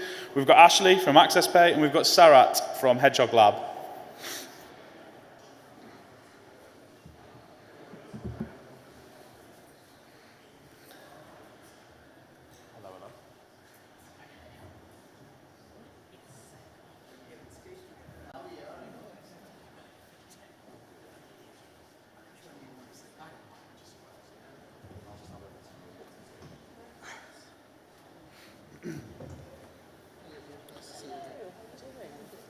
So yeah, we love a future gaze at FinTech North, is what it's all about, isn't it? Being at the coalface of a new technology. So yeah, without further ado, I'll hand over to Lilia to chair this discussion. We're looking at banking 2035. So yeah, over to you guys. Thank you. Thank you. Well, thank you everyone for coming today, and big thank you to everyone at FinTech North and University of Manchester for putting this amazing event on. Is that working? We're here today to look a little bit into the future and looking at the key trends, challenges and innovations that are hopefully going to be shaping the UK banking industry over the next 10 years. Now, I'm not going to lie, we had a briefing call earlier this week and there is a lot that we could talk about on this topic, so we're going to do our absolute best to talk about everything over the next 25 minutes. I promise we'll try and keep on time. To kick off some introductions, I'll pass it over to you guys, probably start with Ashley and come back over. But by way of introduction, it would be interesting to hear from your point of view what key milestones and trends you think has been the most prevalent in making the UK banking scene what it is today. Yeah, so can you hear me there? Can you hear me at the back? Too loud? Okay, cool. So I'm Ash, product manager at Access Pay. Been there since February this year and joined the company as a product owner on our cash management proposition. And then sort of for the past 5 or 6 months, I've been working across our product portfolio, so more on the payments and API strategy also. In terms of trends, I'd say probably the most fundamental trend and one that's occurred over, say, the last 10 years or so is mobile. So obviously all industries have been touched by mobile and banking's no different. And it's essentially changed the way consumers interact with banks, interact with businesses, and the way banks think about their customers. Obviously, there's been some trailblazers such as Starling and others who've really raised the bar in terms of what's expected from consumers. And then sort of a more near-term trend, I would say the reaction or the adoption of generative AI from banks.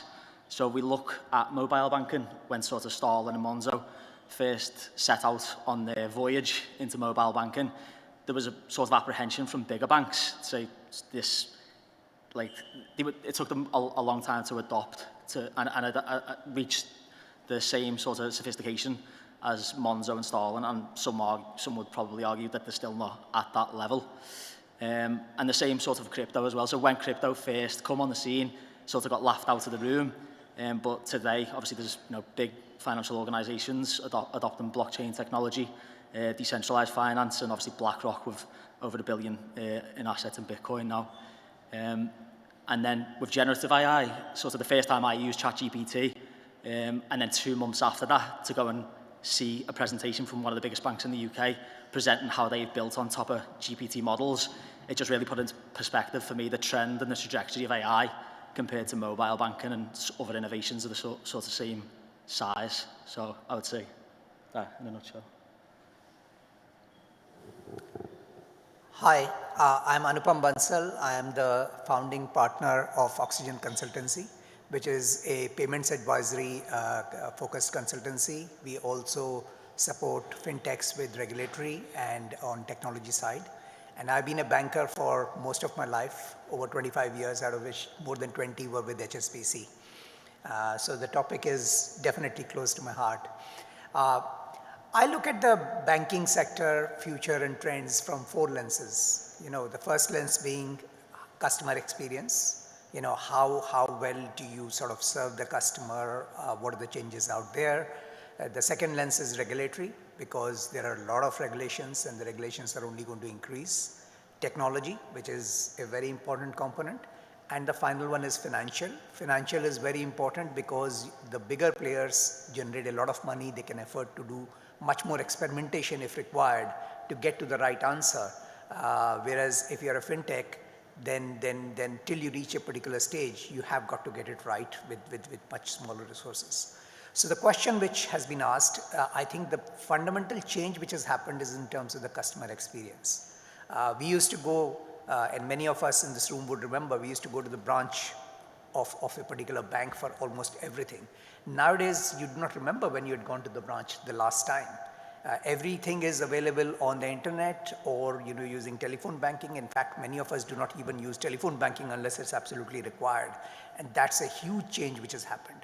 Not only that, the amount of information which is available to you is far, far superior to what it was available about 10 years back. And that is where, along with faster payments which came in around, I think if I remember correctly, 2008, which was an instant payment method which was there 24/7, that changed the whole experience of the customer. And so customer experience is what I would say has been the biggest thing in the last 10 years, and UK has been on the forefront of it. Hi everybody, I am Sarat Pidaredla. I'm the CEO and co-founder of a consultancy called Hedgehog Lab. We're a digital product consultancy and we're focused on digitally crafting a better world. My experience in FS has been for 20 years, helping build platforms, everything from really old school key facts, mortgage platforms, equity release, banking platforms, etc. And I'm also the financial services lead at Hedgehog Lab. And I think that the question is quite pertinent. I was going to say mobile, but then Ash already said that. I was going to say UX, but then Anupam already said that. But I think I do want to cover one trend that I think has been quite impactful. And I know regulators get a bad rap in our industry, and I'm not here, kind of batting for them. But one of the things the regulators have done, certainly if you look at the last 10 years or in the last 15 years, is things like PSD2, open banking, things like pensions dashboard, because the democratization of data, when you look at fintechs, many of them here today, or many of them that are building platforms now, that would not have been possible with the old school, data silos that we used to have, and the lack of innovation in the space. Now, of course, we can always have more, and I know there is a lot more for regulators to do when you compare with how regulation is working in, say, Singapore, for example, and how that regulator looks at regulating the market. And I know we've now got the FCA dashboard and FCA sandbox, etc. So there is a lot of innovation happening. And I think, you have to give the regulators credit for that, because without that, I don't think we would have seen the adoption of open banking. I don't think we would have seen some of these fintechs trying to solve these problems. So I think that's been a big trend. And my hope is it accelerates at the same pace that it has over the last 10 years, enabled by some technological environments like Gen AI, etc. And just actually back to you again, Sarat. I know that you wanted to talk about user experience. What do you think is going to be the biggest breakthrough for banks in improving and innovating consumer experience? But then how can legacy systems also adapt to meet those expectations that are expected from them? Yeah, I mean, as Anupam said, I think one of the biggest kind of trends we're seeing now is I call it the Uberification of banking, right? Because, we're so used to just getting an app out, ordering a taxi and getting it to where we need to. We expect that with banking. We want to open a banking app, make a payment, get done with it. We don't want to spend, 60 minutes trying to do payments. So I think certainly the user experience is definitely important. But one of the things I think we'll see as a trend going forward, particularly in terms of legacy, and I think, certainly some of the newer banks are focused on this, is we can talk all about the technology, and I'm going to say something controversial given that, I'm a technologist, is I think there was an interesting question the lady asked earlier in the panel about sustainability. And I think there is so much work some of the bigger banks could do on things like financial literacy and financial inclusion. So we do a lot of work with wealth management firms, etc. And it's amazing how many people don't understand simple things like ISAs or savings products or pensions, etc. I mean, we have a pretty young, employee audience, and I'm shocked when I hear how many people opt out of pensions willfully.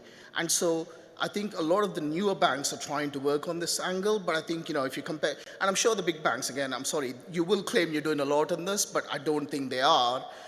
If you look at the proportion of the profits that they spend, and I think we're now relying on charities in the UK to provide financial inclusion and financial literacy and people like Citizens Advice, when it should be a big focus of banks. And I think you'll start seeing banks, and again, sustainability is not just about, driving electric cars or, it's about actually building an ecosystem that works for the people, planet, and profits. And I think there's a lot to be done still on financial inclusion and financial literacy.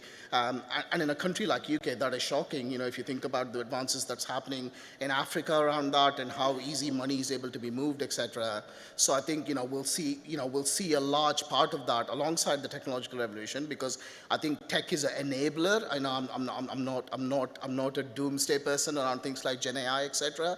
But I think at the same time, you have to balance that with how you look at some of the sustainability angles of how this tech is deployed. And if you're building an app, how is the app, including financial inclusion and financial literacy, is as important in the customer experience as it is about, making the fancy little micro animations, etc., that we all go gaga over. It's also about the use cases behind it.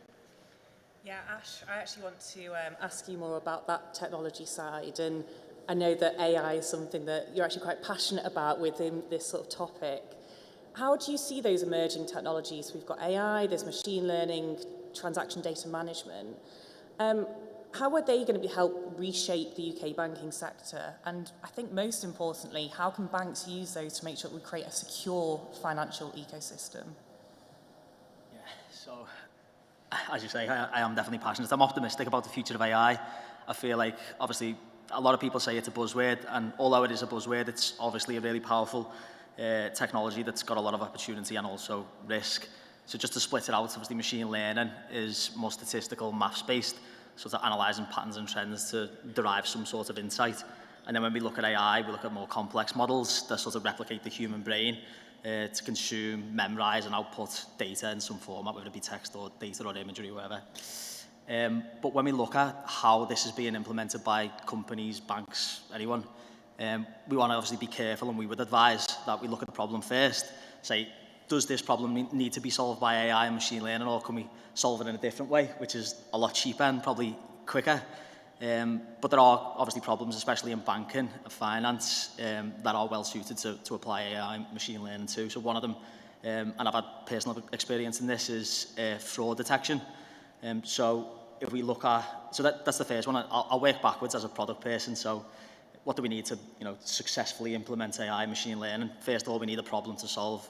Then we need an experienced team to go and build a great model for that. But fundamentally, and the most important aspect of the whole process is the data. So we could have a really hard problem to solve. We could build a great model, but if we feed it poor data, it's essentially rubbish in, rubbish out is a commonly used term. And then that sort of brings me on the security side of things. Obviously, as Anish has mentioned earlier on, we are seeing the biggest fundamental change to data in the financial system in the last 30 years. So the ISO 20022 migration.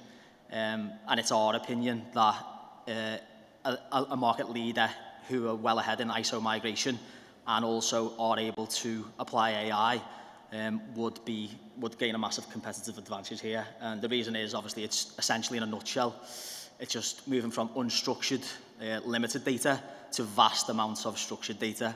And that's sort of, KYC, AML. I mean, the whole precipice of the ISO migration was to improve AML practices across the board. And then in terms of KYC as well, there's all sorts of different things to consider here. Obviously, there's a lot of different models in AI and machine learning. And sort of the issue, the problem, the challenge that companies face is that as this is generally accepted, but not exclusive, as model complexity increases, so too does accuracy. So what that means is we can implement really accurate models, but we don't know exactly why they've made that decision. And obviously in sectors like legal and finance, that's a major issue. So we're in sort of a juxtaposition whether to deploy a more limited model, which may be less accurate, but we can explain, or apply some additional technology on top of them more complex models to actually get an insight into why these decisions were made. Following on from that, obviously you talked about some of those challenges that can be faced. Anupam, over the next 10 years, up until 2035, what do you think is going to be the biggest challenge that banks are going to face? Is it going to be around innovation? Is it going to be regulation? How can they fight that balance that they're going to be faced with? So, again, looking at my lenses, and then two spring to mind. Customer experience, is it going to change fundamentally and keep on getting better and better, which it will be? Will it be as quantum change from what it was in the last 10 years? Probably not. I'll give an example. When we moved from regular TV to high definition TV, I think almost all of us went and changed our TV sets. When we moved from HD to UHD, many of us did not, and I think that there will be change. Many of the particular providers with legacy systems will try to catch up with the new ones. The new ones will go further, but it might not be as step change as previously. The biggest challenge will come in technology. And I think AI has got the potential to change quite a lot of things out there. I take your point that it has to be deployed effectively, but the amount of data crunching it can do, which will augment the particular systems which the banks have, will be tremendous. And we are still at the just the edge of what it can do. The challenges will be very, very different in that case. If you build a complex model, the persons forget how you've built the model. There will be probably 1 or 2 persons in that particular bank who would understand how the model is built. And over a period of time, as AI becomes more and more efficient, you might even lose those particular persons. How do you know whether the model is producing the right answer for the people or not? So it will translate into a people issue at some point of time. And that, to me, well, technology is the biggest thing, but one also has to think along with technology about the people, because it's the people who will actually build the system and keep it running to the benefit of everybody, all of us. And so technology and people, I think, would be the real challenge for the next 10 years. And one thing that I think, a lot of conversations have been opened up recently. We obviously had the US election results, which has opened up a conversation about how global markets can operate. Sarah, are there any key lessons that you think UK banks can actually learn from global markets, especially when it comes to tackling innovation, regulation, compliance, and also customer experience? Yeah, absolutely. I was making the point earlier around, I think, by the way, I agree with Anupam totally, is that I think that the biggest challenge of the future is talent and people, even more than technology, because if you're a bank, how do you attract and keep, and, the culture, there's a whole point to, look at that. But if you look at, what's happening internationally, I gave Singapore as an example, and I know the FCA is now doing a sandbox in terms of how the Singaporean authorities did the sandbox for innovation and stuff. But if you look at, we had a question earlier about payments in, New Zealand, about account-to-account payments. I mean, I come from India, and UPI, for those who don't know, is a universal payment interface in India, where you can pay people for whatever. You could buy a coconut and pay them with the UPI, or you could buy a car and pay them with UPI. And the idea that a country of that size and scale and regulatory challenges could implement a unified payment interface where peer-to-peer transactions became, a lot more easier, irrespective of which bank you're with, which credit card you subscribe to, etc. I think there's a great example there. And sometimes it's not about having a high-tech solution, right? Sometimes it's not about doing with things with Gen AI, etc. Look at Kenya and M-Pesa, right? And we did some work in that space. And the idea that, you could just do it at a really low level of text messaging. And that's a great example of where I think, at least certainly in the UK, the focus is all on the shiny new stuff and not necessarily on the people who are unbanked on the people who don't have savings, on the people who don't necessarily have the latest iPhone 16 to do what they need to do. And I was at the Barclays Executive last week, and we were at a Gen AI event, and there was a lot of exciting thoughts about the future of hyper-personalization, and I buy into all of that. But the fact that an old lady who lives in a village still needs a branch to be able to go and access her money, etc., there is still a significant amount of the population that is underbanked or not serviced by some of the new technologies we've got. I think there is an opportunity, and that's what I'm saying, technology is good both at the high level and the low level, is to look at low friction technological use of how you get that money out. Like I said, M-Pesa is a great example, text messaging or WhatsApp in India. So I think there is a small group of people that certainly get left behind in our economy when we're chasing all the innovation and the new stuff. And I think inclusive banking, will be a good thing for us to learn from other economies like South America, Africa, India, etc., about how you build infrastructure. I mean, I know I spoke to somebody in the payments industry recently about why UPI wouldn't work in the UK, and come on, it can work in the UK. It's just a regulatory, it's a vested interest problem, it's a platform problem, etc. So it's worked in India, which is one of the biggest populations in the world. So I think those are the things we should be looking at. Yes, we need to look at the future. We need to look at fintech innovation. All of those things are amazing, but actually, how do we make more of the people that are currently excluded from the banking and the innovation system included? I think is a big job for UK banks to do. One of those opportunities you just mentioned, though, was collaboration. And actually one of those, the big thing about fintech and innovation is this chance. I mean, we all love new words, don't we, in the industry? I think it's co-opetition. And it's about that sort of how we can combine both the technology and innovation that fintechs have with the trust that legacy banks have. Ash, how important do you actually think that these partnerships between the banks and fintechs will play in driving that innovation? And how do you see that battle playing out between competition and consolidation? Yeah, so I think in terms of future innovation, that collaboration between fintechs and banks is instrumental. I think the more collaboration between fintechs and banks, the quicker, especially the quicker we'll innovate. Obviously, banks can innovate, that should be said. Obviously, fintechs can just innovate at a much more rapid rate because of regulatory, obviously, constraints. They don't have the same regulatory constraints as banks. And then in terms of, there's a couple of points here. So happy path, obviously we want collaboration between fintechs and banks. And that's what we're seeing now. Obviously, I'm speaking from personal experience at Access Pay. We've maintained strong banking relationships. We're connected to over 1,600 banks all across the world, providing that layer of interoperability. But what we do see, especially in economic downturns, is sort of the bigger players sort of acquiring, especially consumer fintechs at cheap prices. We've seen that definitely over the past couple of years. I think in general, what we'll see in the future is fintechs and banks collaborating more and more. But on the other side, there will be consolidation in different ways. So obviously banks swallowing smaller fintechs, but also, I mean, there's a really good piece from A16Z, venture capital firm, saying sort of why all businesses will be fintechs, why every company will become a fintech.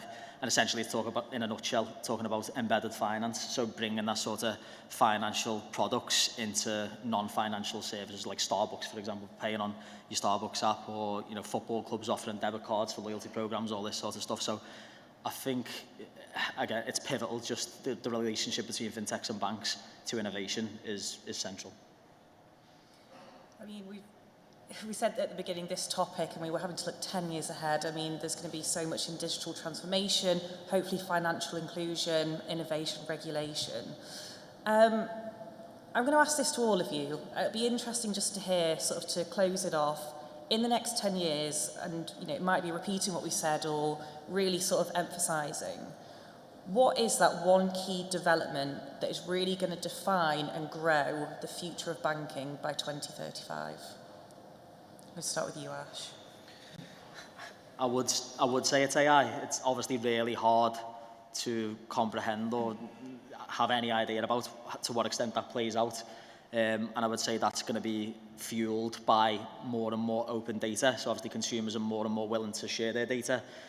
Businesses, banks, fintechs are all becoming more and more aware of the value in consumer data and what they can do and how they can productize that. So I'd say basically the intersection between data and AI. So I was about to say AI, but you've utilized that. So what I would say is that the customers will get a lot more choice, you know, in terms of what they want to do. They can do the banking through a fintech, they can do a banking through a challenger bank, they can do a banking through a legacy bank, they can do crypto, they can do cash, they can do, you know, payments, cards, etc. I think this choice is going to grow, and that is going to be a good thing. We have got to utilize technology, customer experience, regulation is very important out there. But in the next 10 years, I think that the choice for the customer is going to grow. It'll be built on technology, and quite a lot of this might be AI, it might be machine learning, it might be data, whatever it is, but that choice is going to grow. And I think in the next 10 years, that is what is going to be fundamentally different.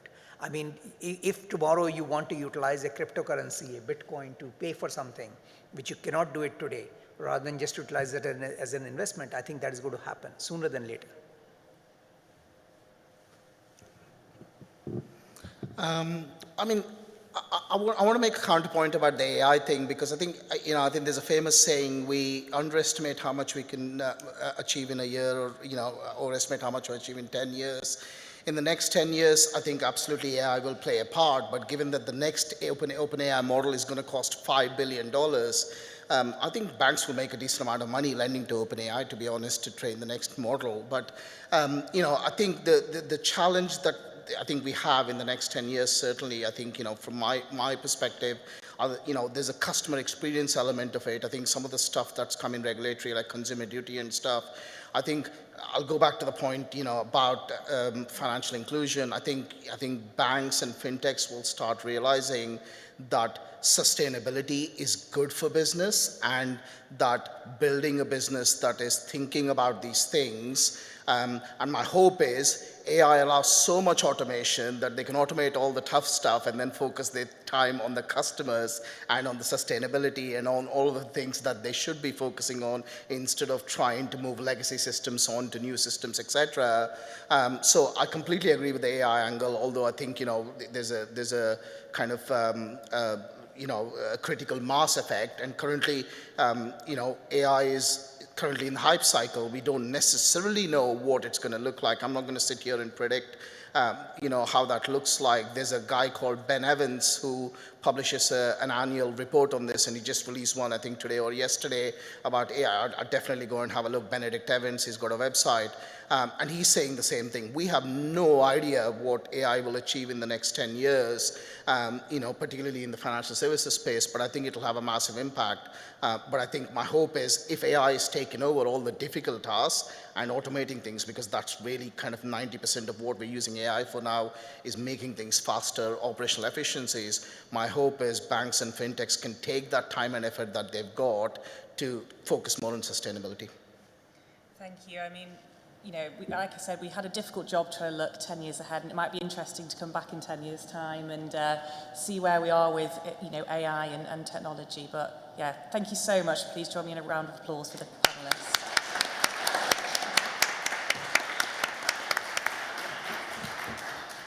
And a massive thank you to Lilia for expertly chairing such a short, quick-fire panel as well. You've done a really good job there. Thanks to all of our speakers as well. I'm going to keep things moving. I know you've all probably got loads of questions on the back of such a great talk, but we will be having a networking reception at the end of the day today. So I just want to keep the momentum going and keep everything moving forward to keep us as close to time as we possibly can be. Just another really quick announcement. I've actually found a ring at the front of the room here. So if anybody's missing any jewellery, please come and have a chat with me as well. So just wanted to say that. Anyway, over to Starling. Thank you so much. Thank you. Afternoon, everyone. We're Starling Bank. Let's see. Engineering the future of finance. So my name is Sam Clark. I've worked at Starling Bank for 5 years now, and I'm an engineering lead. And I'm Chloe. I'm a software engineer at Starling Bank based here in Manchester, and I've been with the company for 18 months now. I wanted to thank FinTech North for inviting us along. This is particularly special to me to be back in this building because 8 years ago I graduated from this very hall. It was a summer and it was about 30 degrees outside in Manchester. So I was roasting when I was last in here, where now obviously it's freezing. So let's take us back a slide. Engineering the future of finance. This is an incredibly broad topic, and it's probably too broad for us to cover in just 15 minutes here today. And I'm obviously very mindful of time too, so I'm not going to take us too far. What Chloe and I did was start to think about, well, what do we want to kind of leave you guys with? What do we want you to take away from today's session? We didn't manage to narrow it down all that much, but if you kind of consider the split of finance and technology, we're software engineers, so we're going to focus more on the tech side, which I think should complement today's session, because I think we've heard a lot, maybe more on the kind of finance side, and now you're going to hear from some engineers about kind of how we do what we do. So, what we kind of thought we wanted to do here today was to talk to you about the things that we believe at Starling, certainly in engineering, how we do things, how we think about things, and ultimately, how does our kind of technology help drive the innovation that you've seen, hopefully from challenger banks? How do we operate? So, who are we?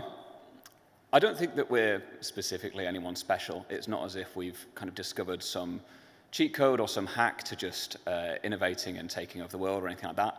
At the end of the day, we are all just a bunch of humans. We're flawed and we're quite unique.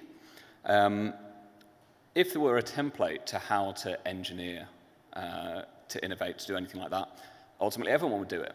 If there was an answer, it would just be out there. The truth is, it's different for every company, for every product, and potentially for every project. What might be true now for us at Starling won't necessarily be true forever. So I think that's something that's kind of important to consider in all of this. But the guy in the middle there looks rather happy, so we kind of wonder why that might be. So ahead of this talk, I kind of was asking myself, like, it's not me, but why do I like what I do? And I often get asked in interviews, it's quite a powerful question to ask an interviewer, what do you like about your job? And for me, the answer kind of lies in the question a little bit, because it doesn't feel like a job. I get to work with colleagues who are talented, who care about the product that they produce. And I think that's really kind of cool. We work for a company whose product is something that we are also consumers of. Ultimately, we use the banking app. We're people, as any kind of human on this planet, you will probably use banking in some sort of way. So we're super energized, more so than the kind of average person to do well here. So we care about what we produce and also care about the product itself. So we're our own customers, and that's quite powerful. So at Starling, we, in engineering, aren't specifically focusing on the very best engineers that we could possibly find with only that as the objective measure. We're much more interested in the kind of personalities of the people that we're taking on. So we like engineers that own what they do and take responsibility for it. At the end of the day, for an engineer at Starling, what you'll be doing each day is shepherding the code that you produce all the way from your laptop, at your home, at your office, wherever that might be, into production. It's your responsibility, and we need people that care enough about what they do to be able to do that safely. For me as a manager, I don't have any interest in micromanaging anyone, more so than any person would like to be micromanaged by their manager. So it means that we give engineers autonomy, and that's one of our favorite words. We find engineers who are clever and pragmatic, because ultimately we don't want to be holding their hands through these changes. From the very first day at Starling, any engineer will be given trust. For us in engineering, we are responsible, we take ownership, and ultimately we are empowered to do the right thing by our systems, by our colleagues, and by our customers. So what's great for me is that I kind of have the privilege of boasting that I'm surrounded by people that I trust and admire. So none of what Sam's just said about the magic behind what makes Starling engineers so great is gender specific. Believe it or not, a woman can be a clever, pragmatic and responsible software engineer as well. Yet across the industry, there's still such a massive gap between the number of men and women in tech. I've picked out a few stats on the screen that I think really illustrate the problem. And I think it's a shame that we didn't get to hear from Chloe Robertson earlier about her research in FinTech Inequality, because I'm sure she would have outlined a lot of the reasons why we need to be working hard to close this gap. Studies show that in equal societies, not only are women happier and healthier, but also men are happier and healthier. They're twice as likely to say that they're satisfied with their lives and half as likely to be depressed. So the same should apply to your engineering teams. Wouldn't it be great if your engineers were twice as likely to say that they're satisfied with their jobs? Starling is the only bank in British history that was founded by a woman, and I think it shows. And although Anne is no longer CEO, her values still remain within the company. Across the whole of the bank, women make up 43% of senior managers, and we have ambitious targets to reach 50% within the next 3 years. But even though we pride ourselves in creating a workplace built on equality, we're by no means perfect. Our overall median pay gap between men and women is 9.2%, and it's the technology department that plays a big reason between the difference. In tech, women make up just 10% of senior roles. So what are we doing about it?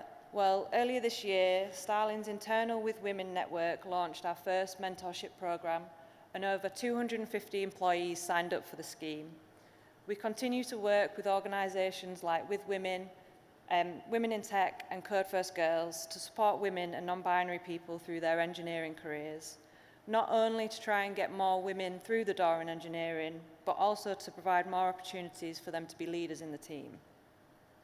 So we've talked a little bit about who we are and the qualities that make a Starling software engineer. Now we'll speak a little bit about the how we're engineering the future of finance.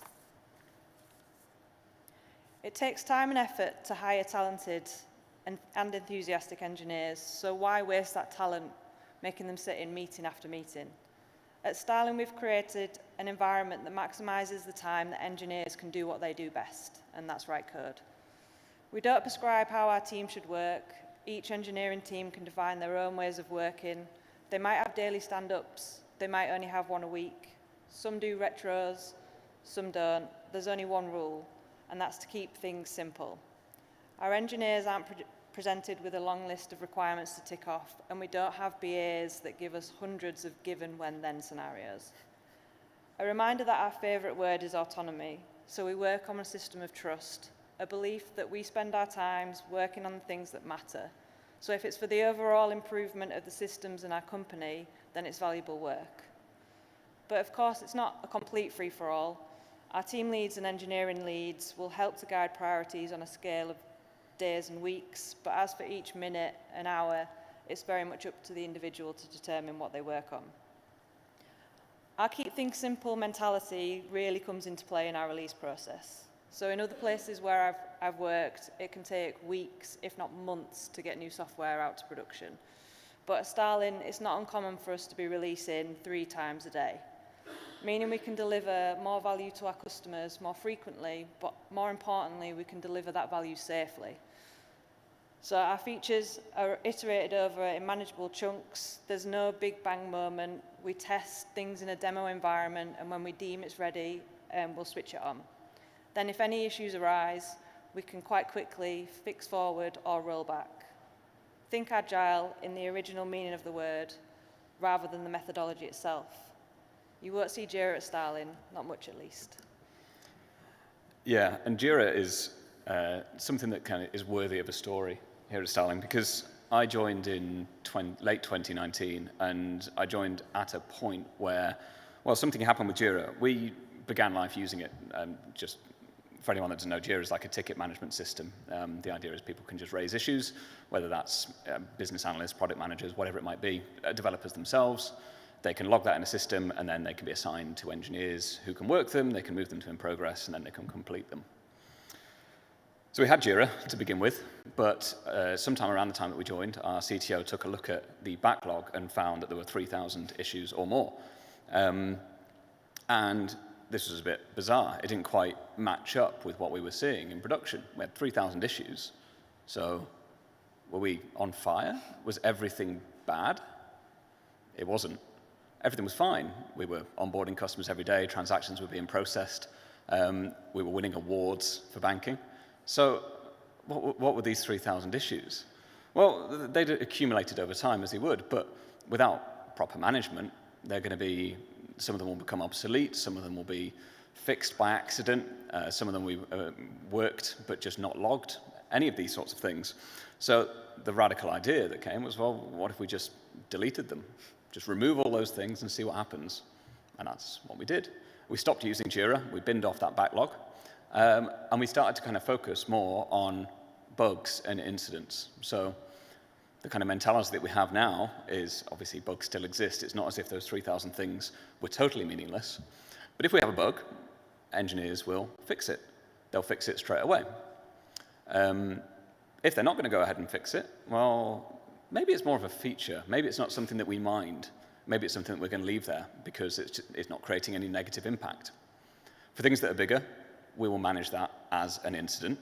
But ultimately, then, that means that we can kind of focus on that which we kind of deem important, where without Jira, we don't have to spend half a day each week pruning that backlog. Now, of course, that's not perfect. I don't think we're here to kind of say that everything that we do is amazing and it doesn't come with any drawbacks. It does mean that firefighting, which can be either bugs or incidents, can be rather disruptive. It does mean that whilst working on a project, a bug in one of the old projects that you worked on might surface, and you might just have to spend a day going and fixing that. Incidents could take over for weeks if there's any remediation involved. We might have to work quite hard to kind of resolve that incident. But that's okay, because I'll tell you a bit more about plans. We don't make all that many plans. So the idea of removing Jira is that we don't have kind of delays to projects for solving these kind of non-issues, these 3,000 things that didn't really matter. It does mean that we have this kind of implicit zeroth priority, where if anything surfaces, we will have to jump on it as a bug or an incident. But how do we do our planning? We think about the now and next. So it would be possible for us to plan all of 2025 right now. We could break it down one quarter at a time. We could think about all the features that we're going to build, the order in which we're going to build them. We could even bake in some time for fixing bugs and incidents. We could also give some time to kind of refine and calibrate our plans as we go along. But it's not going to go that way. We will be wrong. We can't predict what will happen in 2025. Things that you don't expect always happen. For example, global pandemic. That happened. And we had to adapt to that straight away. Any plans that we would have made would have been destroyed. So what we do is we focus on the now and next. It means that our engineers can focus on doing what they do best, which is ultimately coding. They're not estimating tasks. They're not doing story points. We heard earlier today, I think in one of the panels, about banking moving slowly as a sector. It's certainly true, but I think the idea of certainly tech within Starling is that we want to empower ourselves to move quickly. And a big part of that, I think, is making sure that engineers are in a position where they can maximize their time making changes. So it does mean that every single day, the game resets. We've got to turn up to work and reassess all of our priorities. We've got to work out at the individual level, at the team level, at the group level, department, whatever it might be. We've got to work out, are we working on the right thing right now? That's this idea of now and next. It's focus on the thing that is most important right now, and imagine if that suddenly disappeared, if it wasn't a priority anymore, if something changed, what's the very next thing that you would do? Anything beyond that doesn't really matter too much for us. So it means that, as I say, with that game resetting each day, it's on the individual to work out for themselves whether they think they're working on the right thing. So again, that individual has autonomy, our favorite word. So it does mean that sometimes we will leave things unfinished. Priorities change and we'll jump on something new. We do create debt. However, we do trust ourselves to pay off this debt. We do that kind of with open eyes. We know the debt that we're taking out and we trust ourselves to come back and pay that back. So ultimately, it's a trade-off that works for Starling. Now, we've got a bit of an abrupt end here. As I kind of promised, 15 minutes isn't all that much time to just tell you how to kind of run an engineering department. I'm kind of hoping that some of the things that we've said is at least a little bit objectable. Maybe you think we're wrong about certain things. That's good, because I don't think we have a one-size-fits-all solution. We just have something that works for us right now. If you don't agree, if you think that we're crazy, you'd be very welcome to come and tell us. I'd like that. But hopefully, from these 15 minutes, you've got a bit of an idea of how Starling do engineering. Thank you.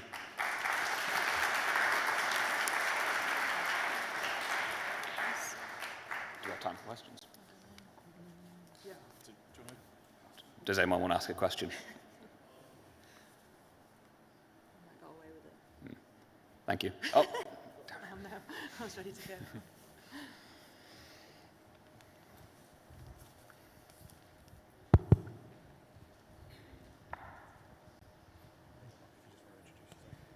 Hi, Mark O'Keefe here from Optima Consultancy. I've got my Starling socks on, actually.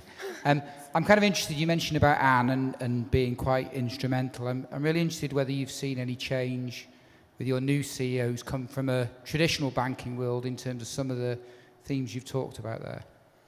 That's a really nice question. We do also have some socks in our rucksacks, so if anyone else wants Starling socks, we've got about 20 pairs that you're welcome to come and grab from us. It's a really nice question. I think we've got Raman as our new CEO. He came from OVO Energy and prior to that HSBC. One of the changes that I've seen almost straight away from Raman is that he's brought with him, I think, the perspective from a bank like HSBC of where we are as a challenger. And he's kind of, one of his observations is that, again, we heard it on a panel today, there was a lot of disruption when the challengers first arrived, but since then, a lot of the legacy banks have managed to catch up a fair bit, and that one of the things that he's really looking to do is essentially put the accelerator back on in terms of innovation, which I think hopefully should make for quite an exciting time for Starling and for anyone that uses it. Thank you for the question. Any more questions? Awesome. Thank you so much, guys. Thank you.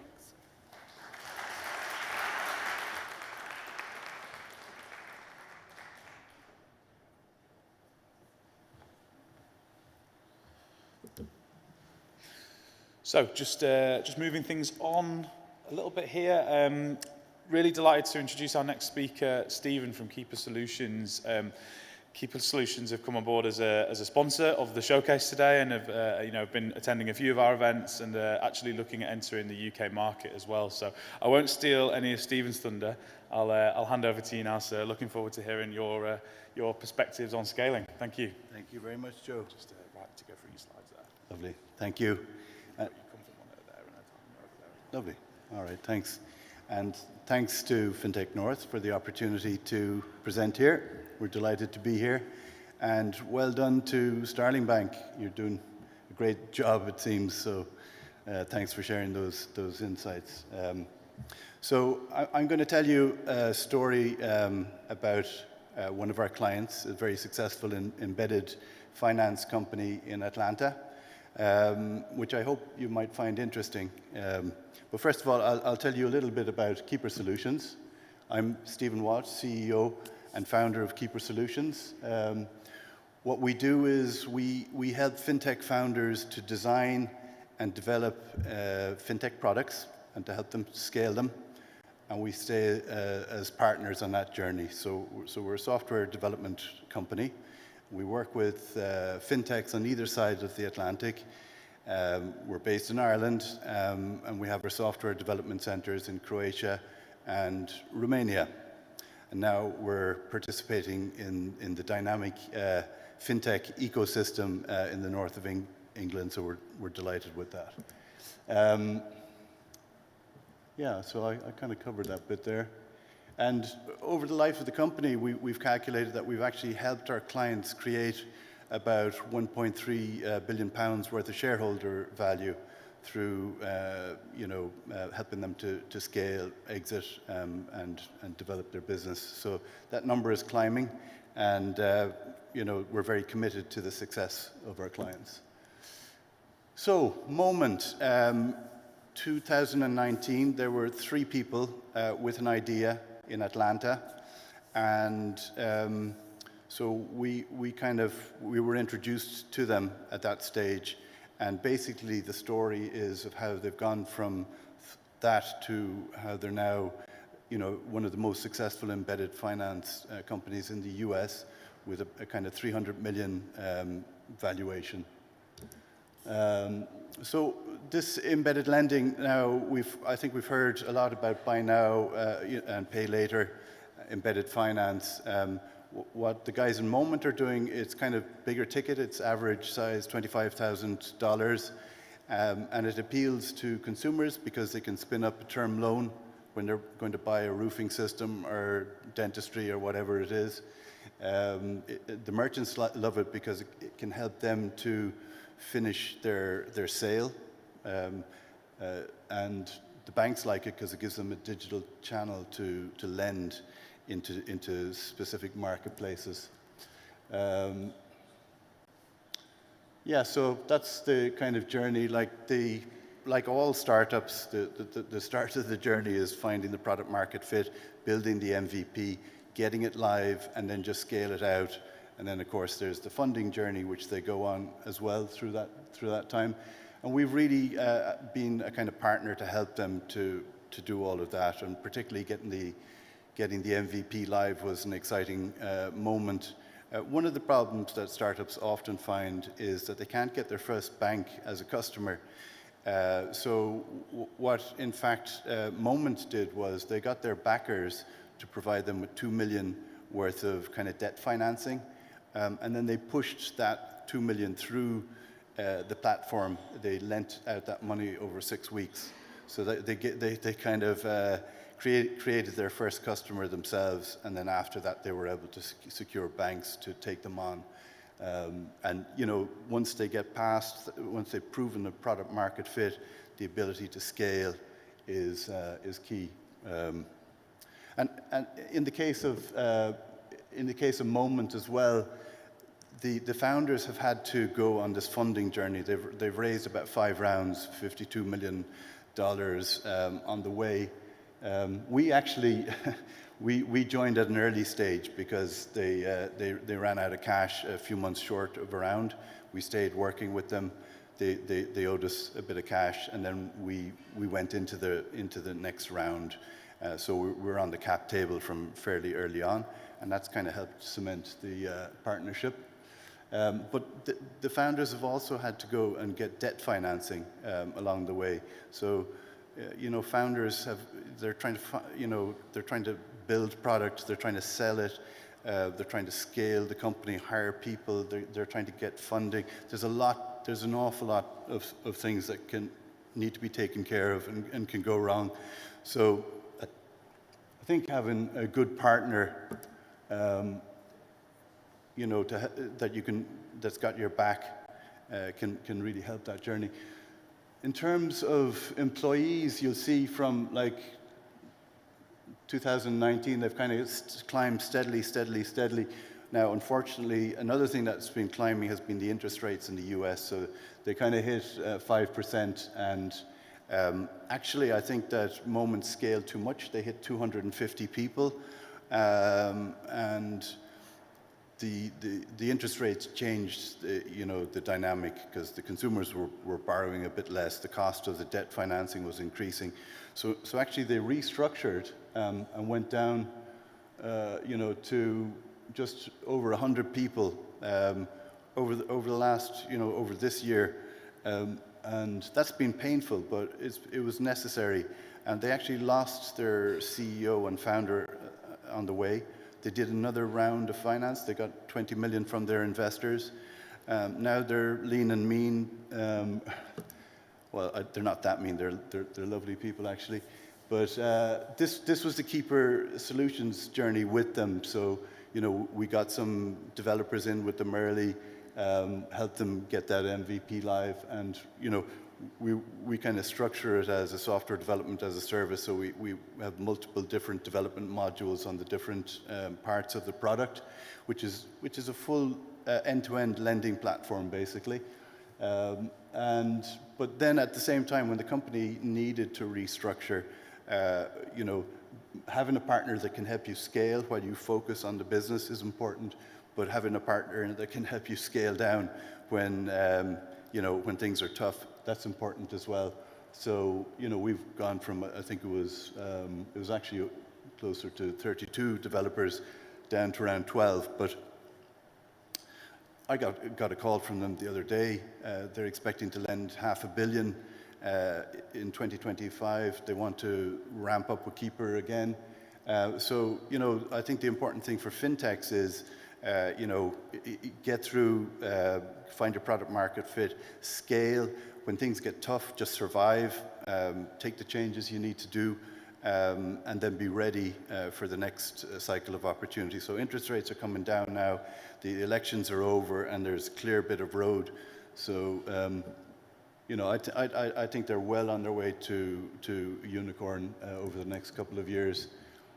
So we've done some design, we've done development from the back to the front and testing and all that kind of stuff on that sort of tech stack. Yeah, so that's the story basically. Anyway, right now they've got about 3,000 merchants. They've served 50,000 customers. Remember, big value, $25,000, $30,000 loans. They've originated that amount of loans, and now they're really kind of going to do a lot more. So, key takeaways. I think the three founders had come from an embedded finance company that was legacy, so they understood the industry very well, but they could see the opportunity to deploy technology, and that gave them a great start. Key partnerships, not just with ourselves, but with the investors, with the debt funders, with their merchants, with the banks. Very important. Resilience, I've spoken about being able to survive in difficult conditions, be able to take difficult decisions, being able to keep people with you. And the culture. Culture is based around, actually what they have is they try to diffuse tension by having fun and lightening the atmosphere. So it sounds a bit like The Office, but it seems to work for them anyway. They've got a good culture, and that allows people, when there's opportunity, to really focus and chase after it. But when they have to scale back, then I think that people understand the situation and they kind of go with it. Also, the thing to watch out for is the culture in your organization as a fintech and the culture of your strategic partners, and to see that they gel together. That's it. Thank you.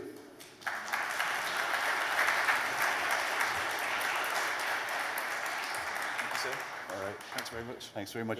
I should say we're delighted to sponsor the showcase, and we're looking forward to seeing the pitches now, so bring them on. Thank you very much, Stephen. Cheers. Thank you very much for your support as a sponsor as well as the showcase. So this bit is always a crowd favourite at FinTech North. We're going to do some really fast lightning pitches.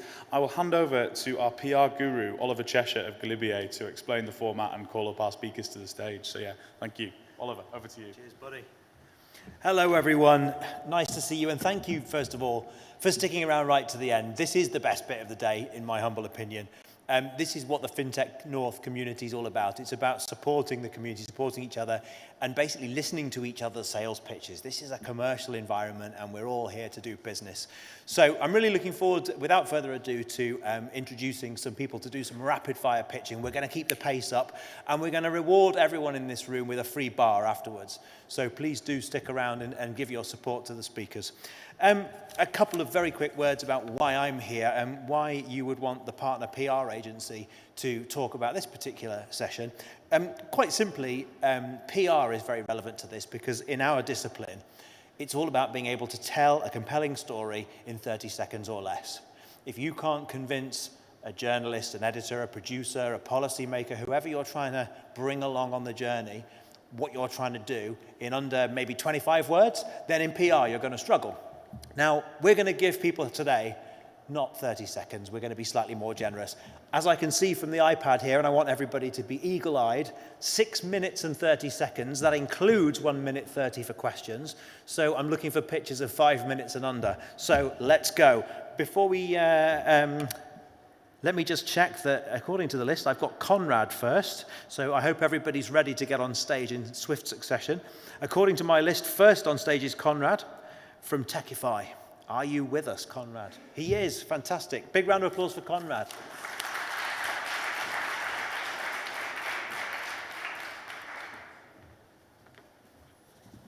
Thank you for having me. It's been an amazing session here at the FinTech North conference, and this is a privilege for us at Techify to pitch our product today. It's been quite an insightful session, and many thanks to the amazing speakers here today. Right, so my name is Conrad Adigwe, and Director of Digital Transformation and Innovation at Techify UK. And as an organization, we develop applications. We have enterprise business solutions that we have developed over time. We also do e-commerce applications, payment solutions, and quite a number of solutions to help businesses innovate, to help businesses automate their processes. Particularly today, I will be talking about an amazing solution we have just developed to help clubs, alumni groups, to help membership groups create that unique experience where they can help members within their network harness the power of the value that they all have together. So the name of the software is called My Membership.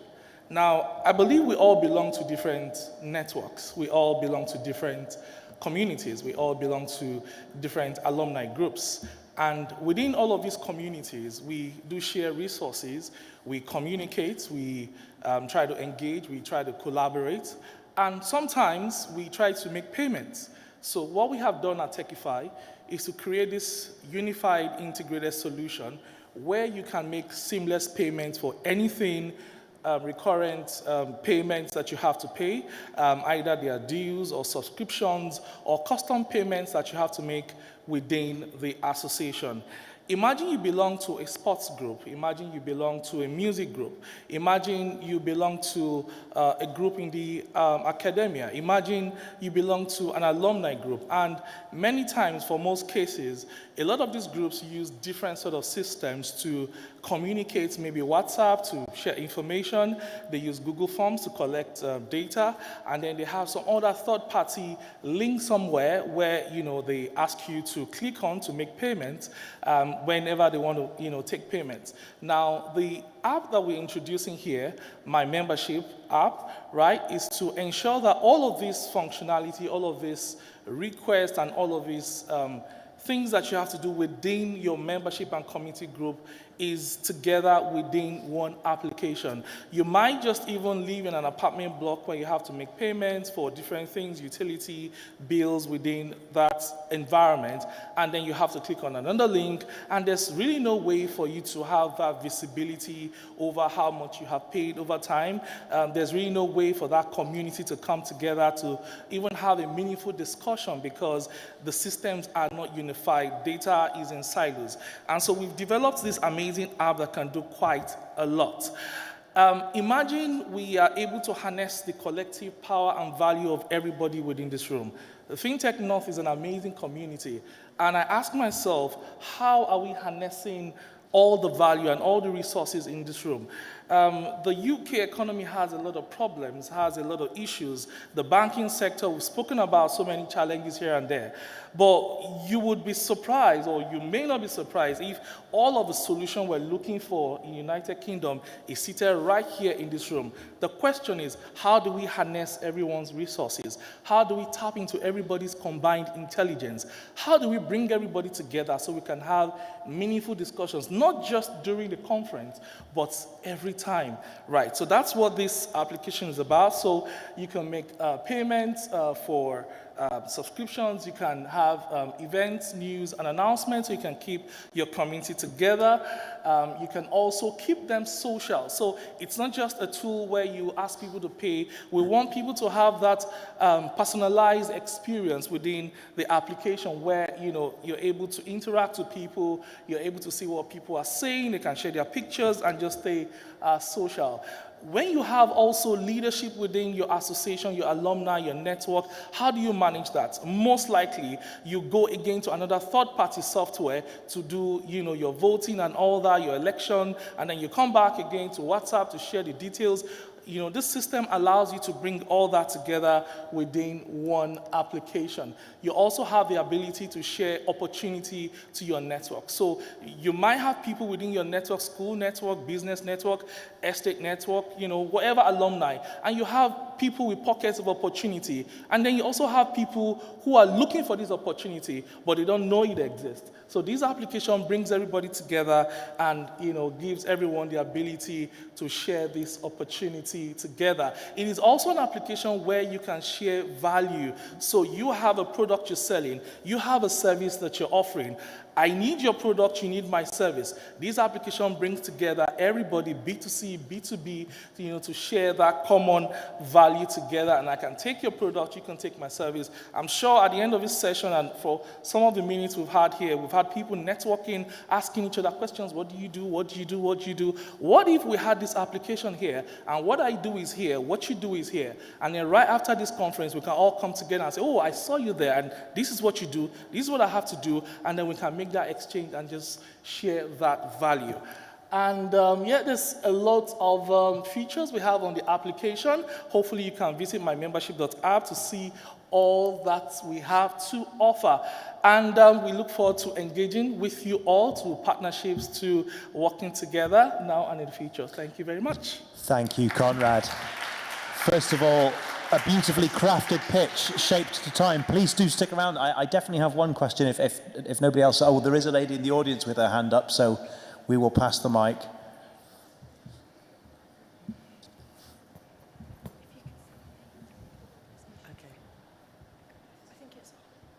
Hi, Elaine Mullen from Corelytics, a regulatory technology company. What a passionate speech, I have to say, pitch, brilliant. I'm really interested in what your commercial model is. How are you going to make money, or do you allow advertising on your platform? How does it work? Okay, so it's a subscription-based platform, much like you have your software as a service. That's what it is, really. And within the platform, you have the opportunity to advertise. And also within each of the networks, we also have the advertising platform where the networks can also get revenue from members advertising on their own network and platform. So because I know Barclays Bank is on my network, I can pay for instance, FinTech North to advertise on that platform. So there's that two model for that sort of revenue drive on the system. So for us, anyone coming on board would subscribe to get onto the platform, and within the network, they also have the opportunity to drive revenue. Thank you very much. I love the idea, and I think your total addressable market is immense, so I wish you every success. Everybody, please join me in thanking Conrad. And whilst you're clapping, let's also clap for Sarah Gorton, who's joining us from Protect Group.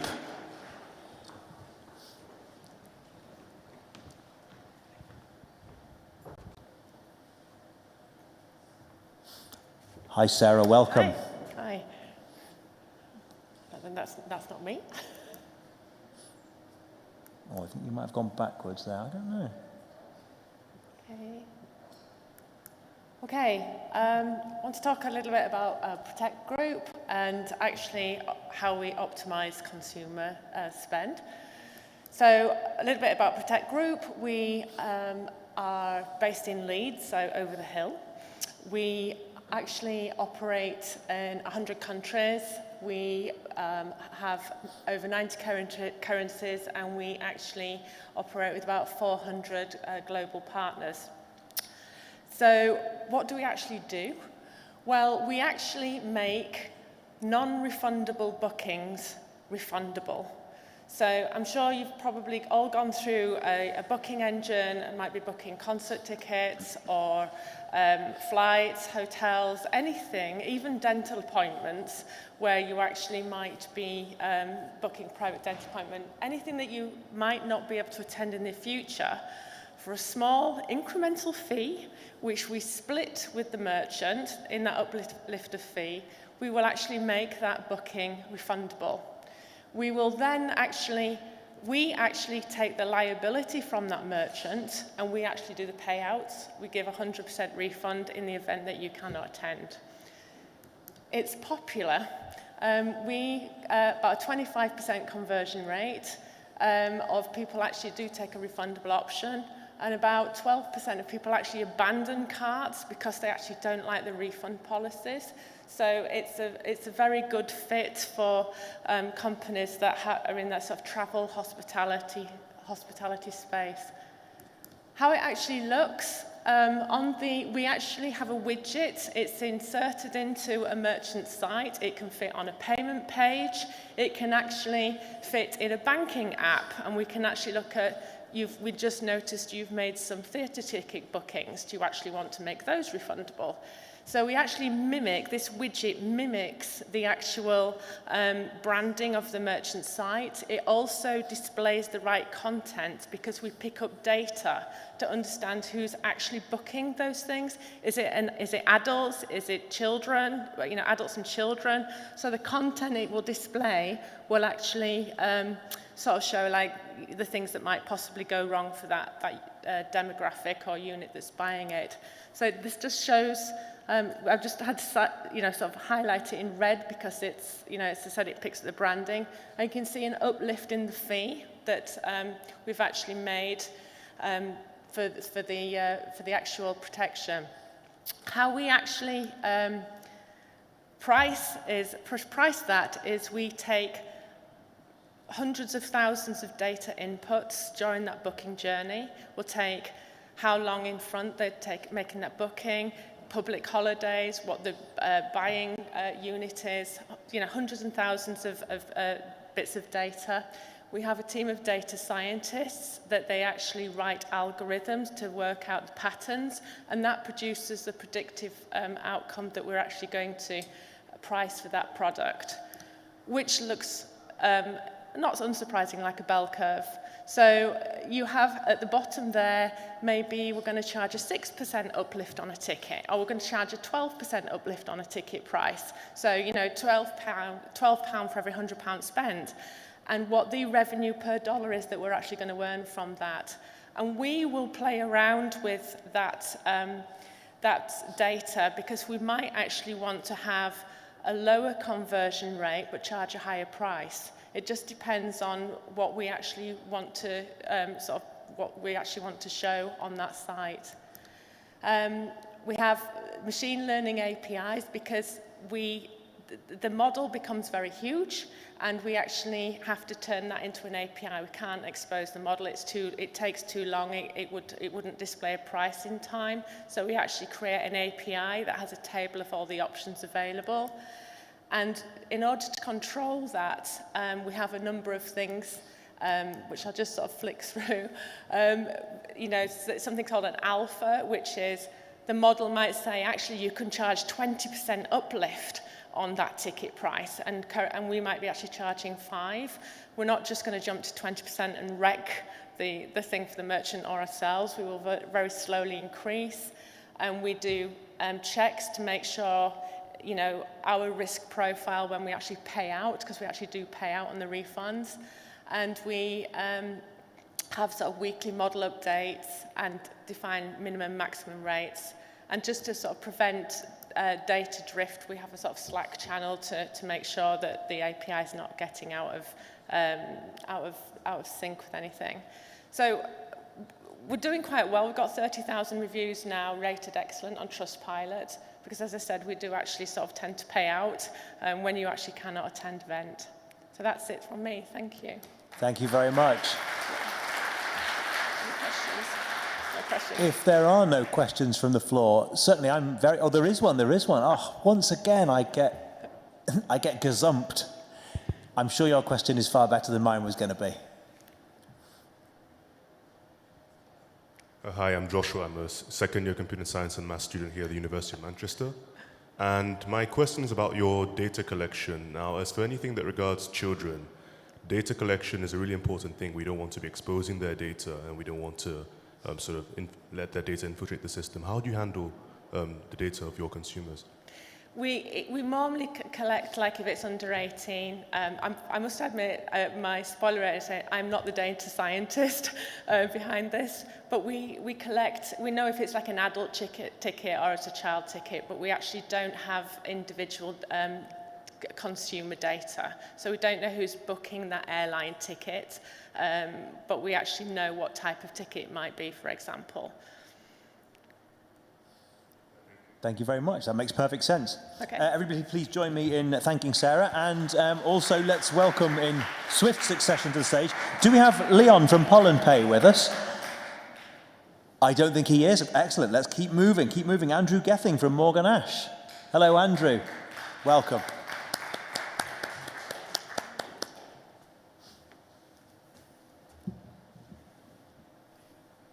Excellent. Afternoon all. Yes, so my name's Andy Gething. I'm founder and managing director of a company called Morgan Ash. I too was on the stage. It was 40 years ago, I have to admit, but getting my degree in engineering. I was actually in civil engineering, and now I do data engineering essentially. So consumer groups and charities have been going to the government saying, look, we know that people with mental health problems, with disabilities, and all sorts of issues, divorce, bereavement, are getting a bad deal from financial services companies. The government has gone to the FCA and indeed Ofgem and utilities, but I'm going to focus on the FCA because it's a FinTech conference. And the FCA introduced a new regulation which had the total banner is called Consumer Duty. And then part of that is about looking after consumers under the title of vulnerability. Now, about 50% of people are vulnerable at any one time, and that includes all sorts of vulnerabilities, so health, lifestyle, as well as financial. The challenge is, how, for financial firms, do you understand and find those people? Because there is no data out there to do it. There is health data, but obviously they're within NHS, and we can't access that. There is lots of financial data within credit reference agencies and so forth, and that does tell you about financial vulnerability, but there's no real access to no easy source of data. So the industry, quite frankly, is struggling how on earth they understand who is vulnerable. Consumer Duty moves the goalposts. So previously, it was up to the consumer basically to buy the product, and if they bought the wrong product, it's their fault. Consumer Duty moves the goalposts to say it's now up to the financial company, and this is all regulated financial companies in the UK, so it's everyone, to say you've got to understand the consumer's circumstances or their vulnerabilities, their characteristics, and make sure either they're not buying or they're not getting a bad deal, and they refer to bad outcomes. So how do you stop bad outcomes? And a bad outcome can be not just bad service, but the fact you're paying for something for too long, you've bought the wrong product, maybe you had a bereavement and you bought it incorrectly, maybe you have Alzheimer's and actually you're paying far too much for things. And actually, there's an awful lot of this going on. So how do you find that? And the problem is the data doesn't exist. So we went and basically solved that problem.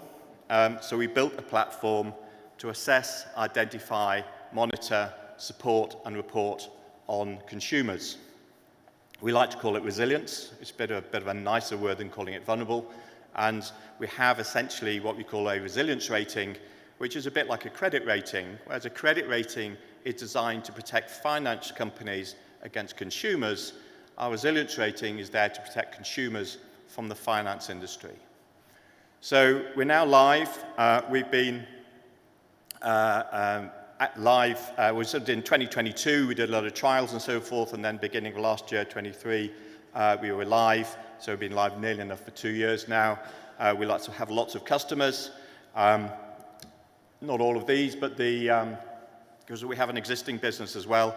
But we have companies in credit, we have financial advisors, we have building societies, we have insurance companies, we have debt companies, and indeed slightly off-piste, but we also have a large utility company who are now working with us. The aim, it's still early days from that point of view. The aim eventually is to have essentially to be able to have a resilience rating which I can share. So I can say, I'm in this bank, and I'm happy to share my details with these other people. We are collecting highly sensitive personal information, So cyber, GDPR, all that makes this, a little bit more tricky than normal. I think this is a whole new generation. I revert to it really, although the regulation refers to this about vulnerability, I like to think about personalization.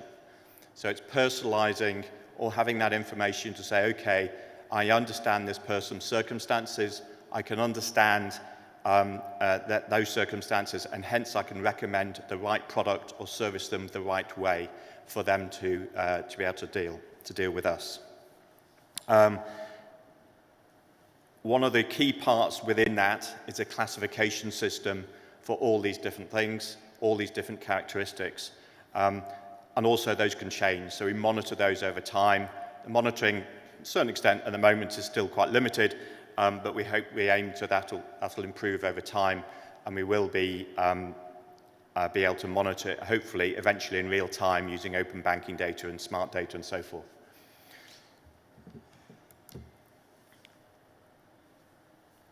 If anyone's interested, please get in touch. That's a very quick. Thank you very much. Again, perfectly timed. And a very interesting pitch. I do have questions, as always, but first I would offer the opportunity out. Oh, there's another one. There's always one. There's several. Cheers, Joe. I'll catch you afterwards. Yeah, benefit being near the mic. Darren Earnshaw, Barclays Bank. So as we know, vulnerabilities are temporal in many circumstances. How have you thought about the potential liability if you're reporting an incorrect vulnerability and a customer's disadvantaged? Yeah, so it depends where you get the data from and how you use that data. So our approach from that, at the moment, people just don't have any data, quite frankly. So, the view is perfect is the enemy of the good. So, yes, we don't, in our methods, we won't collect every single alcoholic. We won't get every gambler from that point of view. But there's huge amounts of people out there who have a disability or have mental health issues, have Alzheimer's, who are desperate to try and get their financial institution to just, work with them as opposed to against them. I think the worst case I know is a lady who's a domestic abuse incident, a lady who was a victim of domestic abuse. She moved out of her house. The bank then wrote to her abuser, effectively the husband, and she moved again because the bank told her, the abuser, that she was being abused at her address, and he found her again. She had to move 3 times because the financial institution was revealing her address. So that's probably the worst, but there's lots of cases where we all know someone has really suffered. You'll go into an organization, you say, look, I've told you this, and that's not been passed on. And people say, oh, we can't record that GDPR, we can't record that data. So, yeah, there's a ton of work we can do just really simply to make lives a lot better for the vast majority of the population. Thanks very much, Andrew. Fantastic. Thank you very much. Next, I'd like to welcome Holly Young from GM Business Growth Hub. Hi, Holly.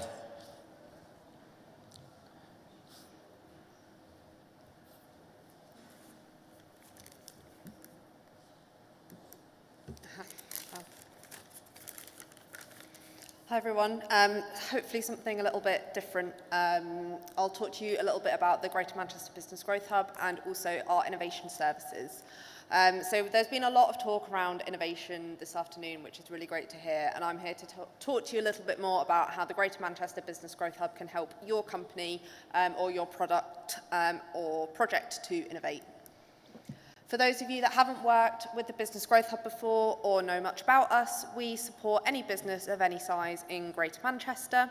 All of our support is fully funded, and we have 5 pillars of support that we can offer, ranging from support accessing new markets, workforce development, support with things like reducing your carbon footprint.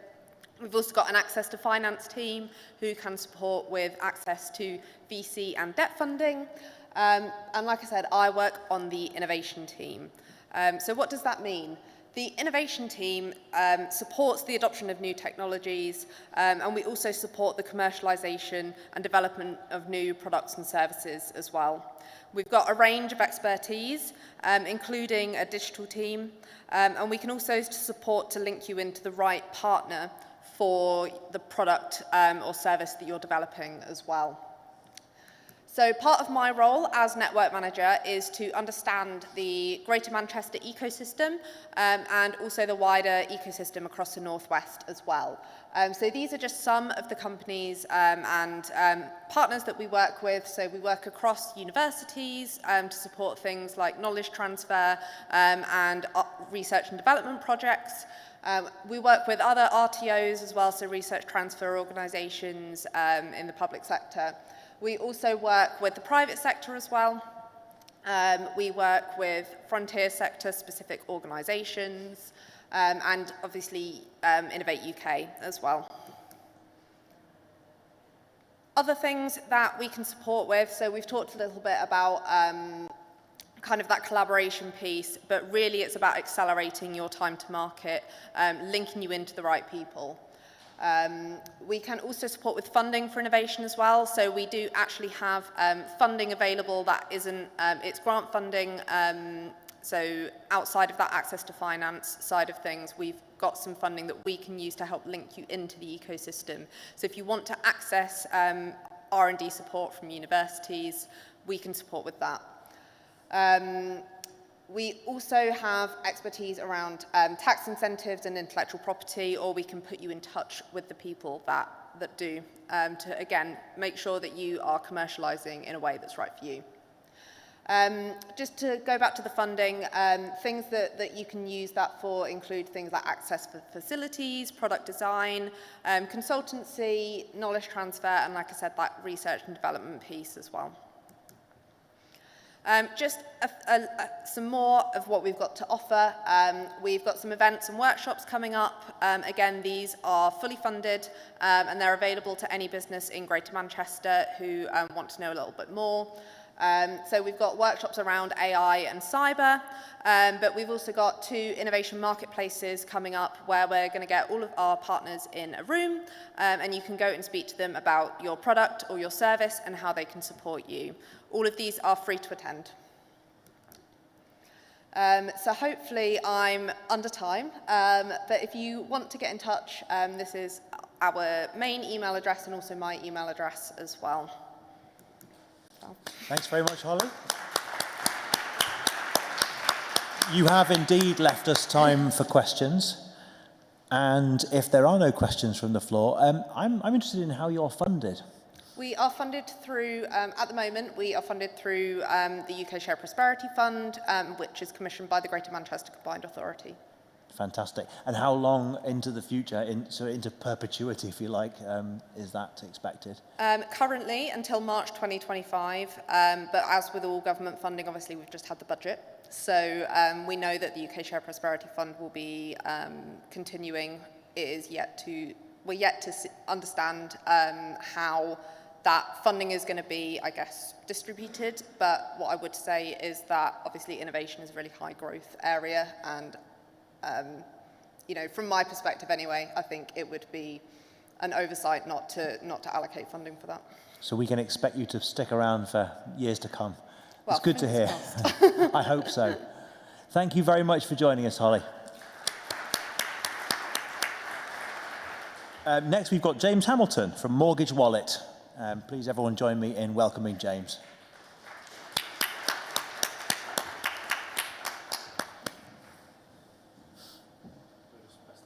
Yeah, please. Just a quick shout out on the Growth Hub. I've just been part of the Ascend programme, and we've just come back from a trip to Lisbon. So if anyone's looking for funding, looking for expertise and skills, I would definitely recommend speaking to these guys. This us, yeah. Cool.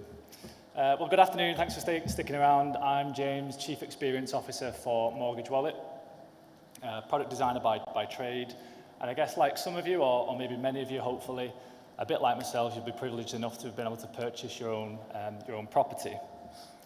I recently embarked on this for my growing family, and kind of this is where our mind goes, right? When we make that commitment to move or to buy, we go to that Instagram moment, that moment that you can probably all imagine, the turning the house into the home, the receiving your keys, the decorating, furnishing, etc.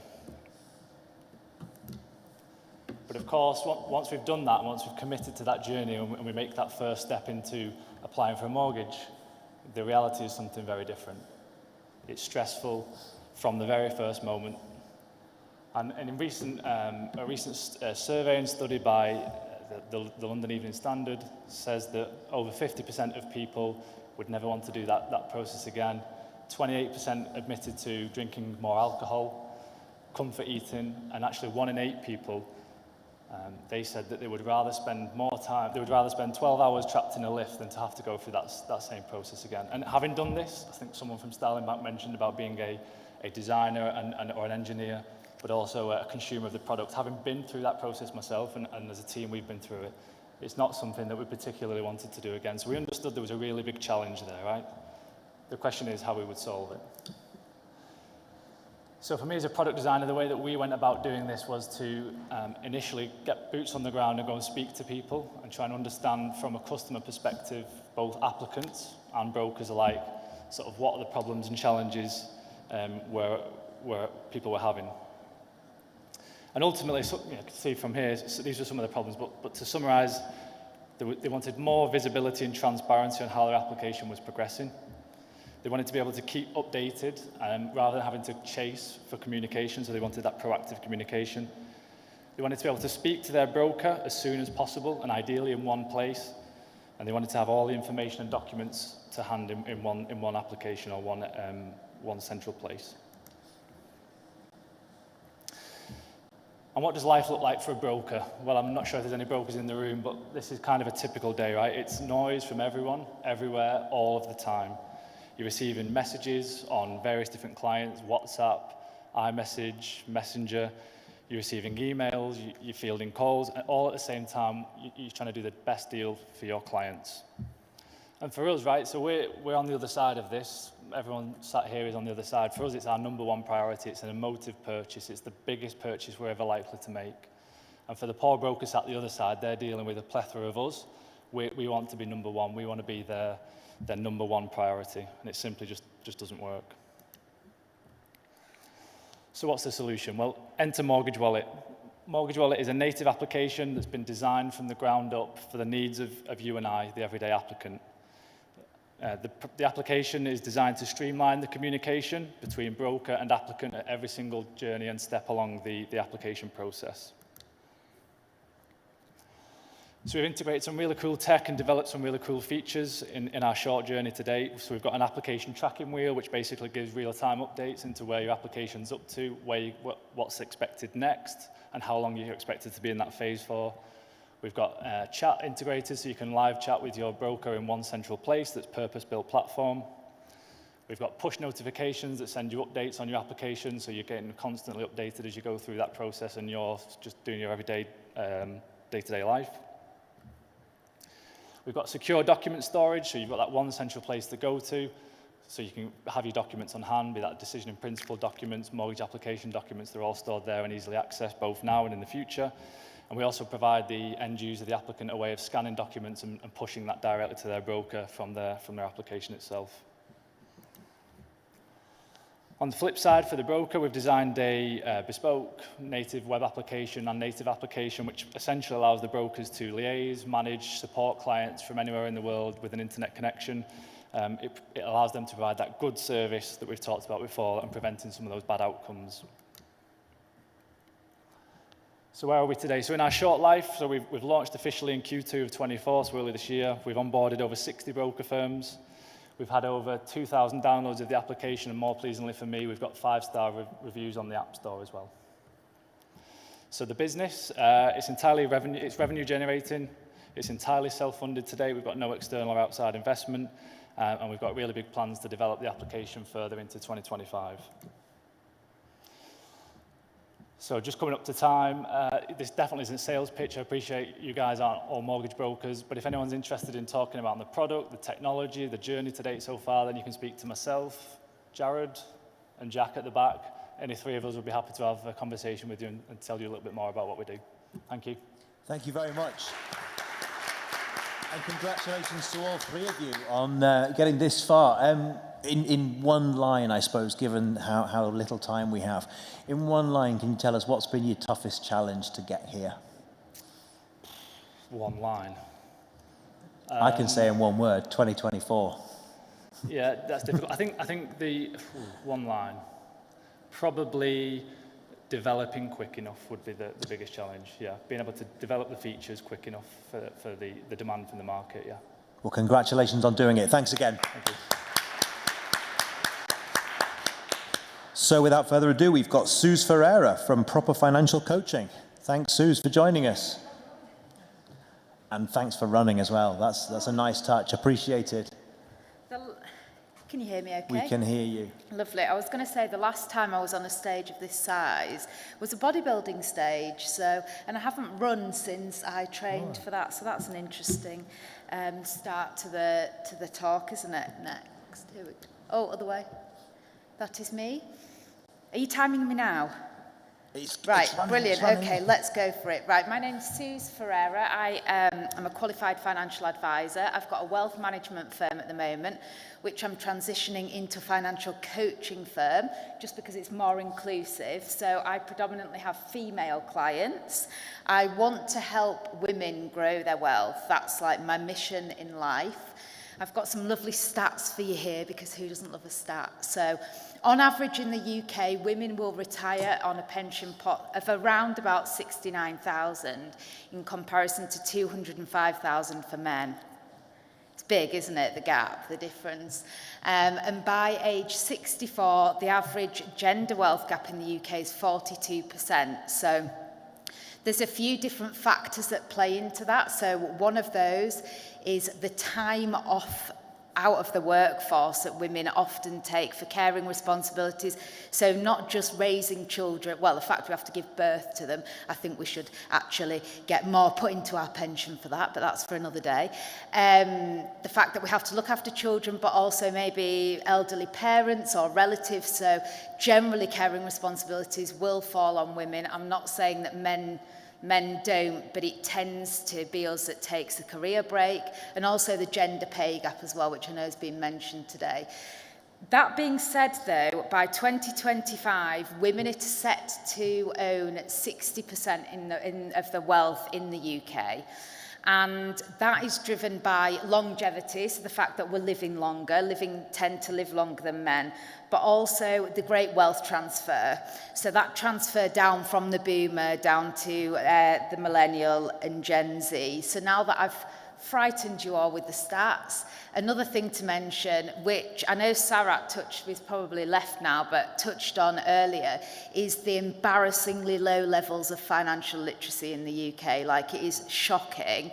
And I would ask for a show of hands, I usually would, about who was actually taught anything about personal finance in school.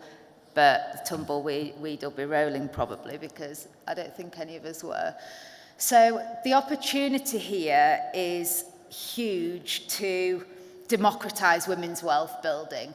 So the global female market opportunity is about $31 trillion. And fintechs know about the size of the market, of the opportunity, but less than a third of them will actively design products for women. So we're not just talking about, colouring it pink and slapping a flower on it. Not that everybody, not that all sort of female products look like that. Really designed for women in mind. So leaving on the table about $700 billion US in annual revenue loss due to that untapped potential. So what on earth can we do about it? We've gone out of sync there a bit. Well, I can barely work an iPhone, but I'm going to launch a tech company. So that's my, how can I describe it? That is my confession of the day, that I'm not techie. So I want to be able to help women grow the wealth, and the way to do that is probably through tech. That makes sense to me, so that I'm helping thousands of women a day instead of just hundreds in a year. And usually the women that would come for financial advice do have some sort of level of wealth. And I think there's a really big gap in the market for inclusion, so the financial inclusion that people were also mentioning on the stage earlier, and economic empowerment. How am I doing for time? Nearly running out of time.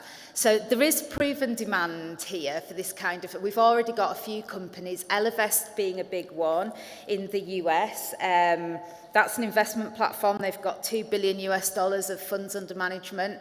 Sequin is a card that's aimed at improving women's credit scores and financial access. So that was a credit card. Alina Invest and Female Invest, which is actually based in Denmark. They just closed a Series A funding round of £8.7 million. They're based in Denmark and in the UK, and they're an educational platform. So the demand is definitely there. How would we commercialise an opportunity? Well, there are several ways, but for me, founding this new business, the main thing for me will be the well-being, so the increased financial well-being for the people actually using the platform. There would be a small commercial element there. I think you probably need to generate revenue from that just so that there's some value associated with it. It would make sense to do that rather than just sort of giving it out to all the users for free, but I'd be totally open to that. The big thing, though, is in the data. So the key commercial element, and probably like societal change, would hopefully come from the data. So AI is not a buzzword, I don't think. I don't know about it as much as people have been on this stage, but I was mind blown when I spoke to an AI, an intellectual property lawyer who specialises in AI. She said potentially the data could be used to retrain AI on gender bias, so I thought that was super interesting. And the other thing is the data, I'm hoping, will be able to inform the design of products and services by banks and, well, if the legacy banks are too big, they can't move quick enough, and or lazy, I don't know, I'm not in banking. But if the appetite is not there, I'm sure for the smaller, more nimble banks there will be. But societal change is important, and I'm nearly out of time, and I always do this. I write loads of notes and then go completely off topic. So I am looking actually for a technical co-founder or potentially CTO. Somebody doesn't necessarily need to have any fintech experience directly. And I'm also open to honest, frank feedback. And that's it. Thank you very much, Suze. 6 seconds. Yeah, perfect timing. That, of course, means, unfortunately, we don't have time for questions, but actually the question I was going to ask you answered beautifully about data, and really, really interesting. And obviously, thanks again for the speed, the energy, not to mention the big idea. Thanks, Suze. The penultimate presenter, Iqbal from the University of Manchester. We heard earlier this morning about the MSc course in financial technology. Perhaps we're going to hear more about it now. I look forward to hearing this pitch. Welcome, Iqbal.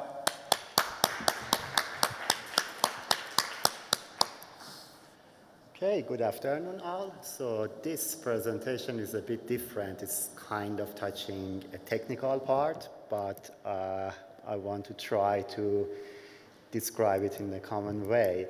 So during the last few years in University of Manchester, Alliance Manchester Business School, we have been developing some language models, smaller than the language models we know these days.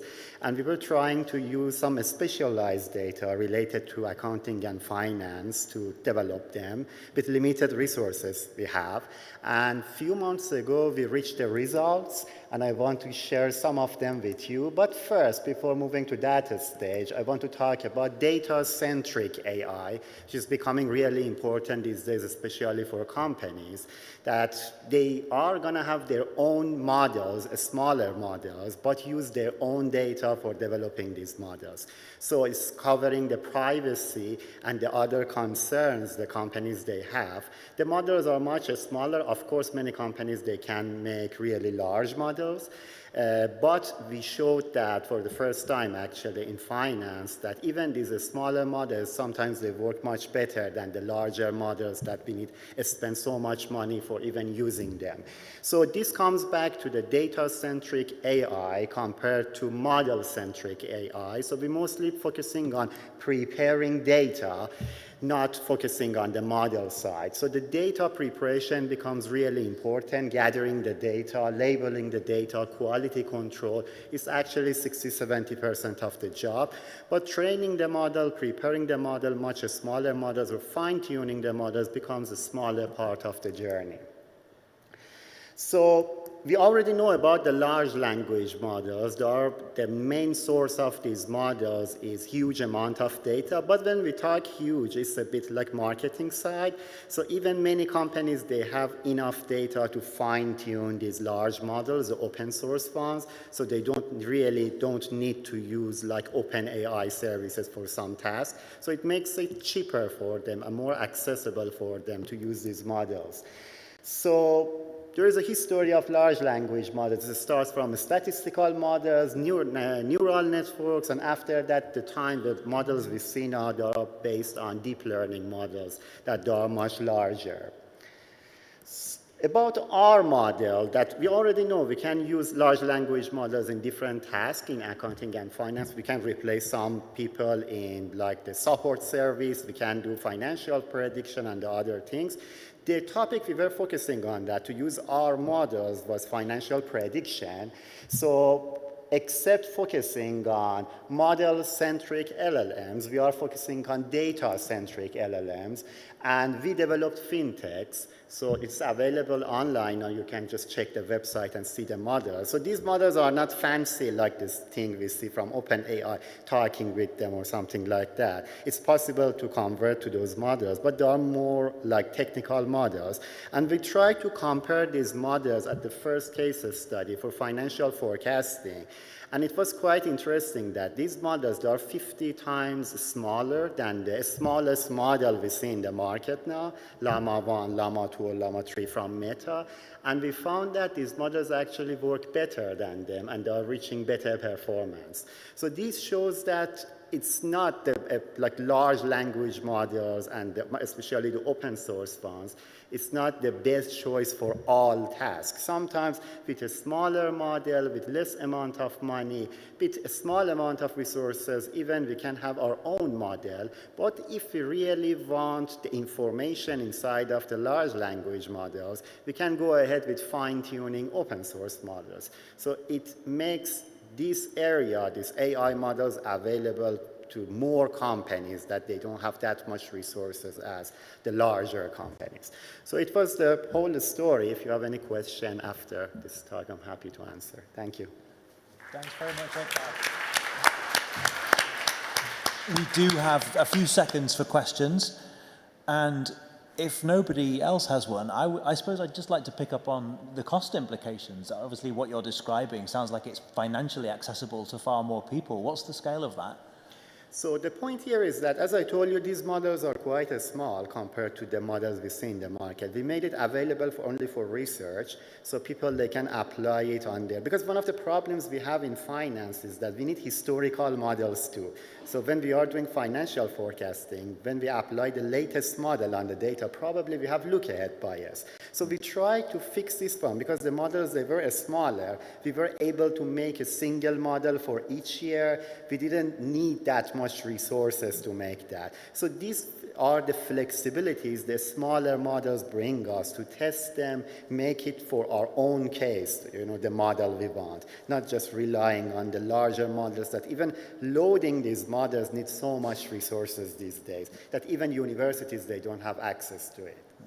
Thank you again. This is really clever stuff. Very impressive. Thanks, Iqbal. And thanks again to everybody that has stuck with us right to the end. And I'm pleased to say we have Jim Fell joining us, who is our final presenter of the day from Credit Canary. Let's give him a warm welcome.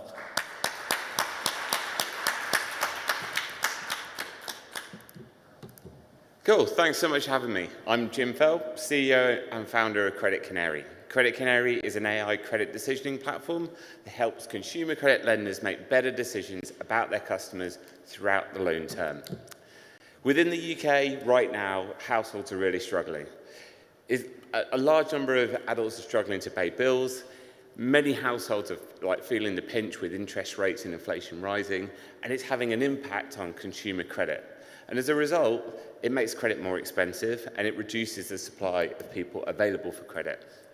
But when it comes to consumer credit, lenders are very reactive. They make decisions up front, and once they make that decision, they hope that a customer goes on to pay back their loan on time.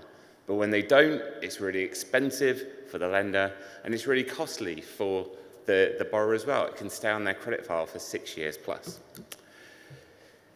For lenders, they have big problems with this. So firstly, defaults are at record high around the world. This ultimately reduces the supply of good candidates in the market, which stunts their ability to grow. And they're faced with new regulation that's dramatically hitting their bottom line.